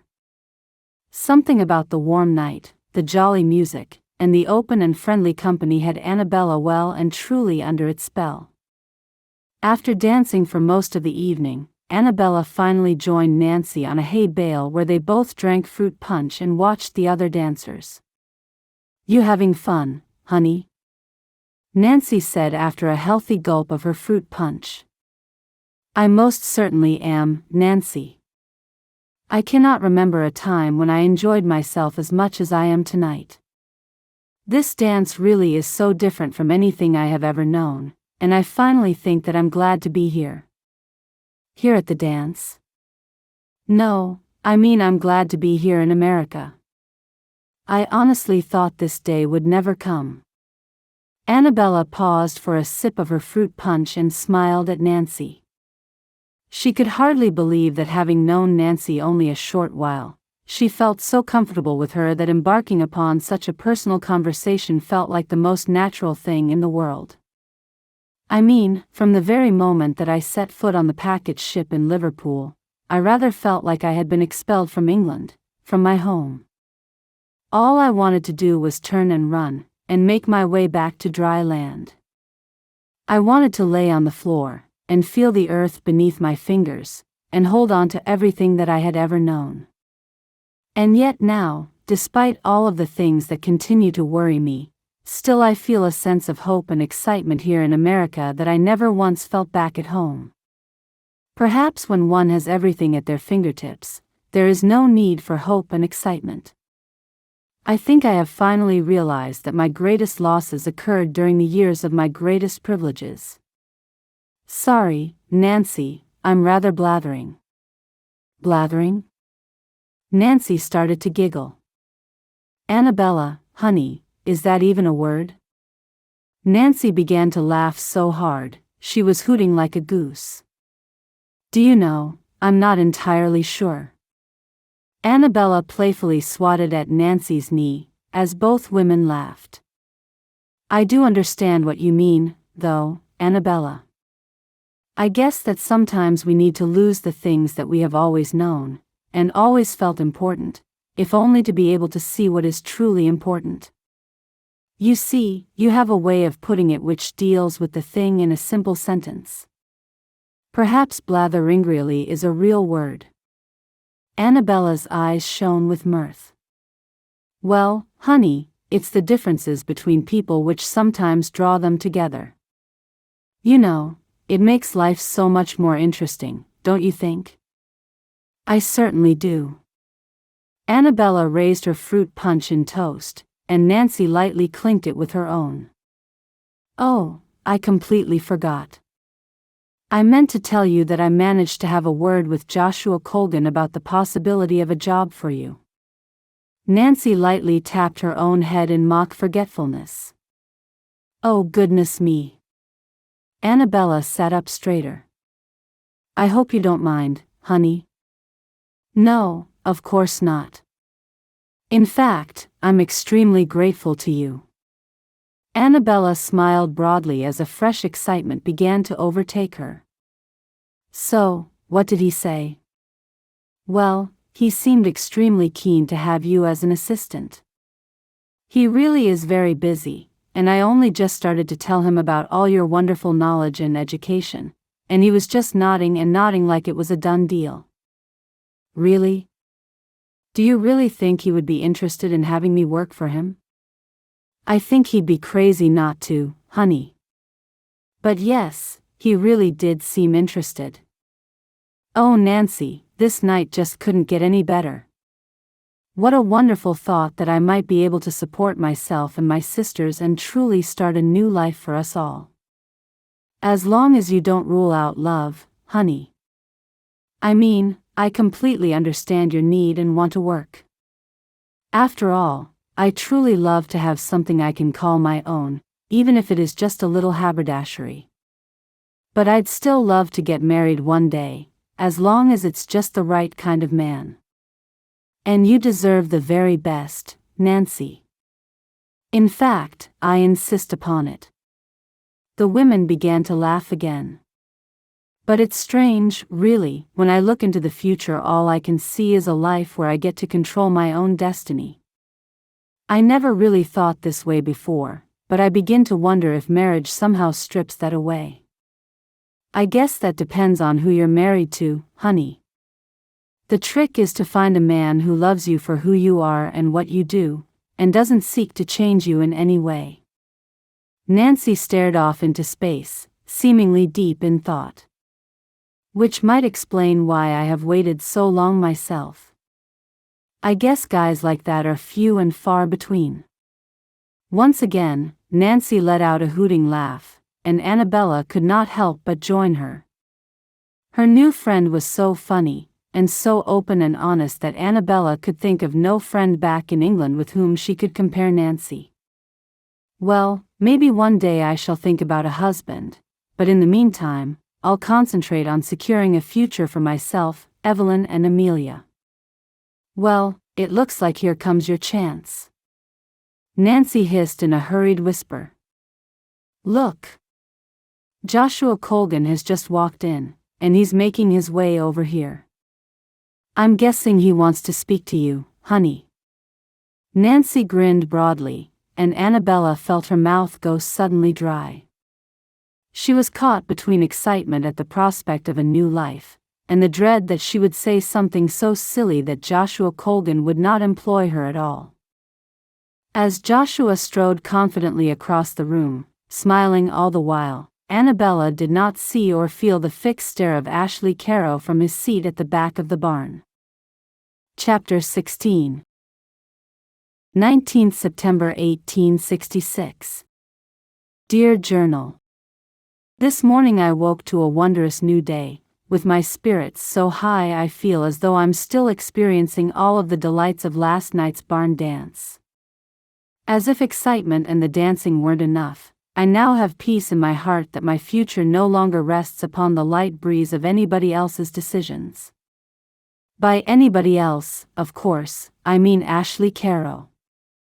Still, I cannot rid my mind of the wonderful sensations of his kiss, and yet I know I must.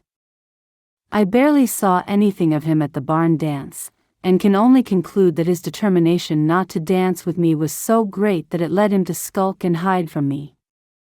Well, he shall have no further fear of any attachment on my part, as I shall very soon make it known that I have secured a position at Joshua Colgan's office as his assistant. As Joshua Colgan walked across the dance floor, heading straight for me, I rather felt that my tongue was glued to the roof of my mouth, and began to despair that I should ever be able to speak to him. I'm afraid it did not help that he is so very handsome, although I must remember my objective and think only of the work. Still, his dark hair and his blue eyes do rather distract one, if I'm completely honest. Anyway, after politely commenting upon my gown, Mr. Colgan got straight to business. It was all very frank and open, and nothing like any conversation I've ever had before with strangers.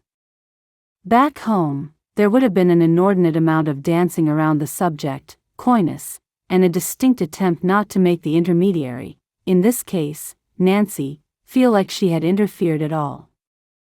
Miss Quentin, I was very interested to hear from Nancy that you are keen to take up some form of employment in Russett's Reach.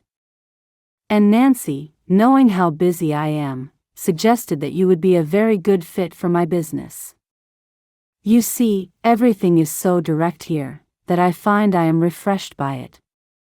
Perhaps you would like to come along to my office in the next few days, and I could give you an overview of what it is that I do, and where it is that I would need help.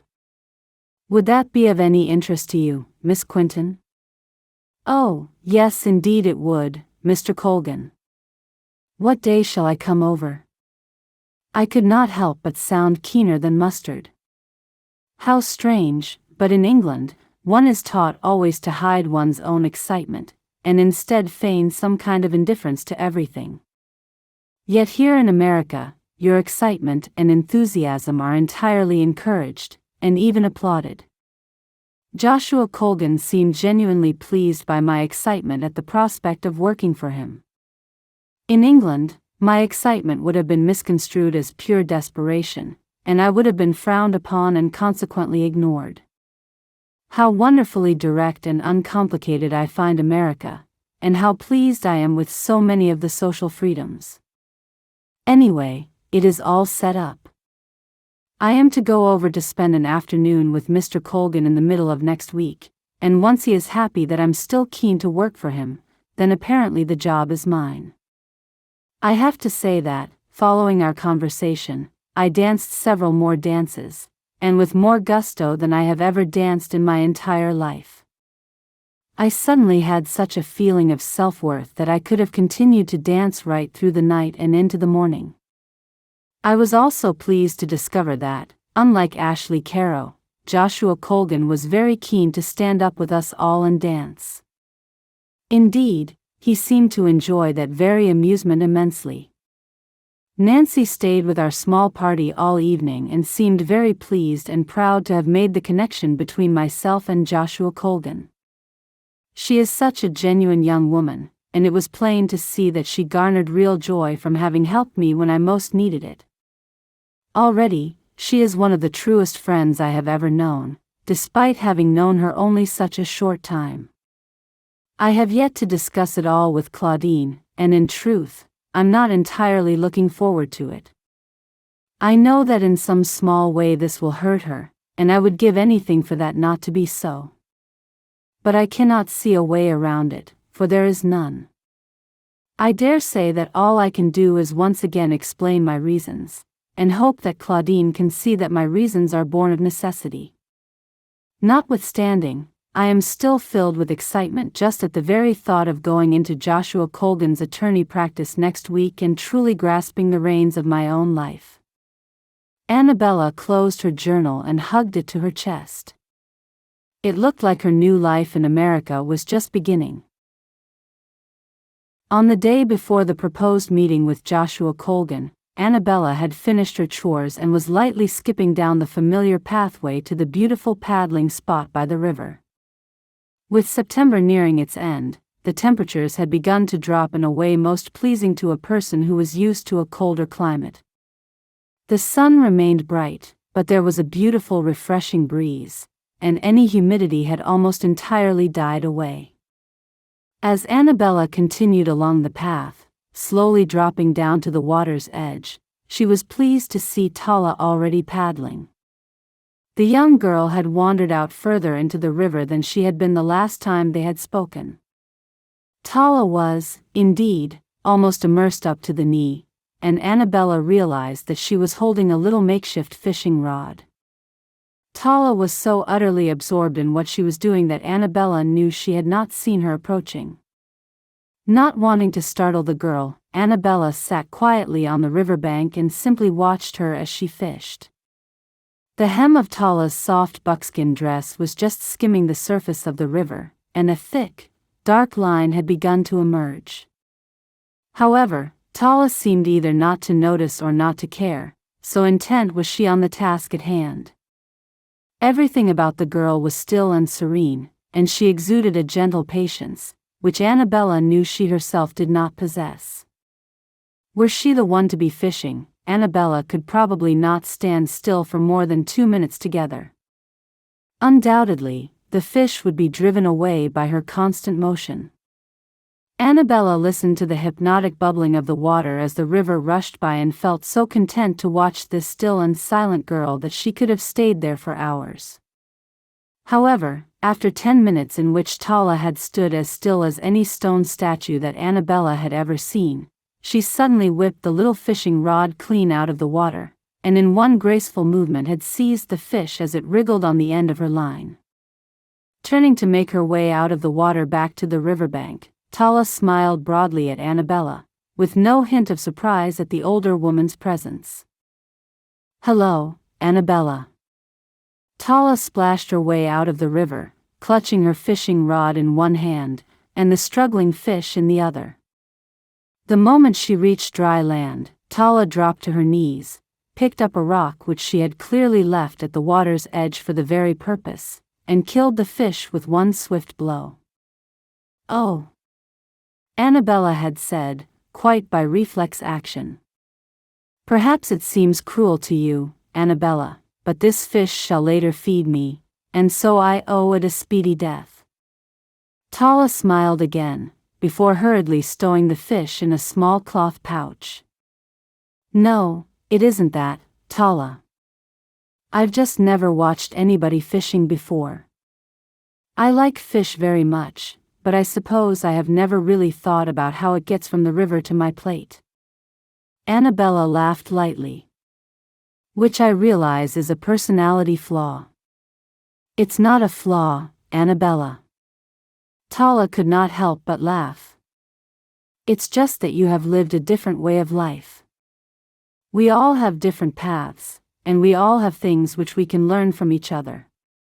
That is what makes life so interesting.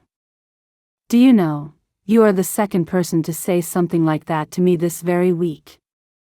I have a friend called Nancy, and she also embraces the differences between people, in the same way that you do." "Nancy? Is that the lady in Russett's Reach who has the shop which sells buttons and ribbons?" "Yes, that's the one." "Have you been there?" "I have been in the shop when my father has business in the town. I wander off, and I like to look at the pretty things in Nancy's shop. Nancy is very nice. She doesn't mind me looking around without really buying anything." "Yes, Nancy is very nice, isn't she?" Anabella looked down at the small cloth pouch which Tala had left on the ground and realized that it was rather full. "Is the bag full of fish?"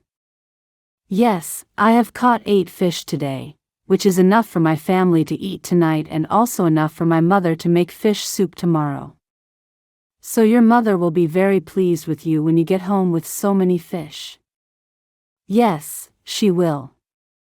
Tala smiled sweetly. "But she would be equally pleased with me if I returned with nothing, for she knows that I would have tried." "Well, you're very good at fishing, and you make it look so easy." "Well, it really is easy." As long as you can stand still and have patience, the fish will come. Unfortunately, I don't think I have that sort of patience. Anabella laughed. Everybody has the patience, it's just a matter of learning how to use it. You just stand in the river and stare at something which calms you. I always look at the way the light falls on the water, and how it changes with the current of the river. Once I do that, I forget that I am waiting for a fish to come, and lose myself in my own thoughts for a while. And then, out of nowhere, I suddenly have a fish on the end of my line. It works every time. Not only do you make it look so easy, but you also make it sound so easy, Tala. I could teach you how to fish if you'd like to learn. Tana turned big hopeful eyes on Anabella. It was clear that the young girl would dearly love to spend time with Anabella, teaching her how to fish. Would you really do that? Anabella could hear the surprise in her own voice. Of course, I would, Anabella. I fear you might find me rather frustrating to teach. I have never taken part in these kinds of sports before. Sports? But fishing isn't a sport, Anabella, it is a way of living. It is learning how to take the food which the great Creator provides for us all. You already know how to do it, you just need reminding. I'm not sure I do know how to do it, or even if I'd be any good. You can do anything. Think of all the things in life that you have learned how to do, and then think how much you worried that you might not be able to do them. Then, once you have mastered them, you can hardly remember a time when you didn't know what you were doing. That is what it is like with fishing. And bread. Anabella began to laugh. You're absolutely right. When I first had to bake a loaf of bread, I was so worried, and it was a complete disaster. Now, even Ashley prefers my bread to his own mother's, and it has only been a few weeks since I learned how to make it. And so it is with fishing, Anabella. Please let me teach you how to fish. Well, yes, all right then.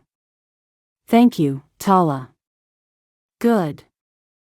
Then I shall make you your own fishing rod, and we shall fish the next time I see you.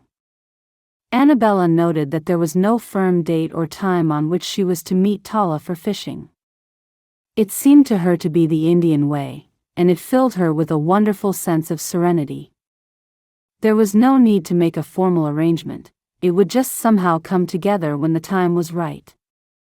There was a wonderful synchronicity to that way of living, which left Anabella wondering if she would ever feel such pure freedom in her own heart. Chapter 17. I'm amazed. In just 2 days my scruffy little office is suddenly a hive of organization. Joshua Colgan had looked up from his desk and leaned back in his chair. He had removed his dress jacket and neckerchief and had unbuttoned the neck of his shirt. The day was uncommonly warm, and even with the windows open, the small office was rather stuffy. Anabella was pleased that she had worn one of her plainest, and most lightweight gowns for her day's work. On only her second working day ever, Anabella felt confident that she could rise to any challenge which might come her way as an attorney's assistant.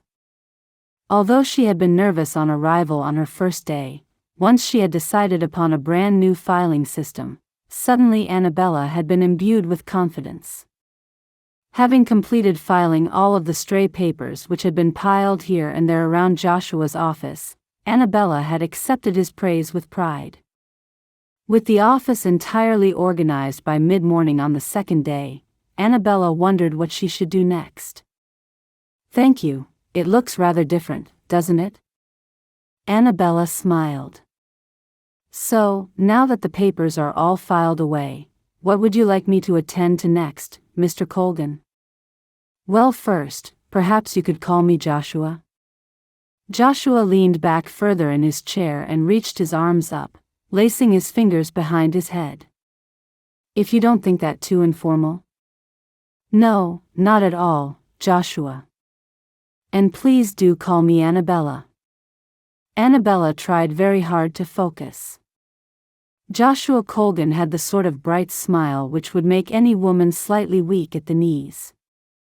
However, completely without warning, her mind's eye was assailed with an image of Ashley Carrow smiling his lopsided smile, his blue eyes dancing with mirth at something she had said or done. Well, I have several ongoing cases at the moment, Anabella. It's quite often necessary for me to write off letters regarding this or that as the cases progress, and it takes up a mighty chunk of my time.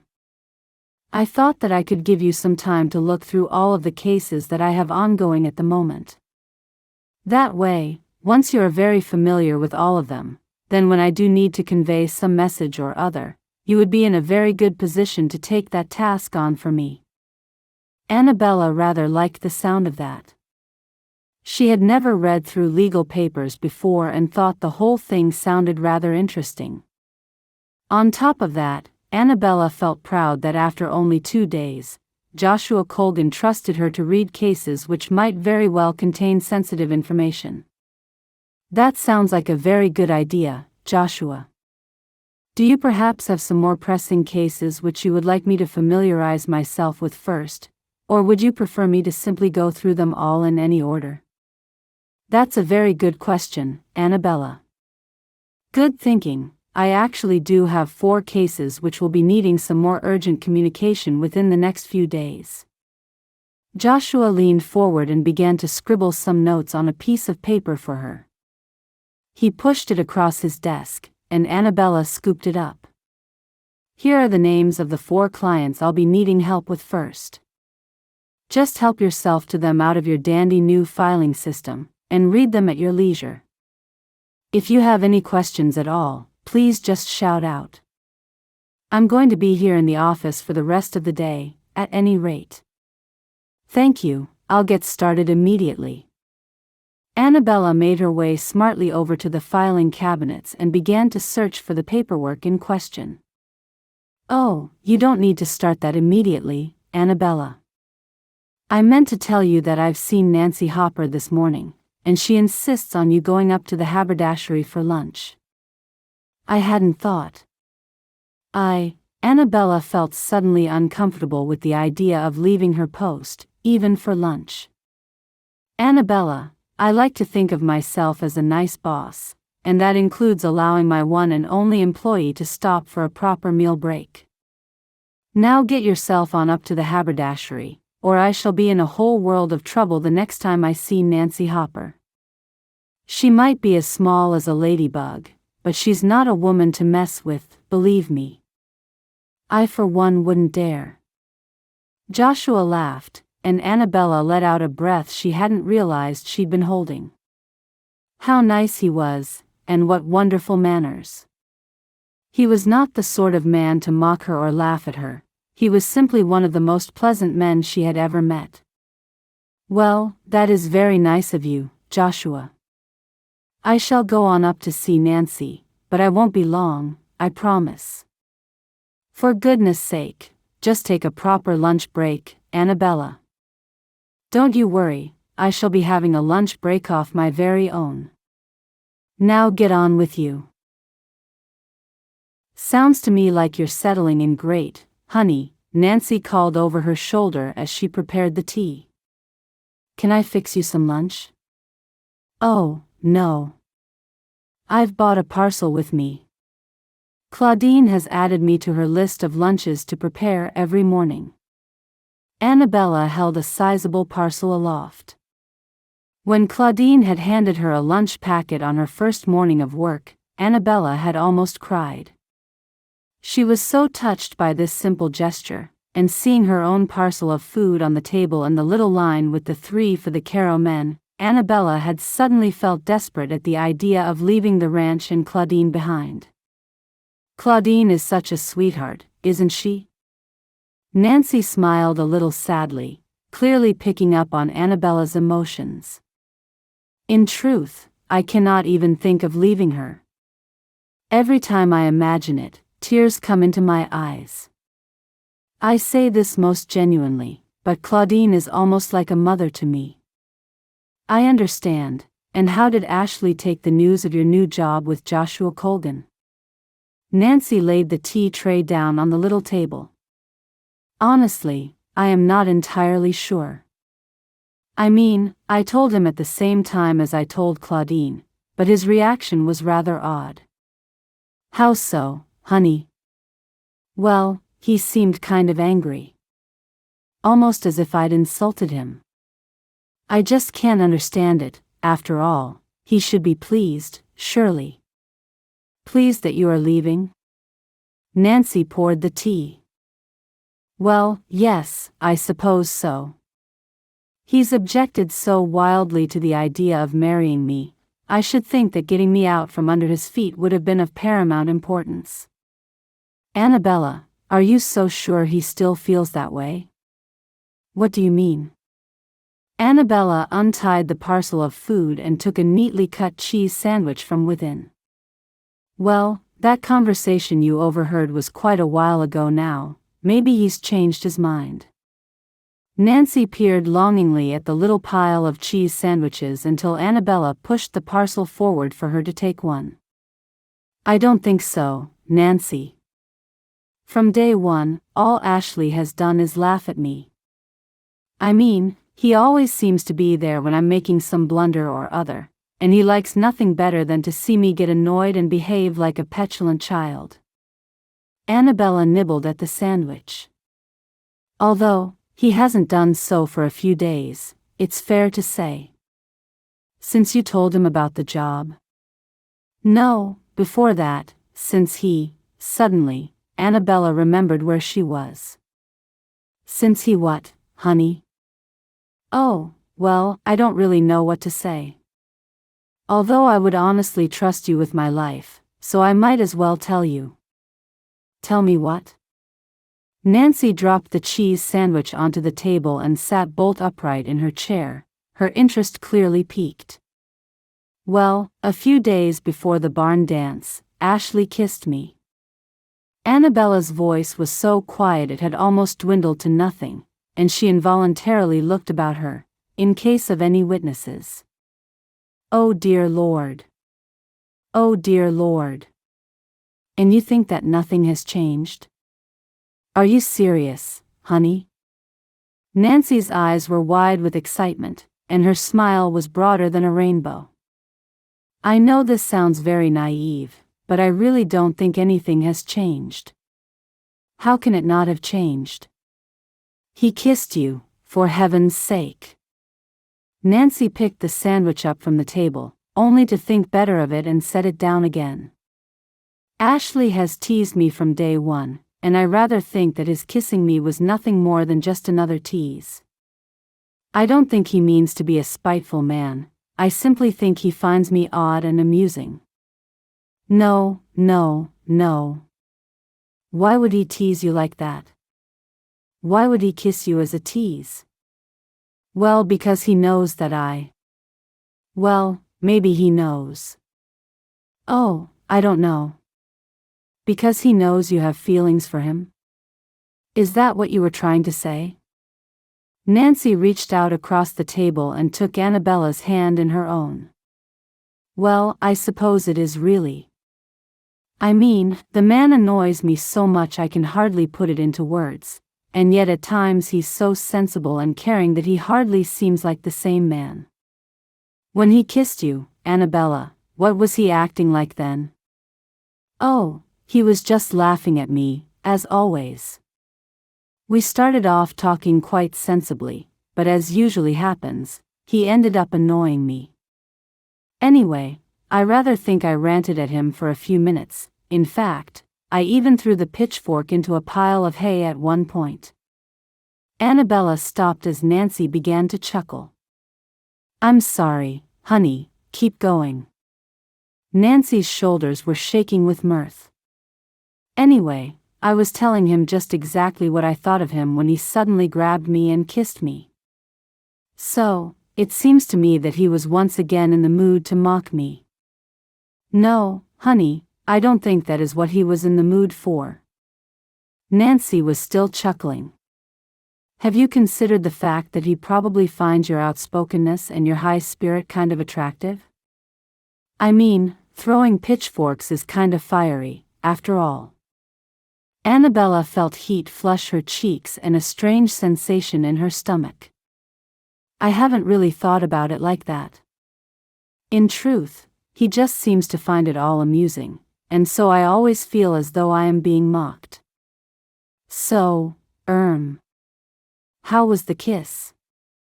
Nancy had leaned across the table and whispered, almost as if they were not alone in the shop. Anabella looked down at the sandwich in her hand and blushed violently. Suddenly, the memory of how her body had responded to him made her feel ashamed. He was, after all, a man who had no interest in her whatsoever, and yet she had enjoyed every moment of his embrace. Well, It was, Anabella shrugged and sighed, unable to utter another word. It was wonderful, wasn't it? Nancy's question was rather more of a statement. Yes, Nancy, it was. Nancy smiled a knowing smile, and Anabella wondered once more, what had she gotten herself into? Chapter 18, 4th of October 1866. Dear Journal. Well, after just a few days in the office, I feel as though I am a useful assistant. One or two of the cases I have been reading and preparing letters for are rather interesting, although it has to be said that the vast majority are rather run-of-the-mill and mundane. Each day in the office seems somehow longer than it should be, and I suppose that is because I have grown used to spending my days outside and engaged in manual tasks of late. Although I am still only doing 2 days every week in Joshua's office, I am certain that I have learned the ropes well enough to be able to take on the job for 5 days a week. I dare say the time is coming for me to have that very conversation with Joshua Colgan, in the hope that he has found my work satisfactory enough to continue my employment. On the remaining 5 days of the week, I am still actively engaged in my chores on the ranch. I'm very proud to note that I am still completing the same number of tasks as I was prior to taking on 2 days a week from Mr. Colgan. Even on my work days, I rise extremely early and ensure that I have baked 2 loaves before making myself ready to go into town. I suppose in part one I'm able to be more efficient these days because I have finally come to learn the ways of the ranch. Not only have I come to learn them, but I have come to be extremely good at them and to enjoy them. So there, Ashley Carrow, it is time to eat your own words. And yet, as bitter as I sound, I cannot find it in my heart to despise him. Ever since my conversation with Nancy about the kiss, I have begun to wonder if my idea of Ashley's motives is, in fact, correct. As much as he has teased me over these last months, has he really ever been cruel? Is it perhaps the pain of coming to the ranch in the first place that has made me so sensitive as to be determined to ignore the merriment in his behavior and see only the negative? In many ways, Nancy really has got me thinking. Yet still, it is not a very fruitful course of action. After all of the plans I have made are beginning to come to fruition, and very soon I shall be in a position to be the master of my own destiny.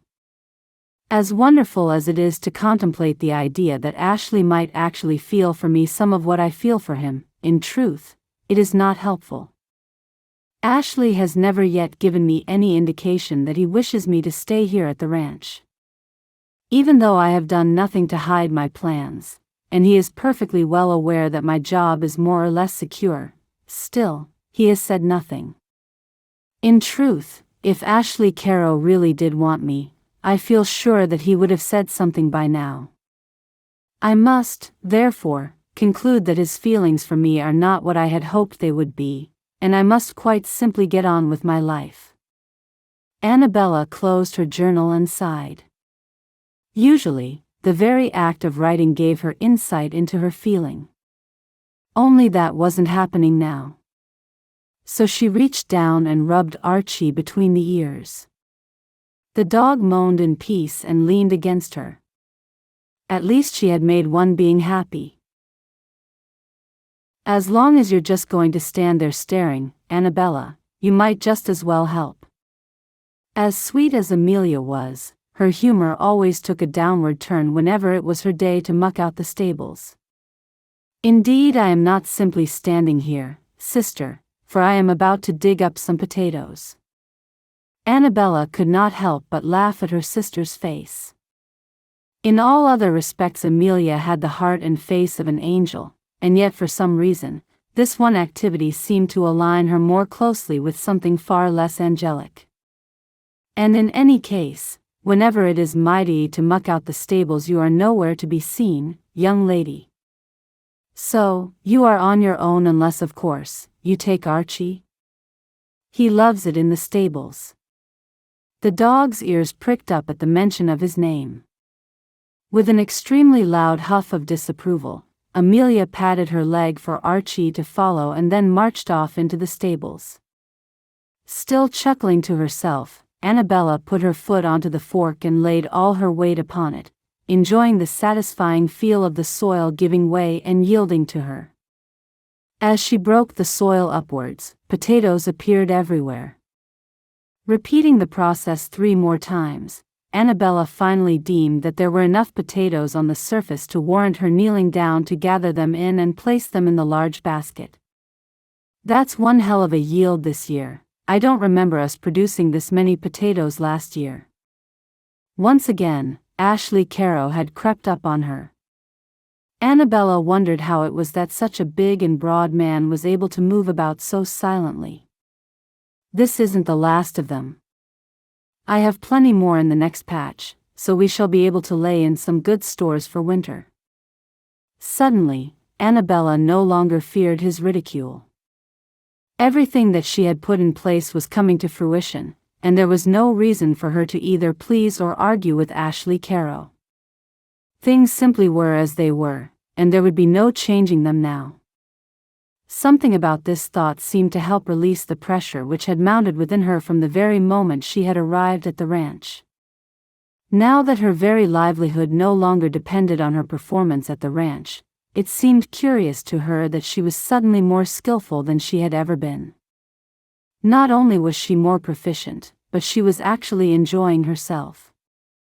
The Anabella Quentin of 6 months ago would never have been able to imagine gaining any kind of enjoyment from kneeling in the dirt and sifting through the soil with her bare hands for potatoes. Still, in reality, the Anabella Quentin of 6 months ago no longer existed. You and the girls have done real well with the garden and the other chores, Anabella. Ashley simply smiled. It wasn't his cheeky lopsided grin, or any kind of a smile which would undoubtedly result in laughter, but rather it was a plain and somewhat sad smile. Yes, I do believe that we have, and thank you for saying so. Anabella returned his smile, and yet somehow something about their rather formal exchange was making her also feel sad. Could it be that she longed for the return of the days before the kiss? The days when the very sight of each other was like a red rag to a bull and they could not help but spar like professional fencers. Maybe if she had not been so rigid with fear at the thought of her own and her sister's uncertain futures, she might have seen the fun and excitement in every exchange between them. Still, Anabella rather thought that it was all too late now. You terrible, naughty horse. Amelia's determined shout drew Anabella and Ashley's attention. Anabella began to rise from her kneeling position, and absently brushed the loose soil from the front of her apron. They both looked over towards the stable, where they could see Amelia holding hard to old Jacob's bridle, trying with all her might to pull him outside so that she could put him in the paddock. However, old Jacob was clearly having none of it. It was true that he was just about the grumpiest horse Anabella had ever encountered in her life, but never more so than with Amelia. It was almost as if he could sense her youth and inexperience, and always decided to have some kind of fun with her. Anabella could feel a chuckle begin to rise up from deep within her belly, but seeing the look of fury on Amelia's face, she did whatever she could to hold it back. Finally, Amelia let go of the bridle and threw her hands up in the air as if appealing to the heavens. In that very moment Jacob decided that he would walk forward and, seemingly on purpose, he nudged Amelia hard enough to knock her off her feet. Amelia, finding herself suddenly sitting on her backside in the dirt, let out a frustrated growl and slammed her hands hard onto the ground. Within seconds, she was back on her feet and advancing upon the enormous horse. Something about her very demeanor said that she was not going to give in. It was just about the most comical sight that Anabella had ever seen, especially from one so meek and mild as Amelia. Once again, Amelia grabbed the bridle and began to pull Jacob in the direction of the paddock. And once again, Jacob resisted with all his might. As if to return exactly to the beginning, Amelia fixed him with a stare and addressed him most firmly. "Oh, you terrible, naughty horse." Anabella could hear a chuckling next to her, and realized that Ashley was as amused as she was. Certainly, her own chuckle was not far from being set free, however much she might risk the wrath of her little sister. Although this time, Amelia did not let go of the bridle, Jacob once again performed his trick of suddenly moving towards her and knocking her off her feet. Again, Amelia found herself bottom first on the dry, dusty ground. Anabella held a hand firmly over her mouth, desperate not to let the raucous laughter bubbling within her escape. Ashley, on the other hand, was not bothering to hide his mirth. Anabella cast a look at him, his lopsided grin was back, and his eyes were sparkling with amusement. At that moment, Anabella realized that she really did miss the old spark that clearly had been between them. Perhaps Ashley was not mean-spirited after all. Perhaps he was just a man who chose to look at life and find whatever amusement he could in it. Was that really so wrong? Now you listen to me, Jacob Carrow horse, you get yourself over into that paddock right this minute, and I am not joking. This time, Amelia did not bother to take the horse's bridle, but simply stood glaring at him with one hand on her hip as she used the other to point furiously in the direction of the paddock. As Anabella held her breath, by some miracle Jacob finally decided to accede to Amelia's demands. Slowly, he sauntered off and made his own way into the paddock. Once safely inside, Amelia slammed the gate shut, so that he could not get out, and marched angrily in the direction of the stable to complete her mucking out duties. Once Amelia was safely out of the way, Anabella completely let go. For the first time in her life, Anabella actually doubled over laughing. Amelia's interaction with the stubborn old horse was quite simply the funniest thing that Anabella had ever seen in her life. It was clearly one of the funniest things that Ashley had seen too, for he was laughing equally as hard. Anabella reached into the pocket of her gown and pulled out a handkerchief to mop her eyes with. It was such a wonderful feeling to have tears of laughter rolling down her face instead of tears of fear and sadness. Such hearty laughter made Anabella feel somewhat weak, and she reached out to steady herself on the fencing. At the very same moment, Ashley also leaned against the fencing for support and continued to laugh harder than she had ever heard him laugh before. Anabella looked at him, and he returned her gaze somewhat helplessly, as both of them erupted into laughter once more. Neither one was able to find words, and if they had been able to, they would not have been able to speak them for laughing. In the end, they simply gave into it and laughed together like old friends.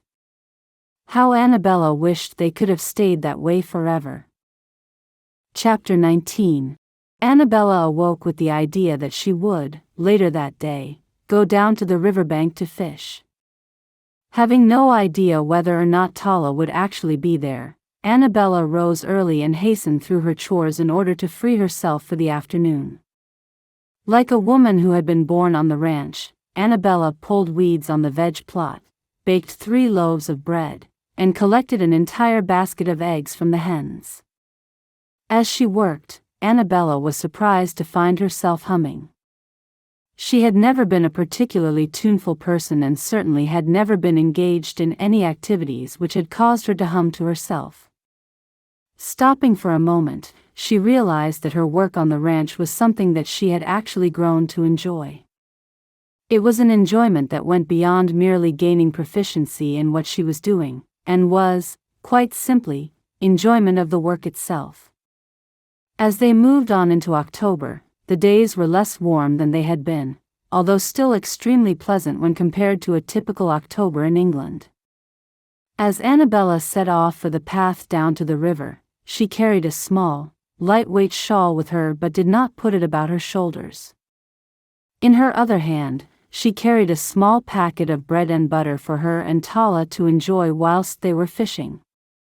Finally reaching the riverbank, Anabella smiled broadly when she saw the young girl sitting on the grass and looking out across the river, almost as if she had known Anabella was coming and was waiting for her.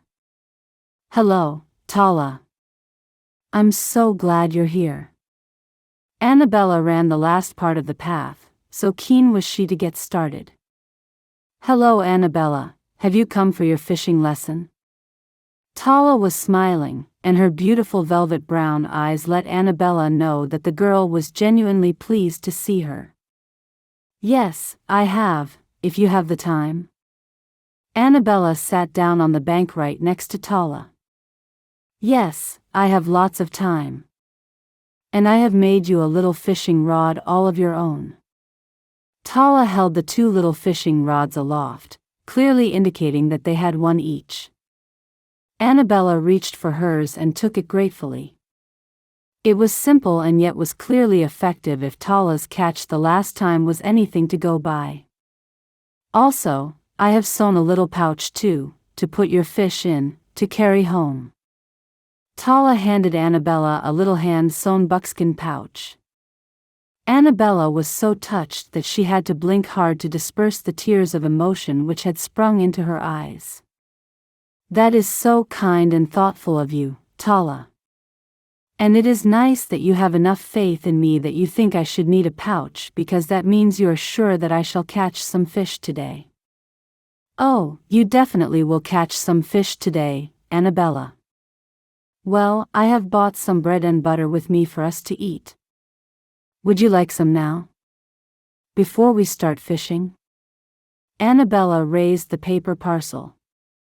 "Yes, please, I was just thinking that I was hungry. And I really like bread and butter." Tala reached into the parcel that Anabella had opened and took out a piece of thickly buttered bread. Biting into it, the young girl closed her eyes, thoroughly enjoying the richness of the butter. She began. "Thank you, great Creator, for this wonderful food."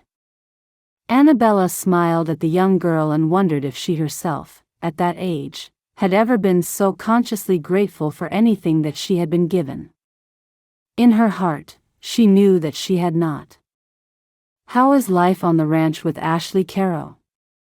Tala surveyed Anabella with wide, innocent eyes. "Well, I don't think I shall be there for very much longer. You see, I rather took your advice and headed off into town to find some work. Anyway, for the last few weeks I have been working for the attorney, Joshua Colgan. Do you know him?" "I have seen him. He is very handsome for a Wasi Chu." Tala giggled, somewhat excitedly and girlishly. "A Wasi Chu?" Anabella almost stumbled over the pronunciation. "Oh, it means a white man." Tala was still giggling. "Joshua Colgan is very handsome for a white man. I think maybe it is his eyes. You see, the Indian men all have brown eyes like mine, or maybe some have hazel eyes if they have one parent who is a Wasi Chu. Oh, but Joshua Colgan has just the bluest eyes."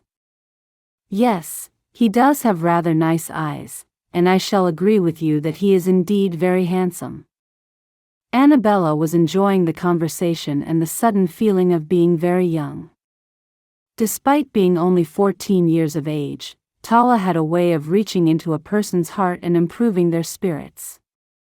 "But he knows that he is handsome, and that is his flaw. He is confident in himself because he is certain that every woman he meets would easily fall in love with him. Unfortunately, when a person has that kind of confidence in themselves, they no longer feel any need to think about the wants and needs of others. They are so sure that they will always be surrounded by people. Goodness me! How do you know all that? Anabella's eyes were wide, as was her smile. I have seen the way he behaves with women, and I think it is far nicer to see a man who is not so sure of everything he is doing and saying. Because in the end, we are all humans, and we are all finding our way.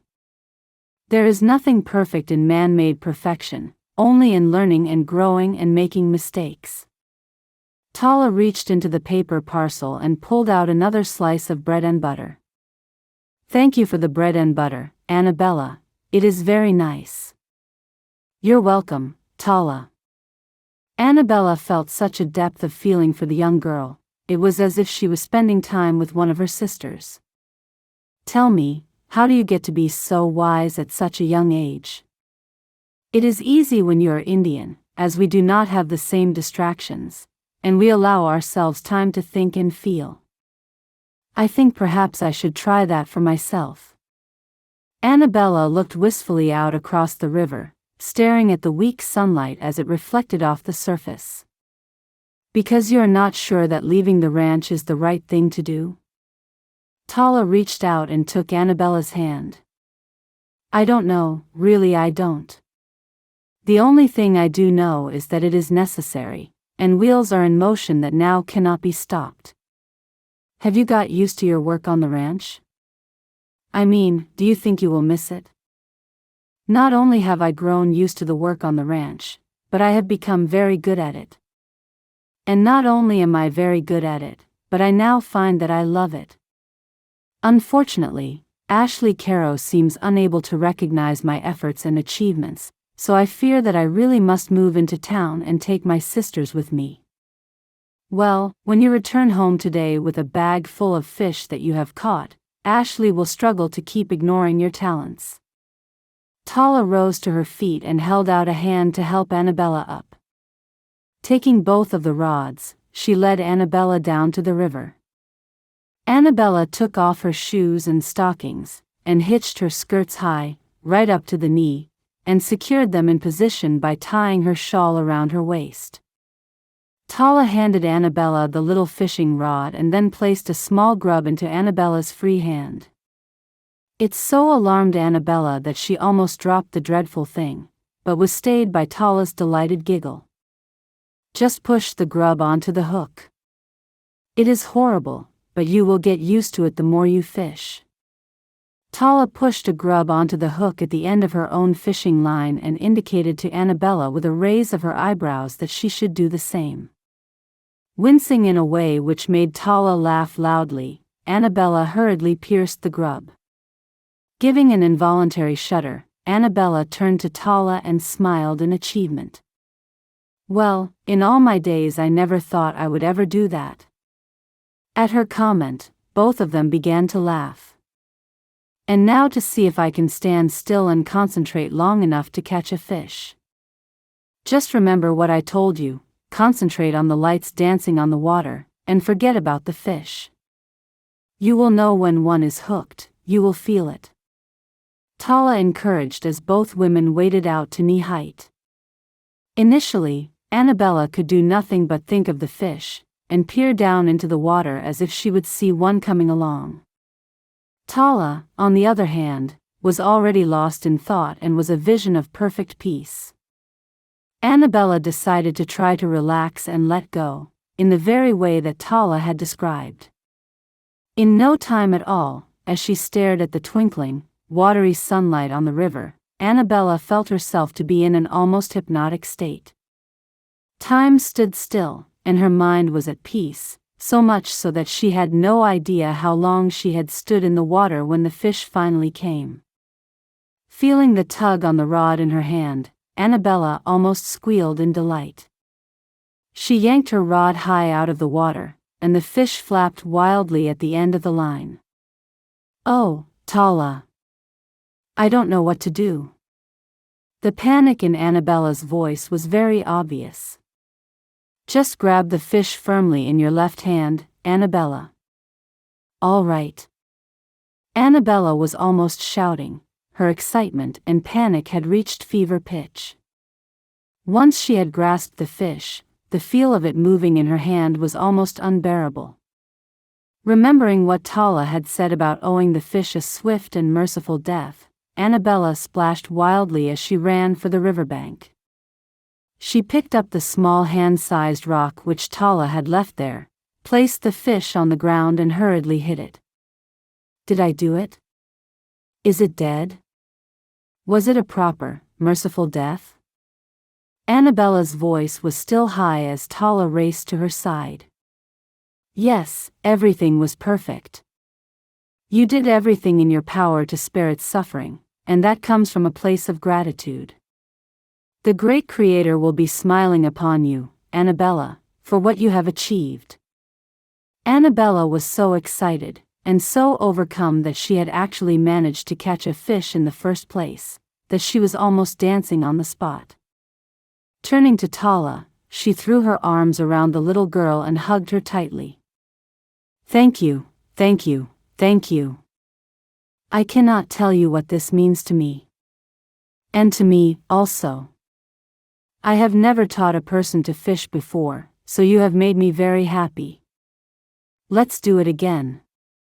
I want to catch enough fish for the whole family to have dinner tonight." Anabella was already dashing back into the river, clutching her little fishing rod. Tala splashed after her, her long plaits bouncing about her as she grinned gaily. "So, 1 down, 6 to go." Anabella laughed and took the tiny grub from Tala, putting it on the end of the hook without any wincing. "Although, I really do not know why I'm trying so hard. After all, I shan't be at the ranch very much longer, and there is really nobody to impress. I really don't know why I am so determined." Suddenly, Anabella's spirits crashed, and she looked sadly down at the fishing rod.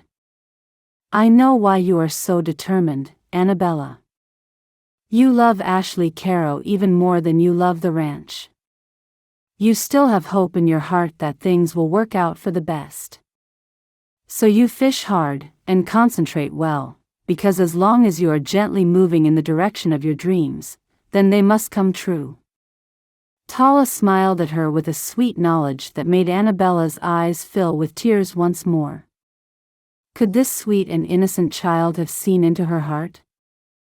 Chapter 20. Anabella stood alone in the kitchen in the ranch house, looking down at her glorious catch of 7 fish. With a sinking heart, she tried to remember exactly what Tala had told her about gutting and cleaning the fish ready for cooking. Taking a small sharp knife from the drawer, Anabella braced herself before slitting the fish down the middle and watched in horror as its insides poured out. Anabella dropped the knife and stepped back, holding the sleeve of her gown up to her face. It was truly the most disgusting sight she had ever seen, and for a few moments, she wondered if she would have the strength to get through it. However, as she looked at the little row of 7 fish, Anabella was assailed by thoughts of gratitude. On no account must she allow the 7 fish to go to waste just because she didn't have the stomach to clean them up. Tala was very serious in her gratitude for the sacrifice of the fish for her own consumption, and Anabella knew that she must employ the same philosophy. Taking another deep breath, Anabella strode back to the fish, picked up the little knife, and hurriedly set about removing the innards and scraping the scales away. Just 10 minutes into the task and Anabella realized that she was suddenly comfortable with it all. She was almost over the worst, and she had coped. Somehow, preparing the 7 little fish seemed almost symbolic of her time in America. She had taken whatever life had thrown at her, and she had worked her way through it. While she did not relish the idea of leaving the ranch or even leaving Ashley, still she knew she had the strength to do it. Whatever life held for her next, Anabella was confident that she had the resolve and the steely will to overcome it all. Yet, the more she thought about leaving the ranch, the sadder she felt. Anabella realized that she had come to love her new way of life, even the truly disgusting parts, like gutting fish. It wasn't necessarily the mechanics of it all which she enjoyed, rather she enjoyed having a hand in growing or catching the food that arrived on her plate, rather than just accepting everything that was handed to her. The Anabella who stood in the ranch kitchen looking down at her beautifully cleaned fish was most definitely not the same Anabella who had jumped down from the wagon in dismay on the first day she had arrived at Russett's Reach. Anabella knew that she would never return to the pampered and frivolous person she had once been, even if her former wealth and security were somehow miraculously restored to her. No wonder Ashley Carrow had been so averse to the thought of marrying her, for surely he must have seen from that first day what she could see now when she looked back. Oh my goodness me! Did you catch those yourself, honey? Anabella spun around to see Claudine holding the little fishing rod which she had left lying on the kitchen table. Yes, Claudine, I really did catch them myself. The little native girl, Tala, has been teaching me. She even made me my own little fishing rod. What do you think? Anabella was smiling and laughing, and Claudine hurried across the room to inspect the fish. Oh, honey, they are perfect. And look, you have already cleaned them yourself. And you caught exactly 7 of them, 1 for each of us. Claudine's eyes were wide in amazement. Yes, no more and no less than we needed. Anabella was grinning. Spoken like a true Lakota. They have the most wonderful relationship to nature that I have ever seen. This little girl has taught you very well. She really has, and she also told me to bake them, as that way they would taste best. Anabella turned to point at the huge pile of bright seasonal vegetables she had already prepared to go with the fish. And we shall have them with carrots, beans, and potatoes. What do you think? Anabella's pride in her own achievement was clear. Well, honey, I think you would make the most perfect rancher's wife, and I wish with all my heart that you weren't leaving. Claudine looked sadly at Anabella. Claudine, you have been so wonderful to myself and my sisters that I can hardly bear to leave you. I too wish things could have been different, but in truth, your son cannot help not having any feelings for me. I suppose, in the end, these things cannot be forced, after all. I mean, I know that lots of arranged marriages work, but Ashley really I looking for somebody so very different from myself that I cannot see how it could ever end well. Ashley needs someone who is able to take on all aspects of ranch life, and who am I to deny him the right to find such a person? Oh, but honey, you have learned everything you need to know. You have not only mastered it all, but you have gone your own way and developed skills far beyond any that Ashley could have expected. Claudine said this, indicating the neat little row of fish with a wave of her hand. Yes, but I will never be able to make Ashley see that. In truth, I do not feel that I should have to. Everybody has faults, skills, and talents, and very rarely do they all fly in one direction. Whilst Ashley looks at me and assesses only my suitability as a rancher's wife, he misses so much more of my true person. You see, Claudine, I realize that I entirely want to be appreciated for the person I am, not the person that somebody else wants me to be. Overcoming everything that I have experienced since I arrived here, and finding a solution to the problem, has made me realize what a strong and resourceful woman I truly am. So maybe, if I ever marry, then it shall be to somebody who loves me for that is who I am. Anabella did not add that she had fallen in love with Ashley and that it broke her heart to leave him. Even though she had mastered everything, she had not mastered her own feelings. Whatever happens, honey, I want you to know how proud of you I am. Tears rolled down Claudine's cheeks as she stepped towards Anabella. The two women embraced, entirely unaware of the presence of Ashley Carrow, who was hovering in the doorway. The following day, Ashley rode about the ranch lands on horseback, unable to concentrate on anything. In truth, he needed all of his wits about him, since several of the fences on the river side of their land had been pushed over by an errant bull. The majority of the female cattle had been rejecting him and running off in small herds. The bull had knocked down fencing in his frustration. Ashley laughed mirthlessly to himself as he had the sudden feeling that he could identify with the bull. In truth, Ashley knew he had no right to such self-pitying feelings. Everything that was happening now to make his life feel suddenly sad and full of pain was all his own doing. While he knew that his initial response to the idea of marrying Anabella had been entirely understandable, the stoic refusal to see her fine qualities after that most certainly was not. How he wished that he had given her a chance, and waited to see what sort of woman she really was, rather than jumping to his own conclusions and humoring his own prejudices. Even once he had realized her capabilities, Ashley knew that he had determinately fixed in his mind the fact that she would resent him forever after if he were to make her his wife. Ashley had decided that Anabella was pampered and privileged, and nothing that Anabella could do could have changed his opinion. It was not until the day she told him that she had secured work with Joshua Colgan that he realized what a dreadful mistake he had made.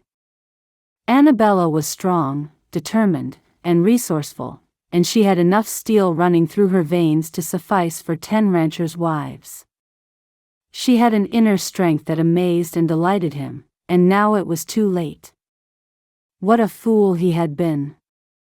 As he turned his horse and sauntered over to the riverside boundary, Ashley spied Anabella walking smartly along towards him. Ashley could see that Anabella was carrying a parcel of food, and her new little fishing rod. The fish that she had caught and cooked just the day before had tasted wonderful, and Ashley's heart had swelled with pride at her achievement. Seeing her bound along, Ashley knew that they would be having fish again that very evening. Overwhelmed with pride and a feeling he could not recognize, he drew his horse to a stop and waited for Anabella to reach him. More fishing? Ashley did his best to throw her his very warmest smile. Although he knew that he had blown it, still he had to try. Yes, as long as you don't mind fish again for your evening meal.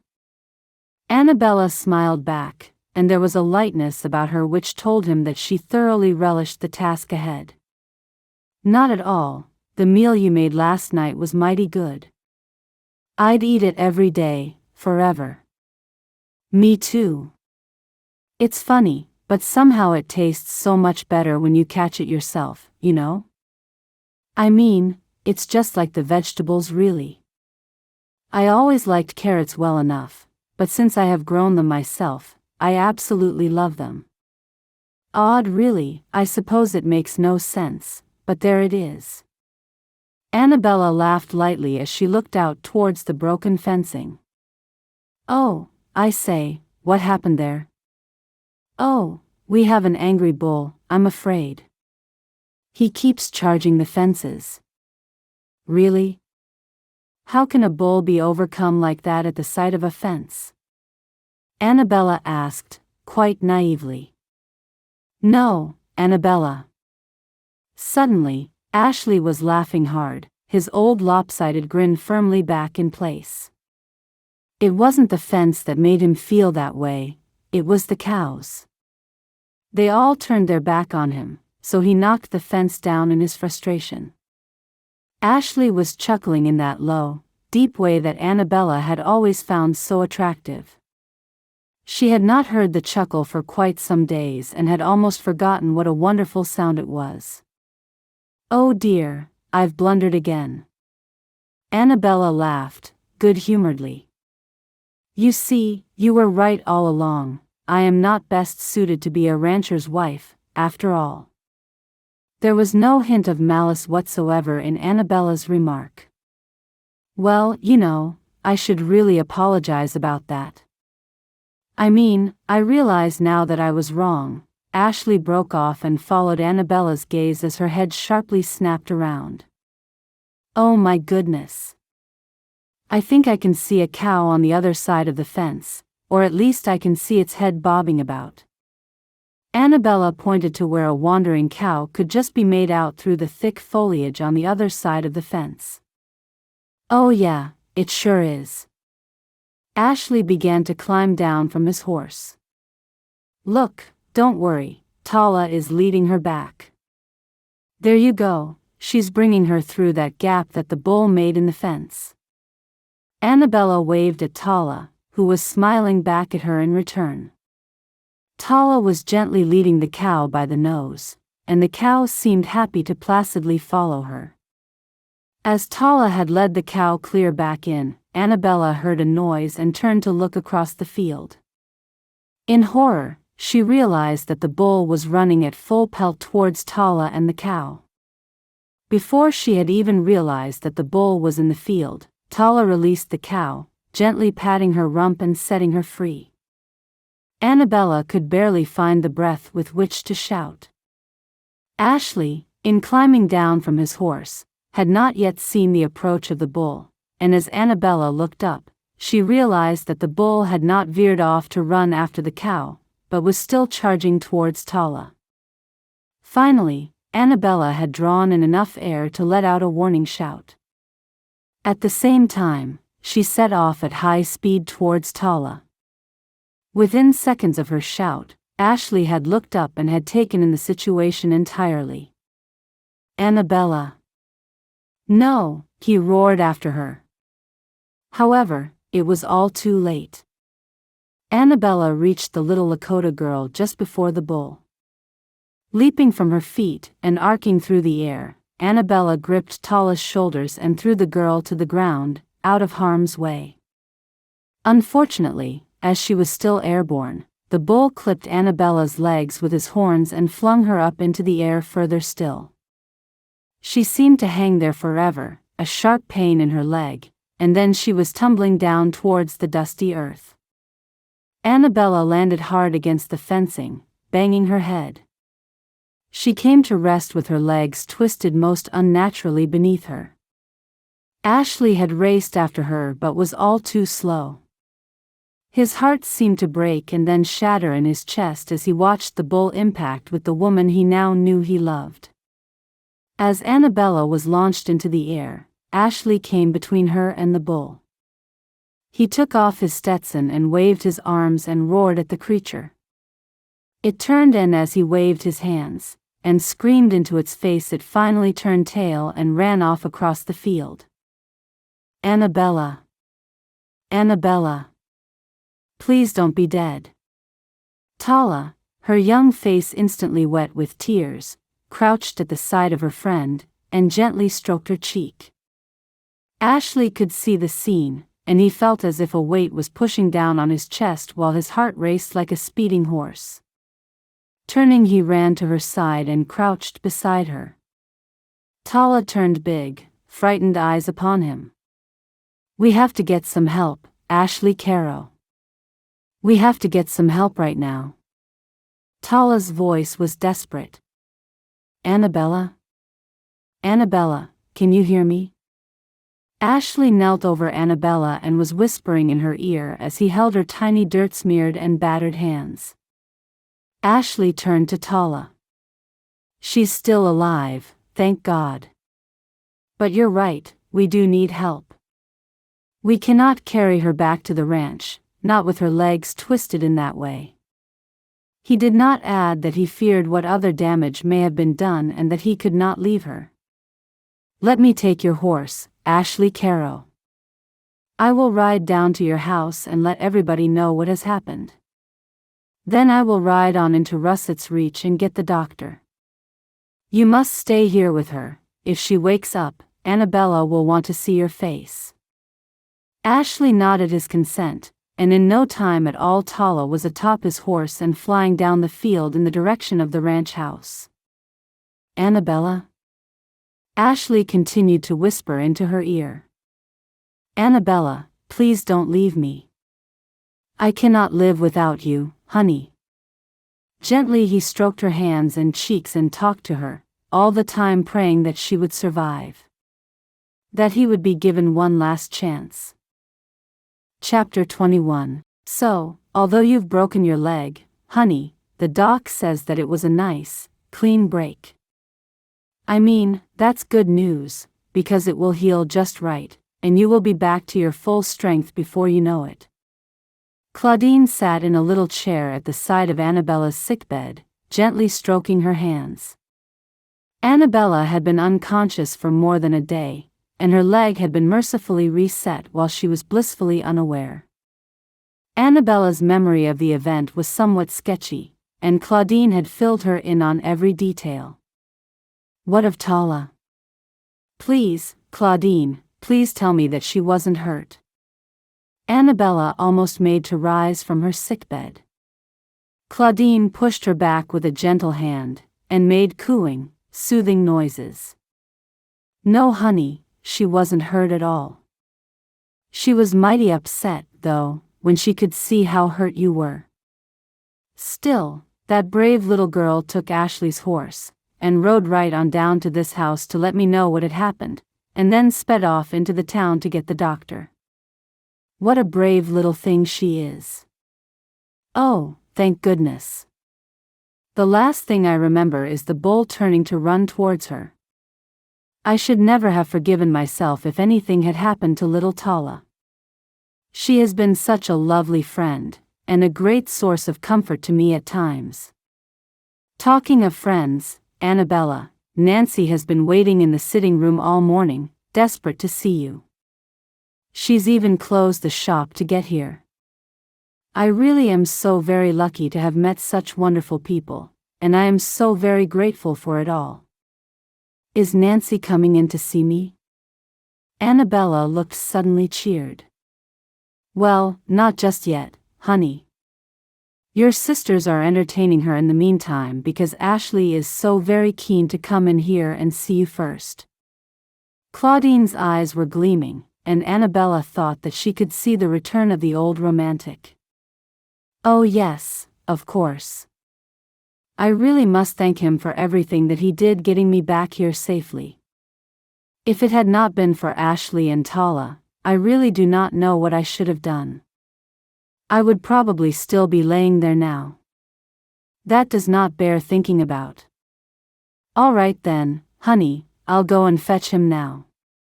Claudine rose and bent over Anabella to softly kiss her cheek. Claudine hurried from the room, only to be replaced by Ashley within a matter of seconds. How are you feeling? Ashley sat himself down in the chair, smiling at her and holding her gaze with his pale blue eyes. To be honest, I'm a little bit sore. Anabella began to laugh. I might have known that you would downplay it all. Ashley began to chuckle. I should have realized that a woman who would chase a snake with a broom would be more than a match for an angry bull. Ashley reached out and picked up her hand. Anabella could hardly believe that so light a touch could make her feel as though her body had been struck by the most pleasant lightning. At that moment, the kiss they had shared in the barn came flooding back to her, and her cheeks flushed. I'm just glad that everybody is all right, except for me, of course. Anabella giggled. Still, it is only a broken leg, and I am sure I shall heal soon enough. Yes, the doc reckons you will be up on your feet in 10 weeks or so. 10 weeks? Once again, Anabella was almost trying to rise from the bed. No, I cannot possibly take 10 weeks to heal. I have things to do. What things? Ashley's eyes were wide, and his lopsided grin was firmly back in position. I've got the rest of the potatoes to harvest. And then there are the onions. Oh, and my work too. Anabella put both hands up to her face as if suddenly shocked. Oh my goodness. Has somebody told Joshua Colgan that I shan't be in the office this week? Oh dear me, if he has to wait 10 weeks for me to go back, I feel sure that I will no longer have a job. Hey, hey, hey. Calm yourself. Listen, I will go and have a word with Joshua Colgan myself, but what I would really love to tell him is that you won't be going back ever. What? No. Why? Anabella looked horrified. Look, just hear me out, will you? Ashley squeezed her hand rather tightly in his nervousness, and Anabella winced. Sorry, he mumbled. It's all right. Now, what did you have to tell me? I don't really know where to start, Ashley said and lowered his eyes to her hand. Looking back up, he continued, so, I'll begin at the part where I need to ask your forgiveness for my ever having doubted you. You are an amazing woman. You have such an inner strength that I am in awe of you. I know in my heart that you could run the whole darn ranch with your eyes shut. You wouldn't even need my help. Ashley paused to clear his throat. And despite having the worst example of a family in your father, you still have the strongest family values I have ever seen. The way that you just decided to go out and get a job, and do whatever you could to keep you and your sisters together, is just amazing. But, you always mock me. Anabella looked at him with a mixture of hope and confusion. I wasn't mocking you, honey, I was teasing you. And you know why I like to tease you so much? No, not really. As harsh as Anabella tried to sound, still, she could not hide the emotion in her voice. Because I'm just addicted to seeing your spirit flying right at me. When you're cross with me, or frustrated with me, there's a fire in your eyes, and it gets me every time. When you're threatening snakes, or chasing bulls, or shouting at chickens. It is just so amazing. To be honest, I have had real deep feelings for you for a long time now. What? Anabella could not believe her ears. Had he really developed feelings for her, and if so, what type of feelings? When I see you so strong, so riled up, I just want you more and more. I love you, Anabella Quentin. Don't leave me. I don't want to live my life without you here, so please say that you will be my wife. Ashley's eyes seemed to pierce their way into her very soul. What? She managed again, knowing that she was being terribly rude. Ashley took her hand and raised it to his lips. He kissed it so tenderly that she felt as if she was melting before him. Then he looked deep into her eyes. I am a fool, he said. A fool who could not see what was in front of him. I could not see your strength beneath your beauty.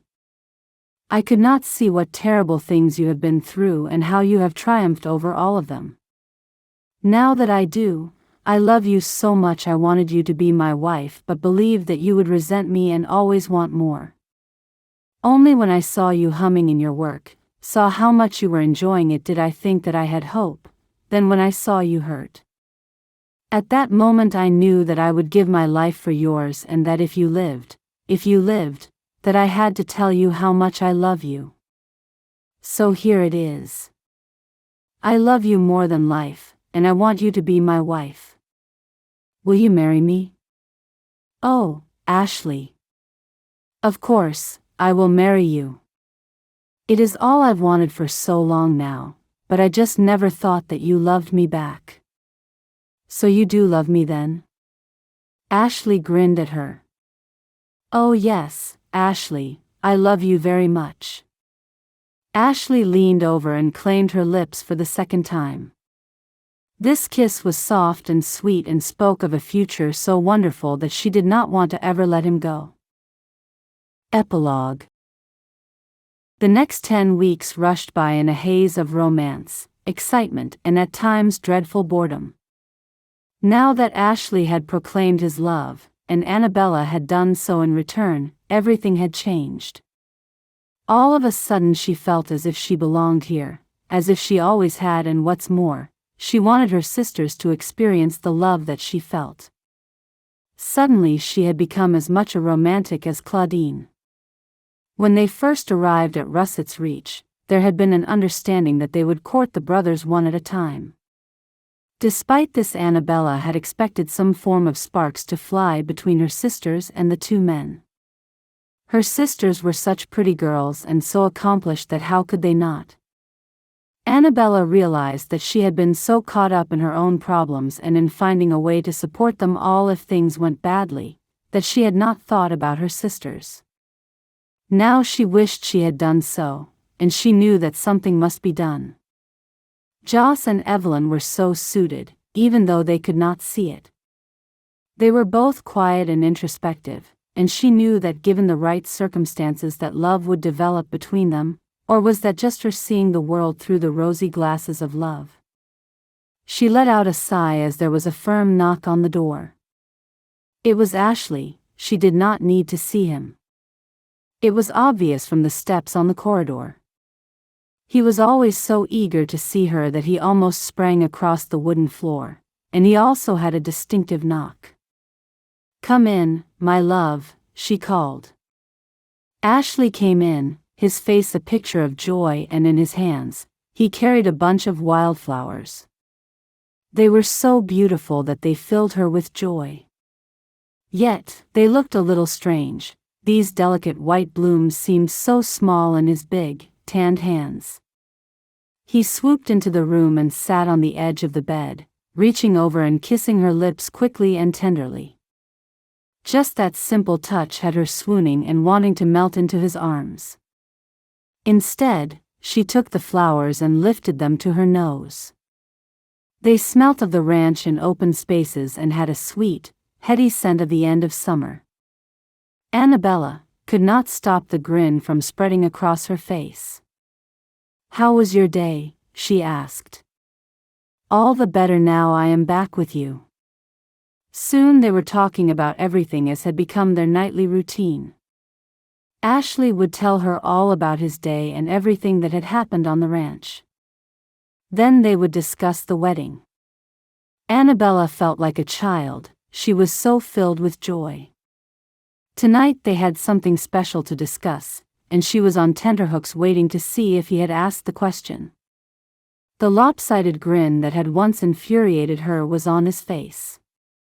Now she found it so attractive that it set butterflies fluttering in her stomach and joy filling her heart. "Did you ask?" she managed. "It took me some time to find her," he said, stalling, and Anabella felt her heart stammer with the dreadful anticipation. "Tell me," she demanded with a grin of her own. "Well," he started and paused for dramatic effect. "Then I had to ask her father, the chief." The chief. Anabella had never realized that the young girl she called her friend was the daughter of the chief. Not once in their encounters had Tala behaved as if she was special. In fact, it was just the opposite. A smile crossed Anabella's face. It just went to show what a wonderful friend the girl was and how she understood the world. Anabella turned her face to Ashley. This was important to her, and she really hoped that the Lakota chief would understand. She opened her mouth to ask, but her throat was dry, and the words would not come past the lump that had formed there. "Do not worry, my love," Ashley said, putting her out of her misery. "Chief Running Horse would be very honored for his daughter to attend our wedding. In fact, he would like to invite us out to their village and throw a party in your honor. You saved her life, and he is very grateful to you." And so it was that 10 weeks after her injury that Anabella and Ashley spent an afternoon in the Lakota village. They were treated as special guests and entertained with dancing and a great feast. There was buffalo, elk, and fish and an assortment of roots and berries that had both of their mouths watering. As Anabella tucked into the fish, she could not resist looking up at her friend. Tala was wearing a smile so big it rivaled the sun. The whole village treated Anabella as if she were so special, and she was showered with gifts of beads and skins.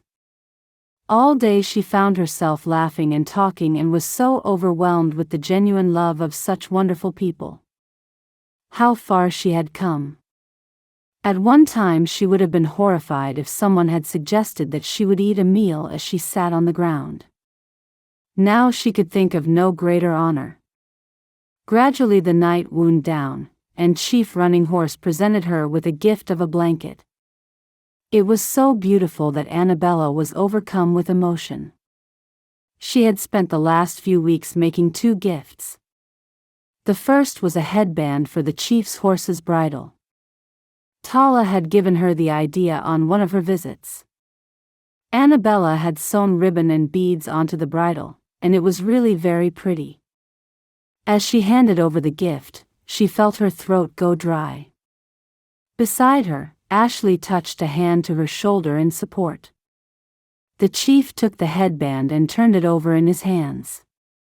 For a moment she was afraid that he would be insulted. Slowly he turned the decorated leather over, inspecting it most thoroughly. As her heart slowed and seemed to stop, Anabella remembered Tala telling her that if her father liked the gift that he would spend some time on inspecting it. That this was a sign of respect. Just as she remembered this, the chief looked up and gave her a nod and a big broad smile. Flooded with relief, Anabella handed another gift to Tala. It was her most favorite shawl. Tala had seen it one day and said that she had never seen anything so beautiful. Again Anabella realized how much she had grown. At one time the thought of giving away this precious reminder of her old life would have been impossible. Now the thought of Tala's joy at having it gave her more pleasure than keeping the shawl herself. Tala opened the paper and pulled out the black shawl with the red and brown embroidery. Tala's face was filled with joy and tears sprang to her eyes. Then she leaped into Anabella's arms and hugged her tightly as she sobbed onto her shoulders. When she finally extracted herself, she pulled out a scrap of leather and handed it to Anabella. Anabella found her hands were shaking as she undid the leather. Inside was the most beautiful necklace she had ever seen. It was green and blue and made up of delicate beads all strung together. "Thank you," she said as she hugged Tala close. Anabella wore a pretty white dress covered in blue and pink flowers. The material was bought by Nancy and made by herself, Claudine, and her sisters. When she was ready, Tala helped her fasten her new necklace around her neck. Anabella looked back. Her hair was beautiful and hung in thick chestnut ringlets. The dress was beautiful and filled her with joy, and the necklace was perfect. A smile crossed her face. Back in England she would never have worn this outfit. They were not perfect and not designed for each other, but somehow that made them look even better. How far she had come. "Are you ready to marry Mr. Carrow?" Tala asked. Anabella looked at the pretty Lakota girl. She was wearing her best buckskin skirt and holding onto a big bunch of flowers. Anabella nodded just as her sisters came into the room. They looked so beautiful and so happy, and Anabella thought everything was perfect. Her 2 sisters and Tala would be her bridesmaids and life could not be better. Yes, she was ready to marry Ashley, she could not wait, and she knew that she had the most wonderful marriage to look forward to. "Yes, I am ready," she said, and she stood and was pulled into a group hug. Their wedding celebration had been the most wonderfully jolly and raucous affair that Anabella and her sisters had ever attended. Claudine, Evelyn, and Amelia had decorated the largest of the barns beautifully and had marked out a large dance floor with hay bales.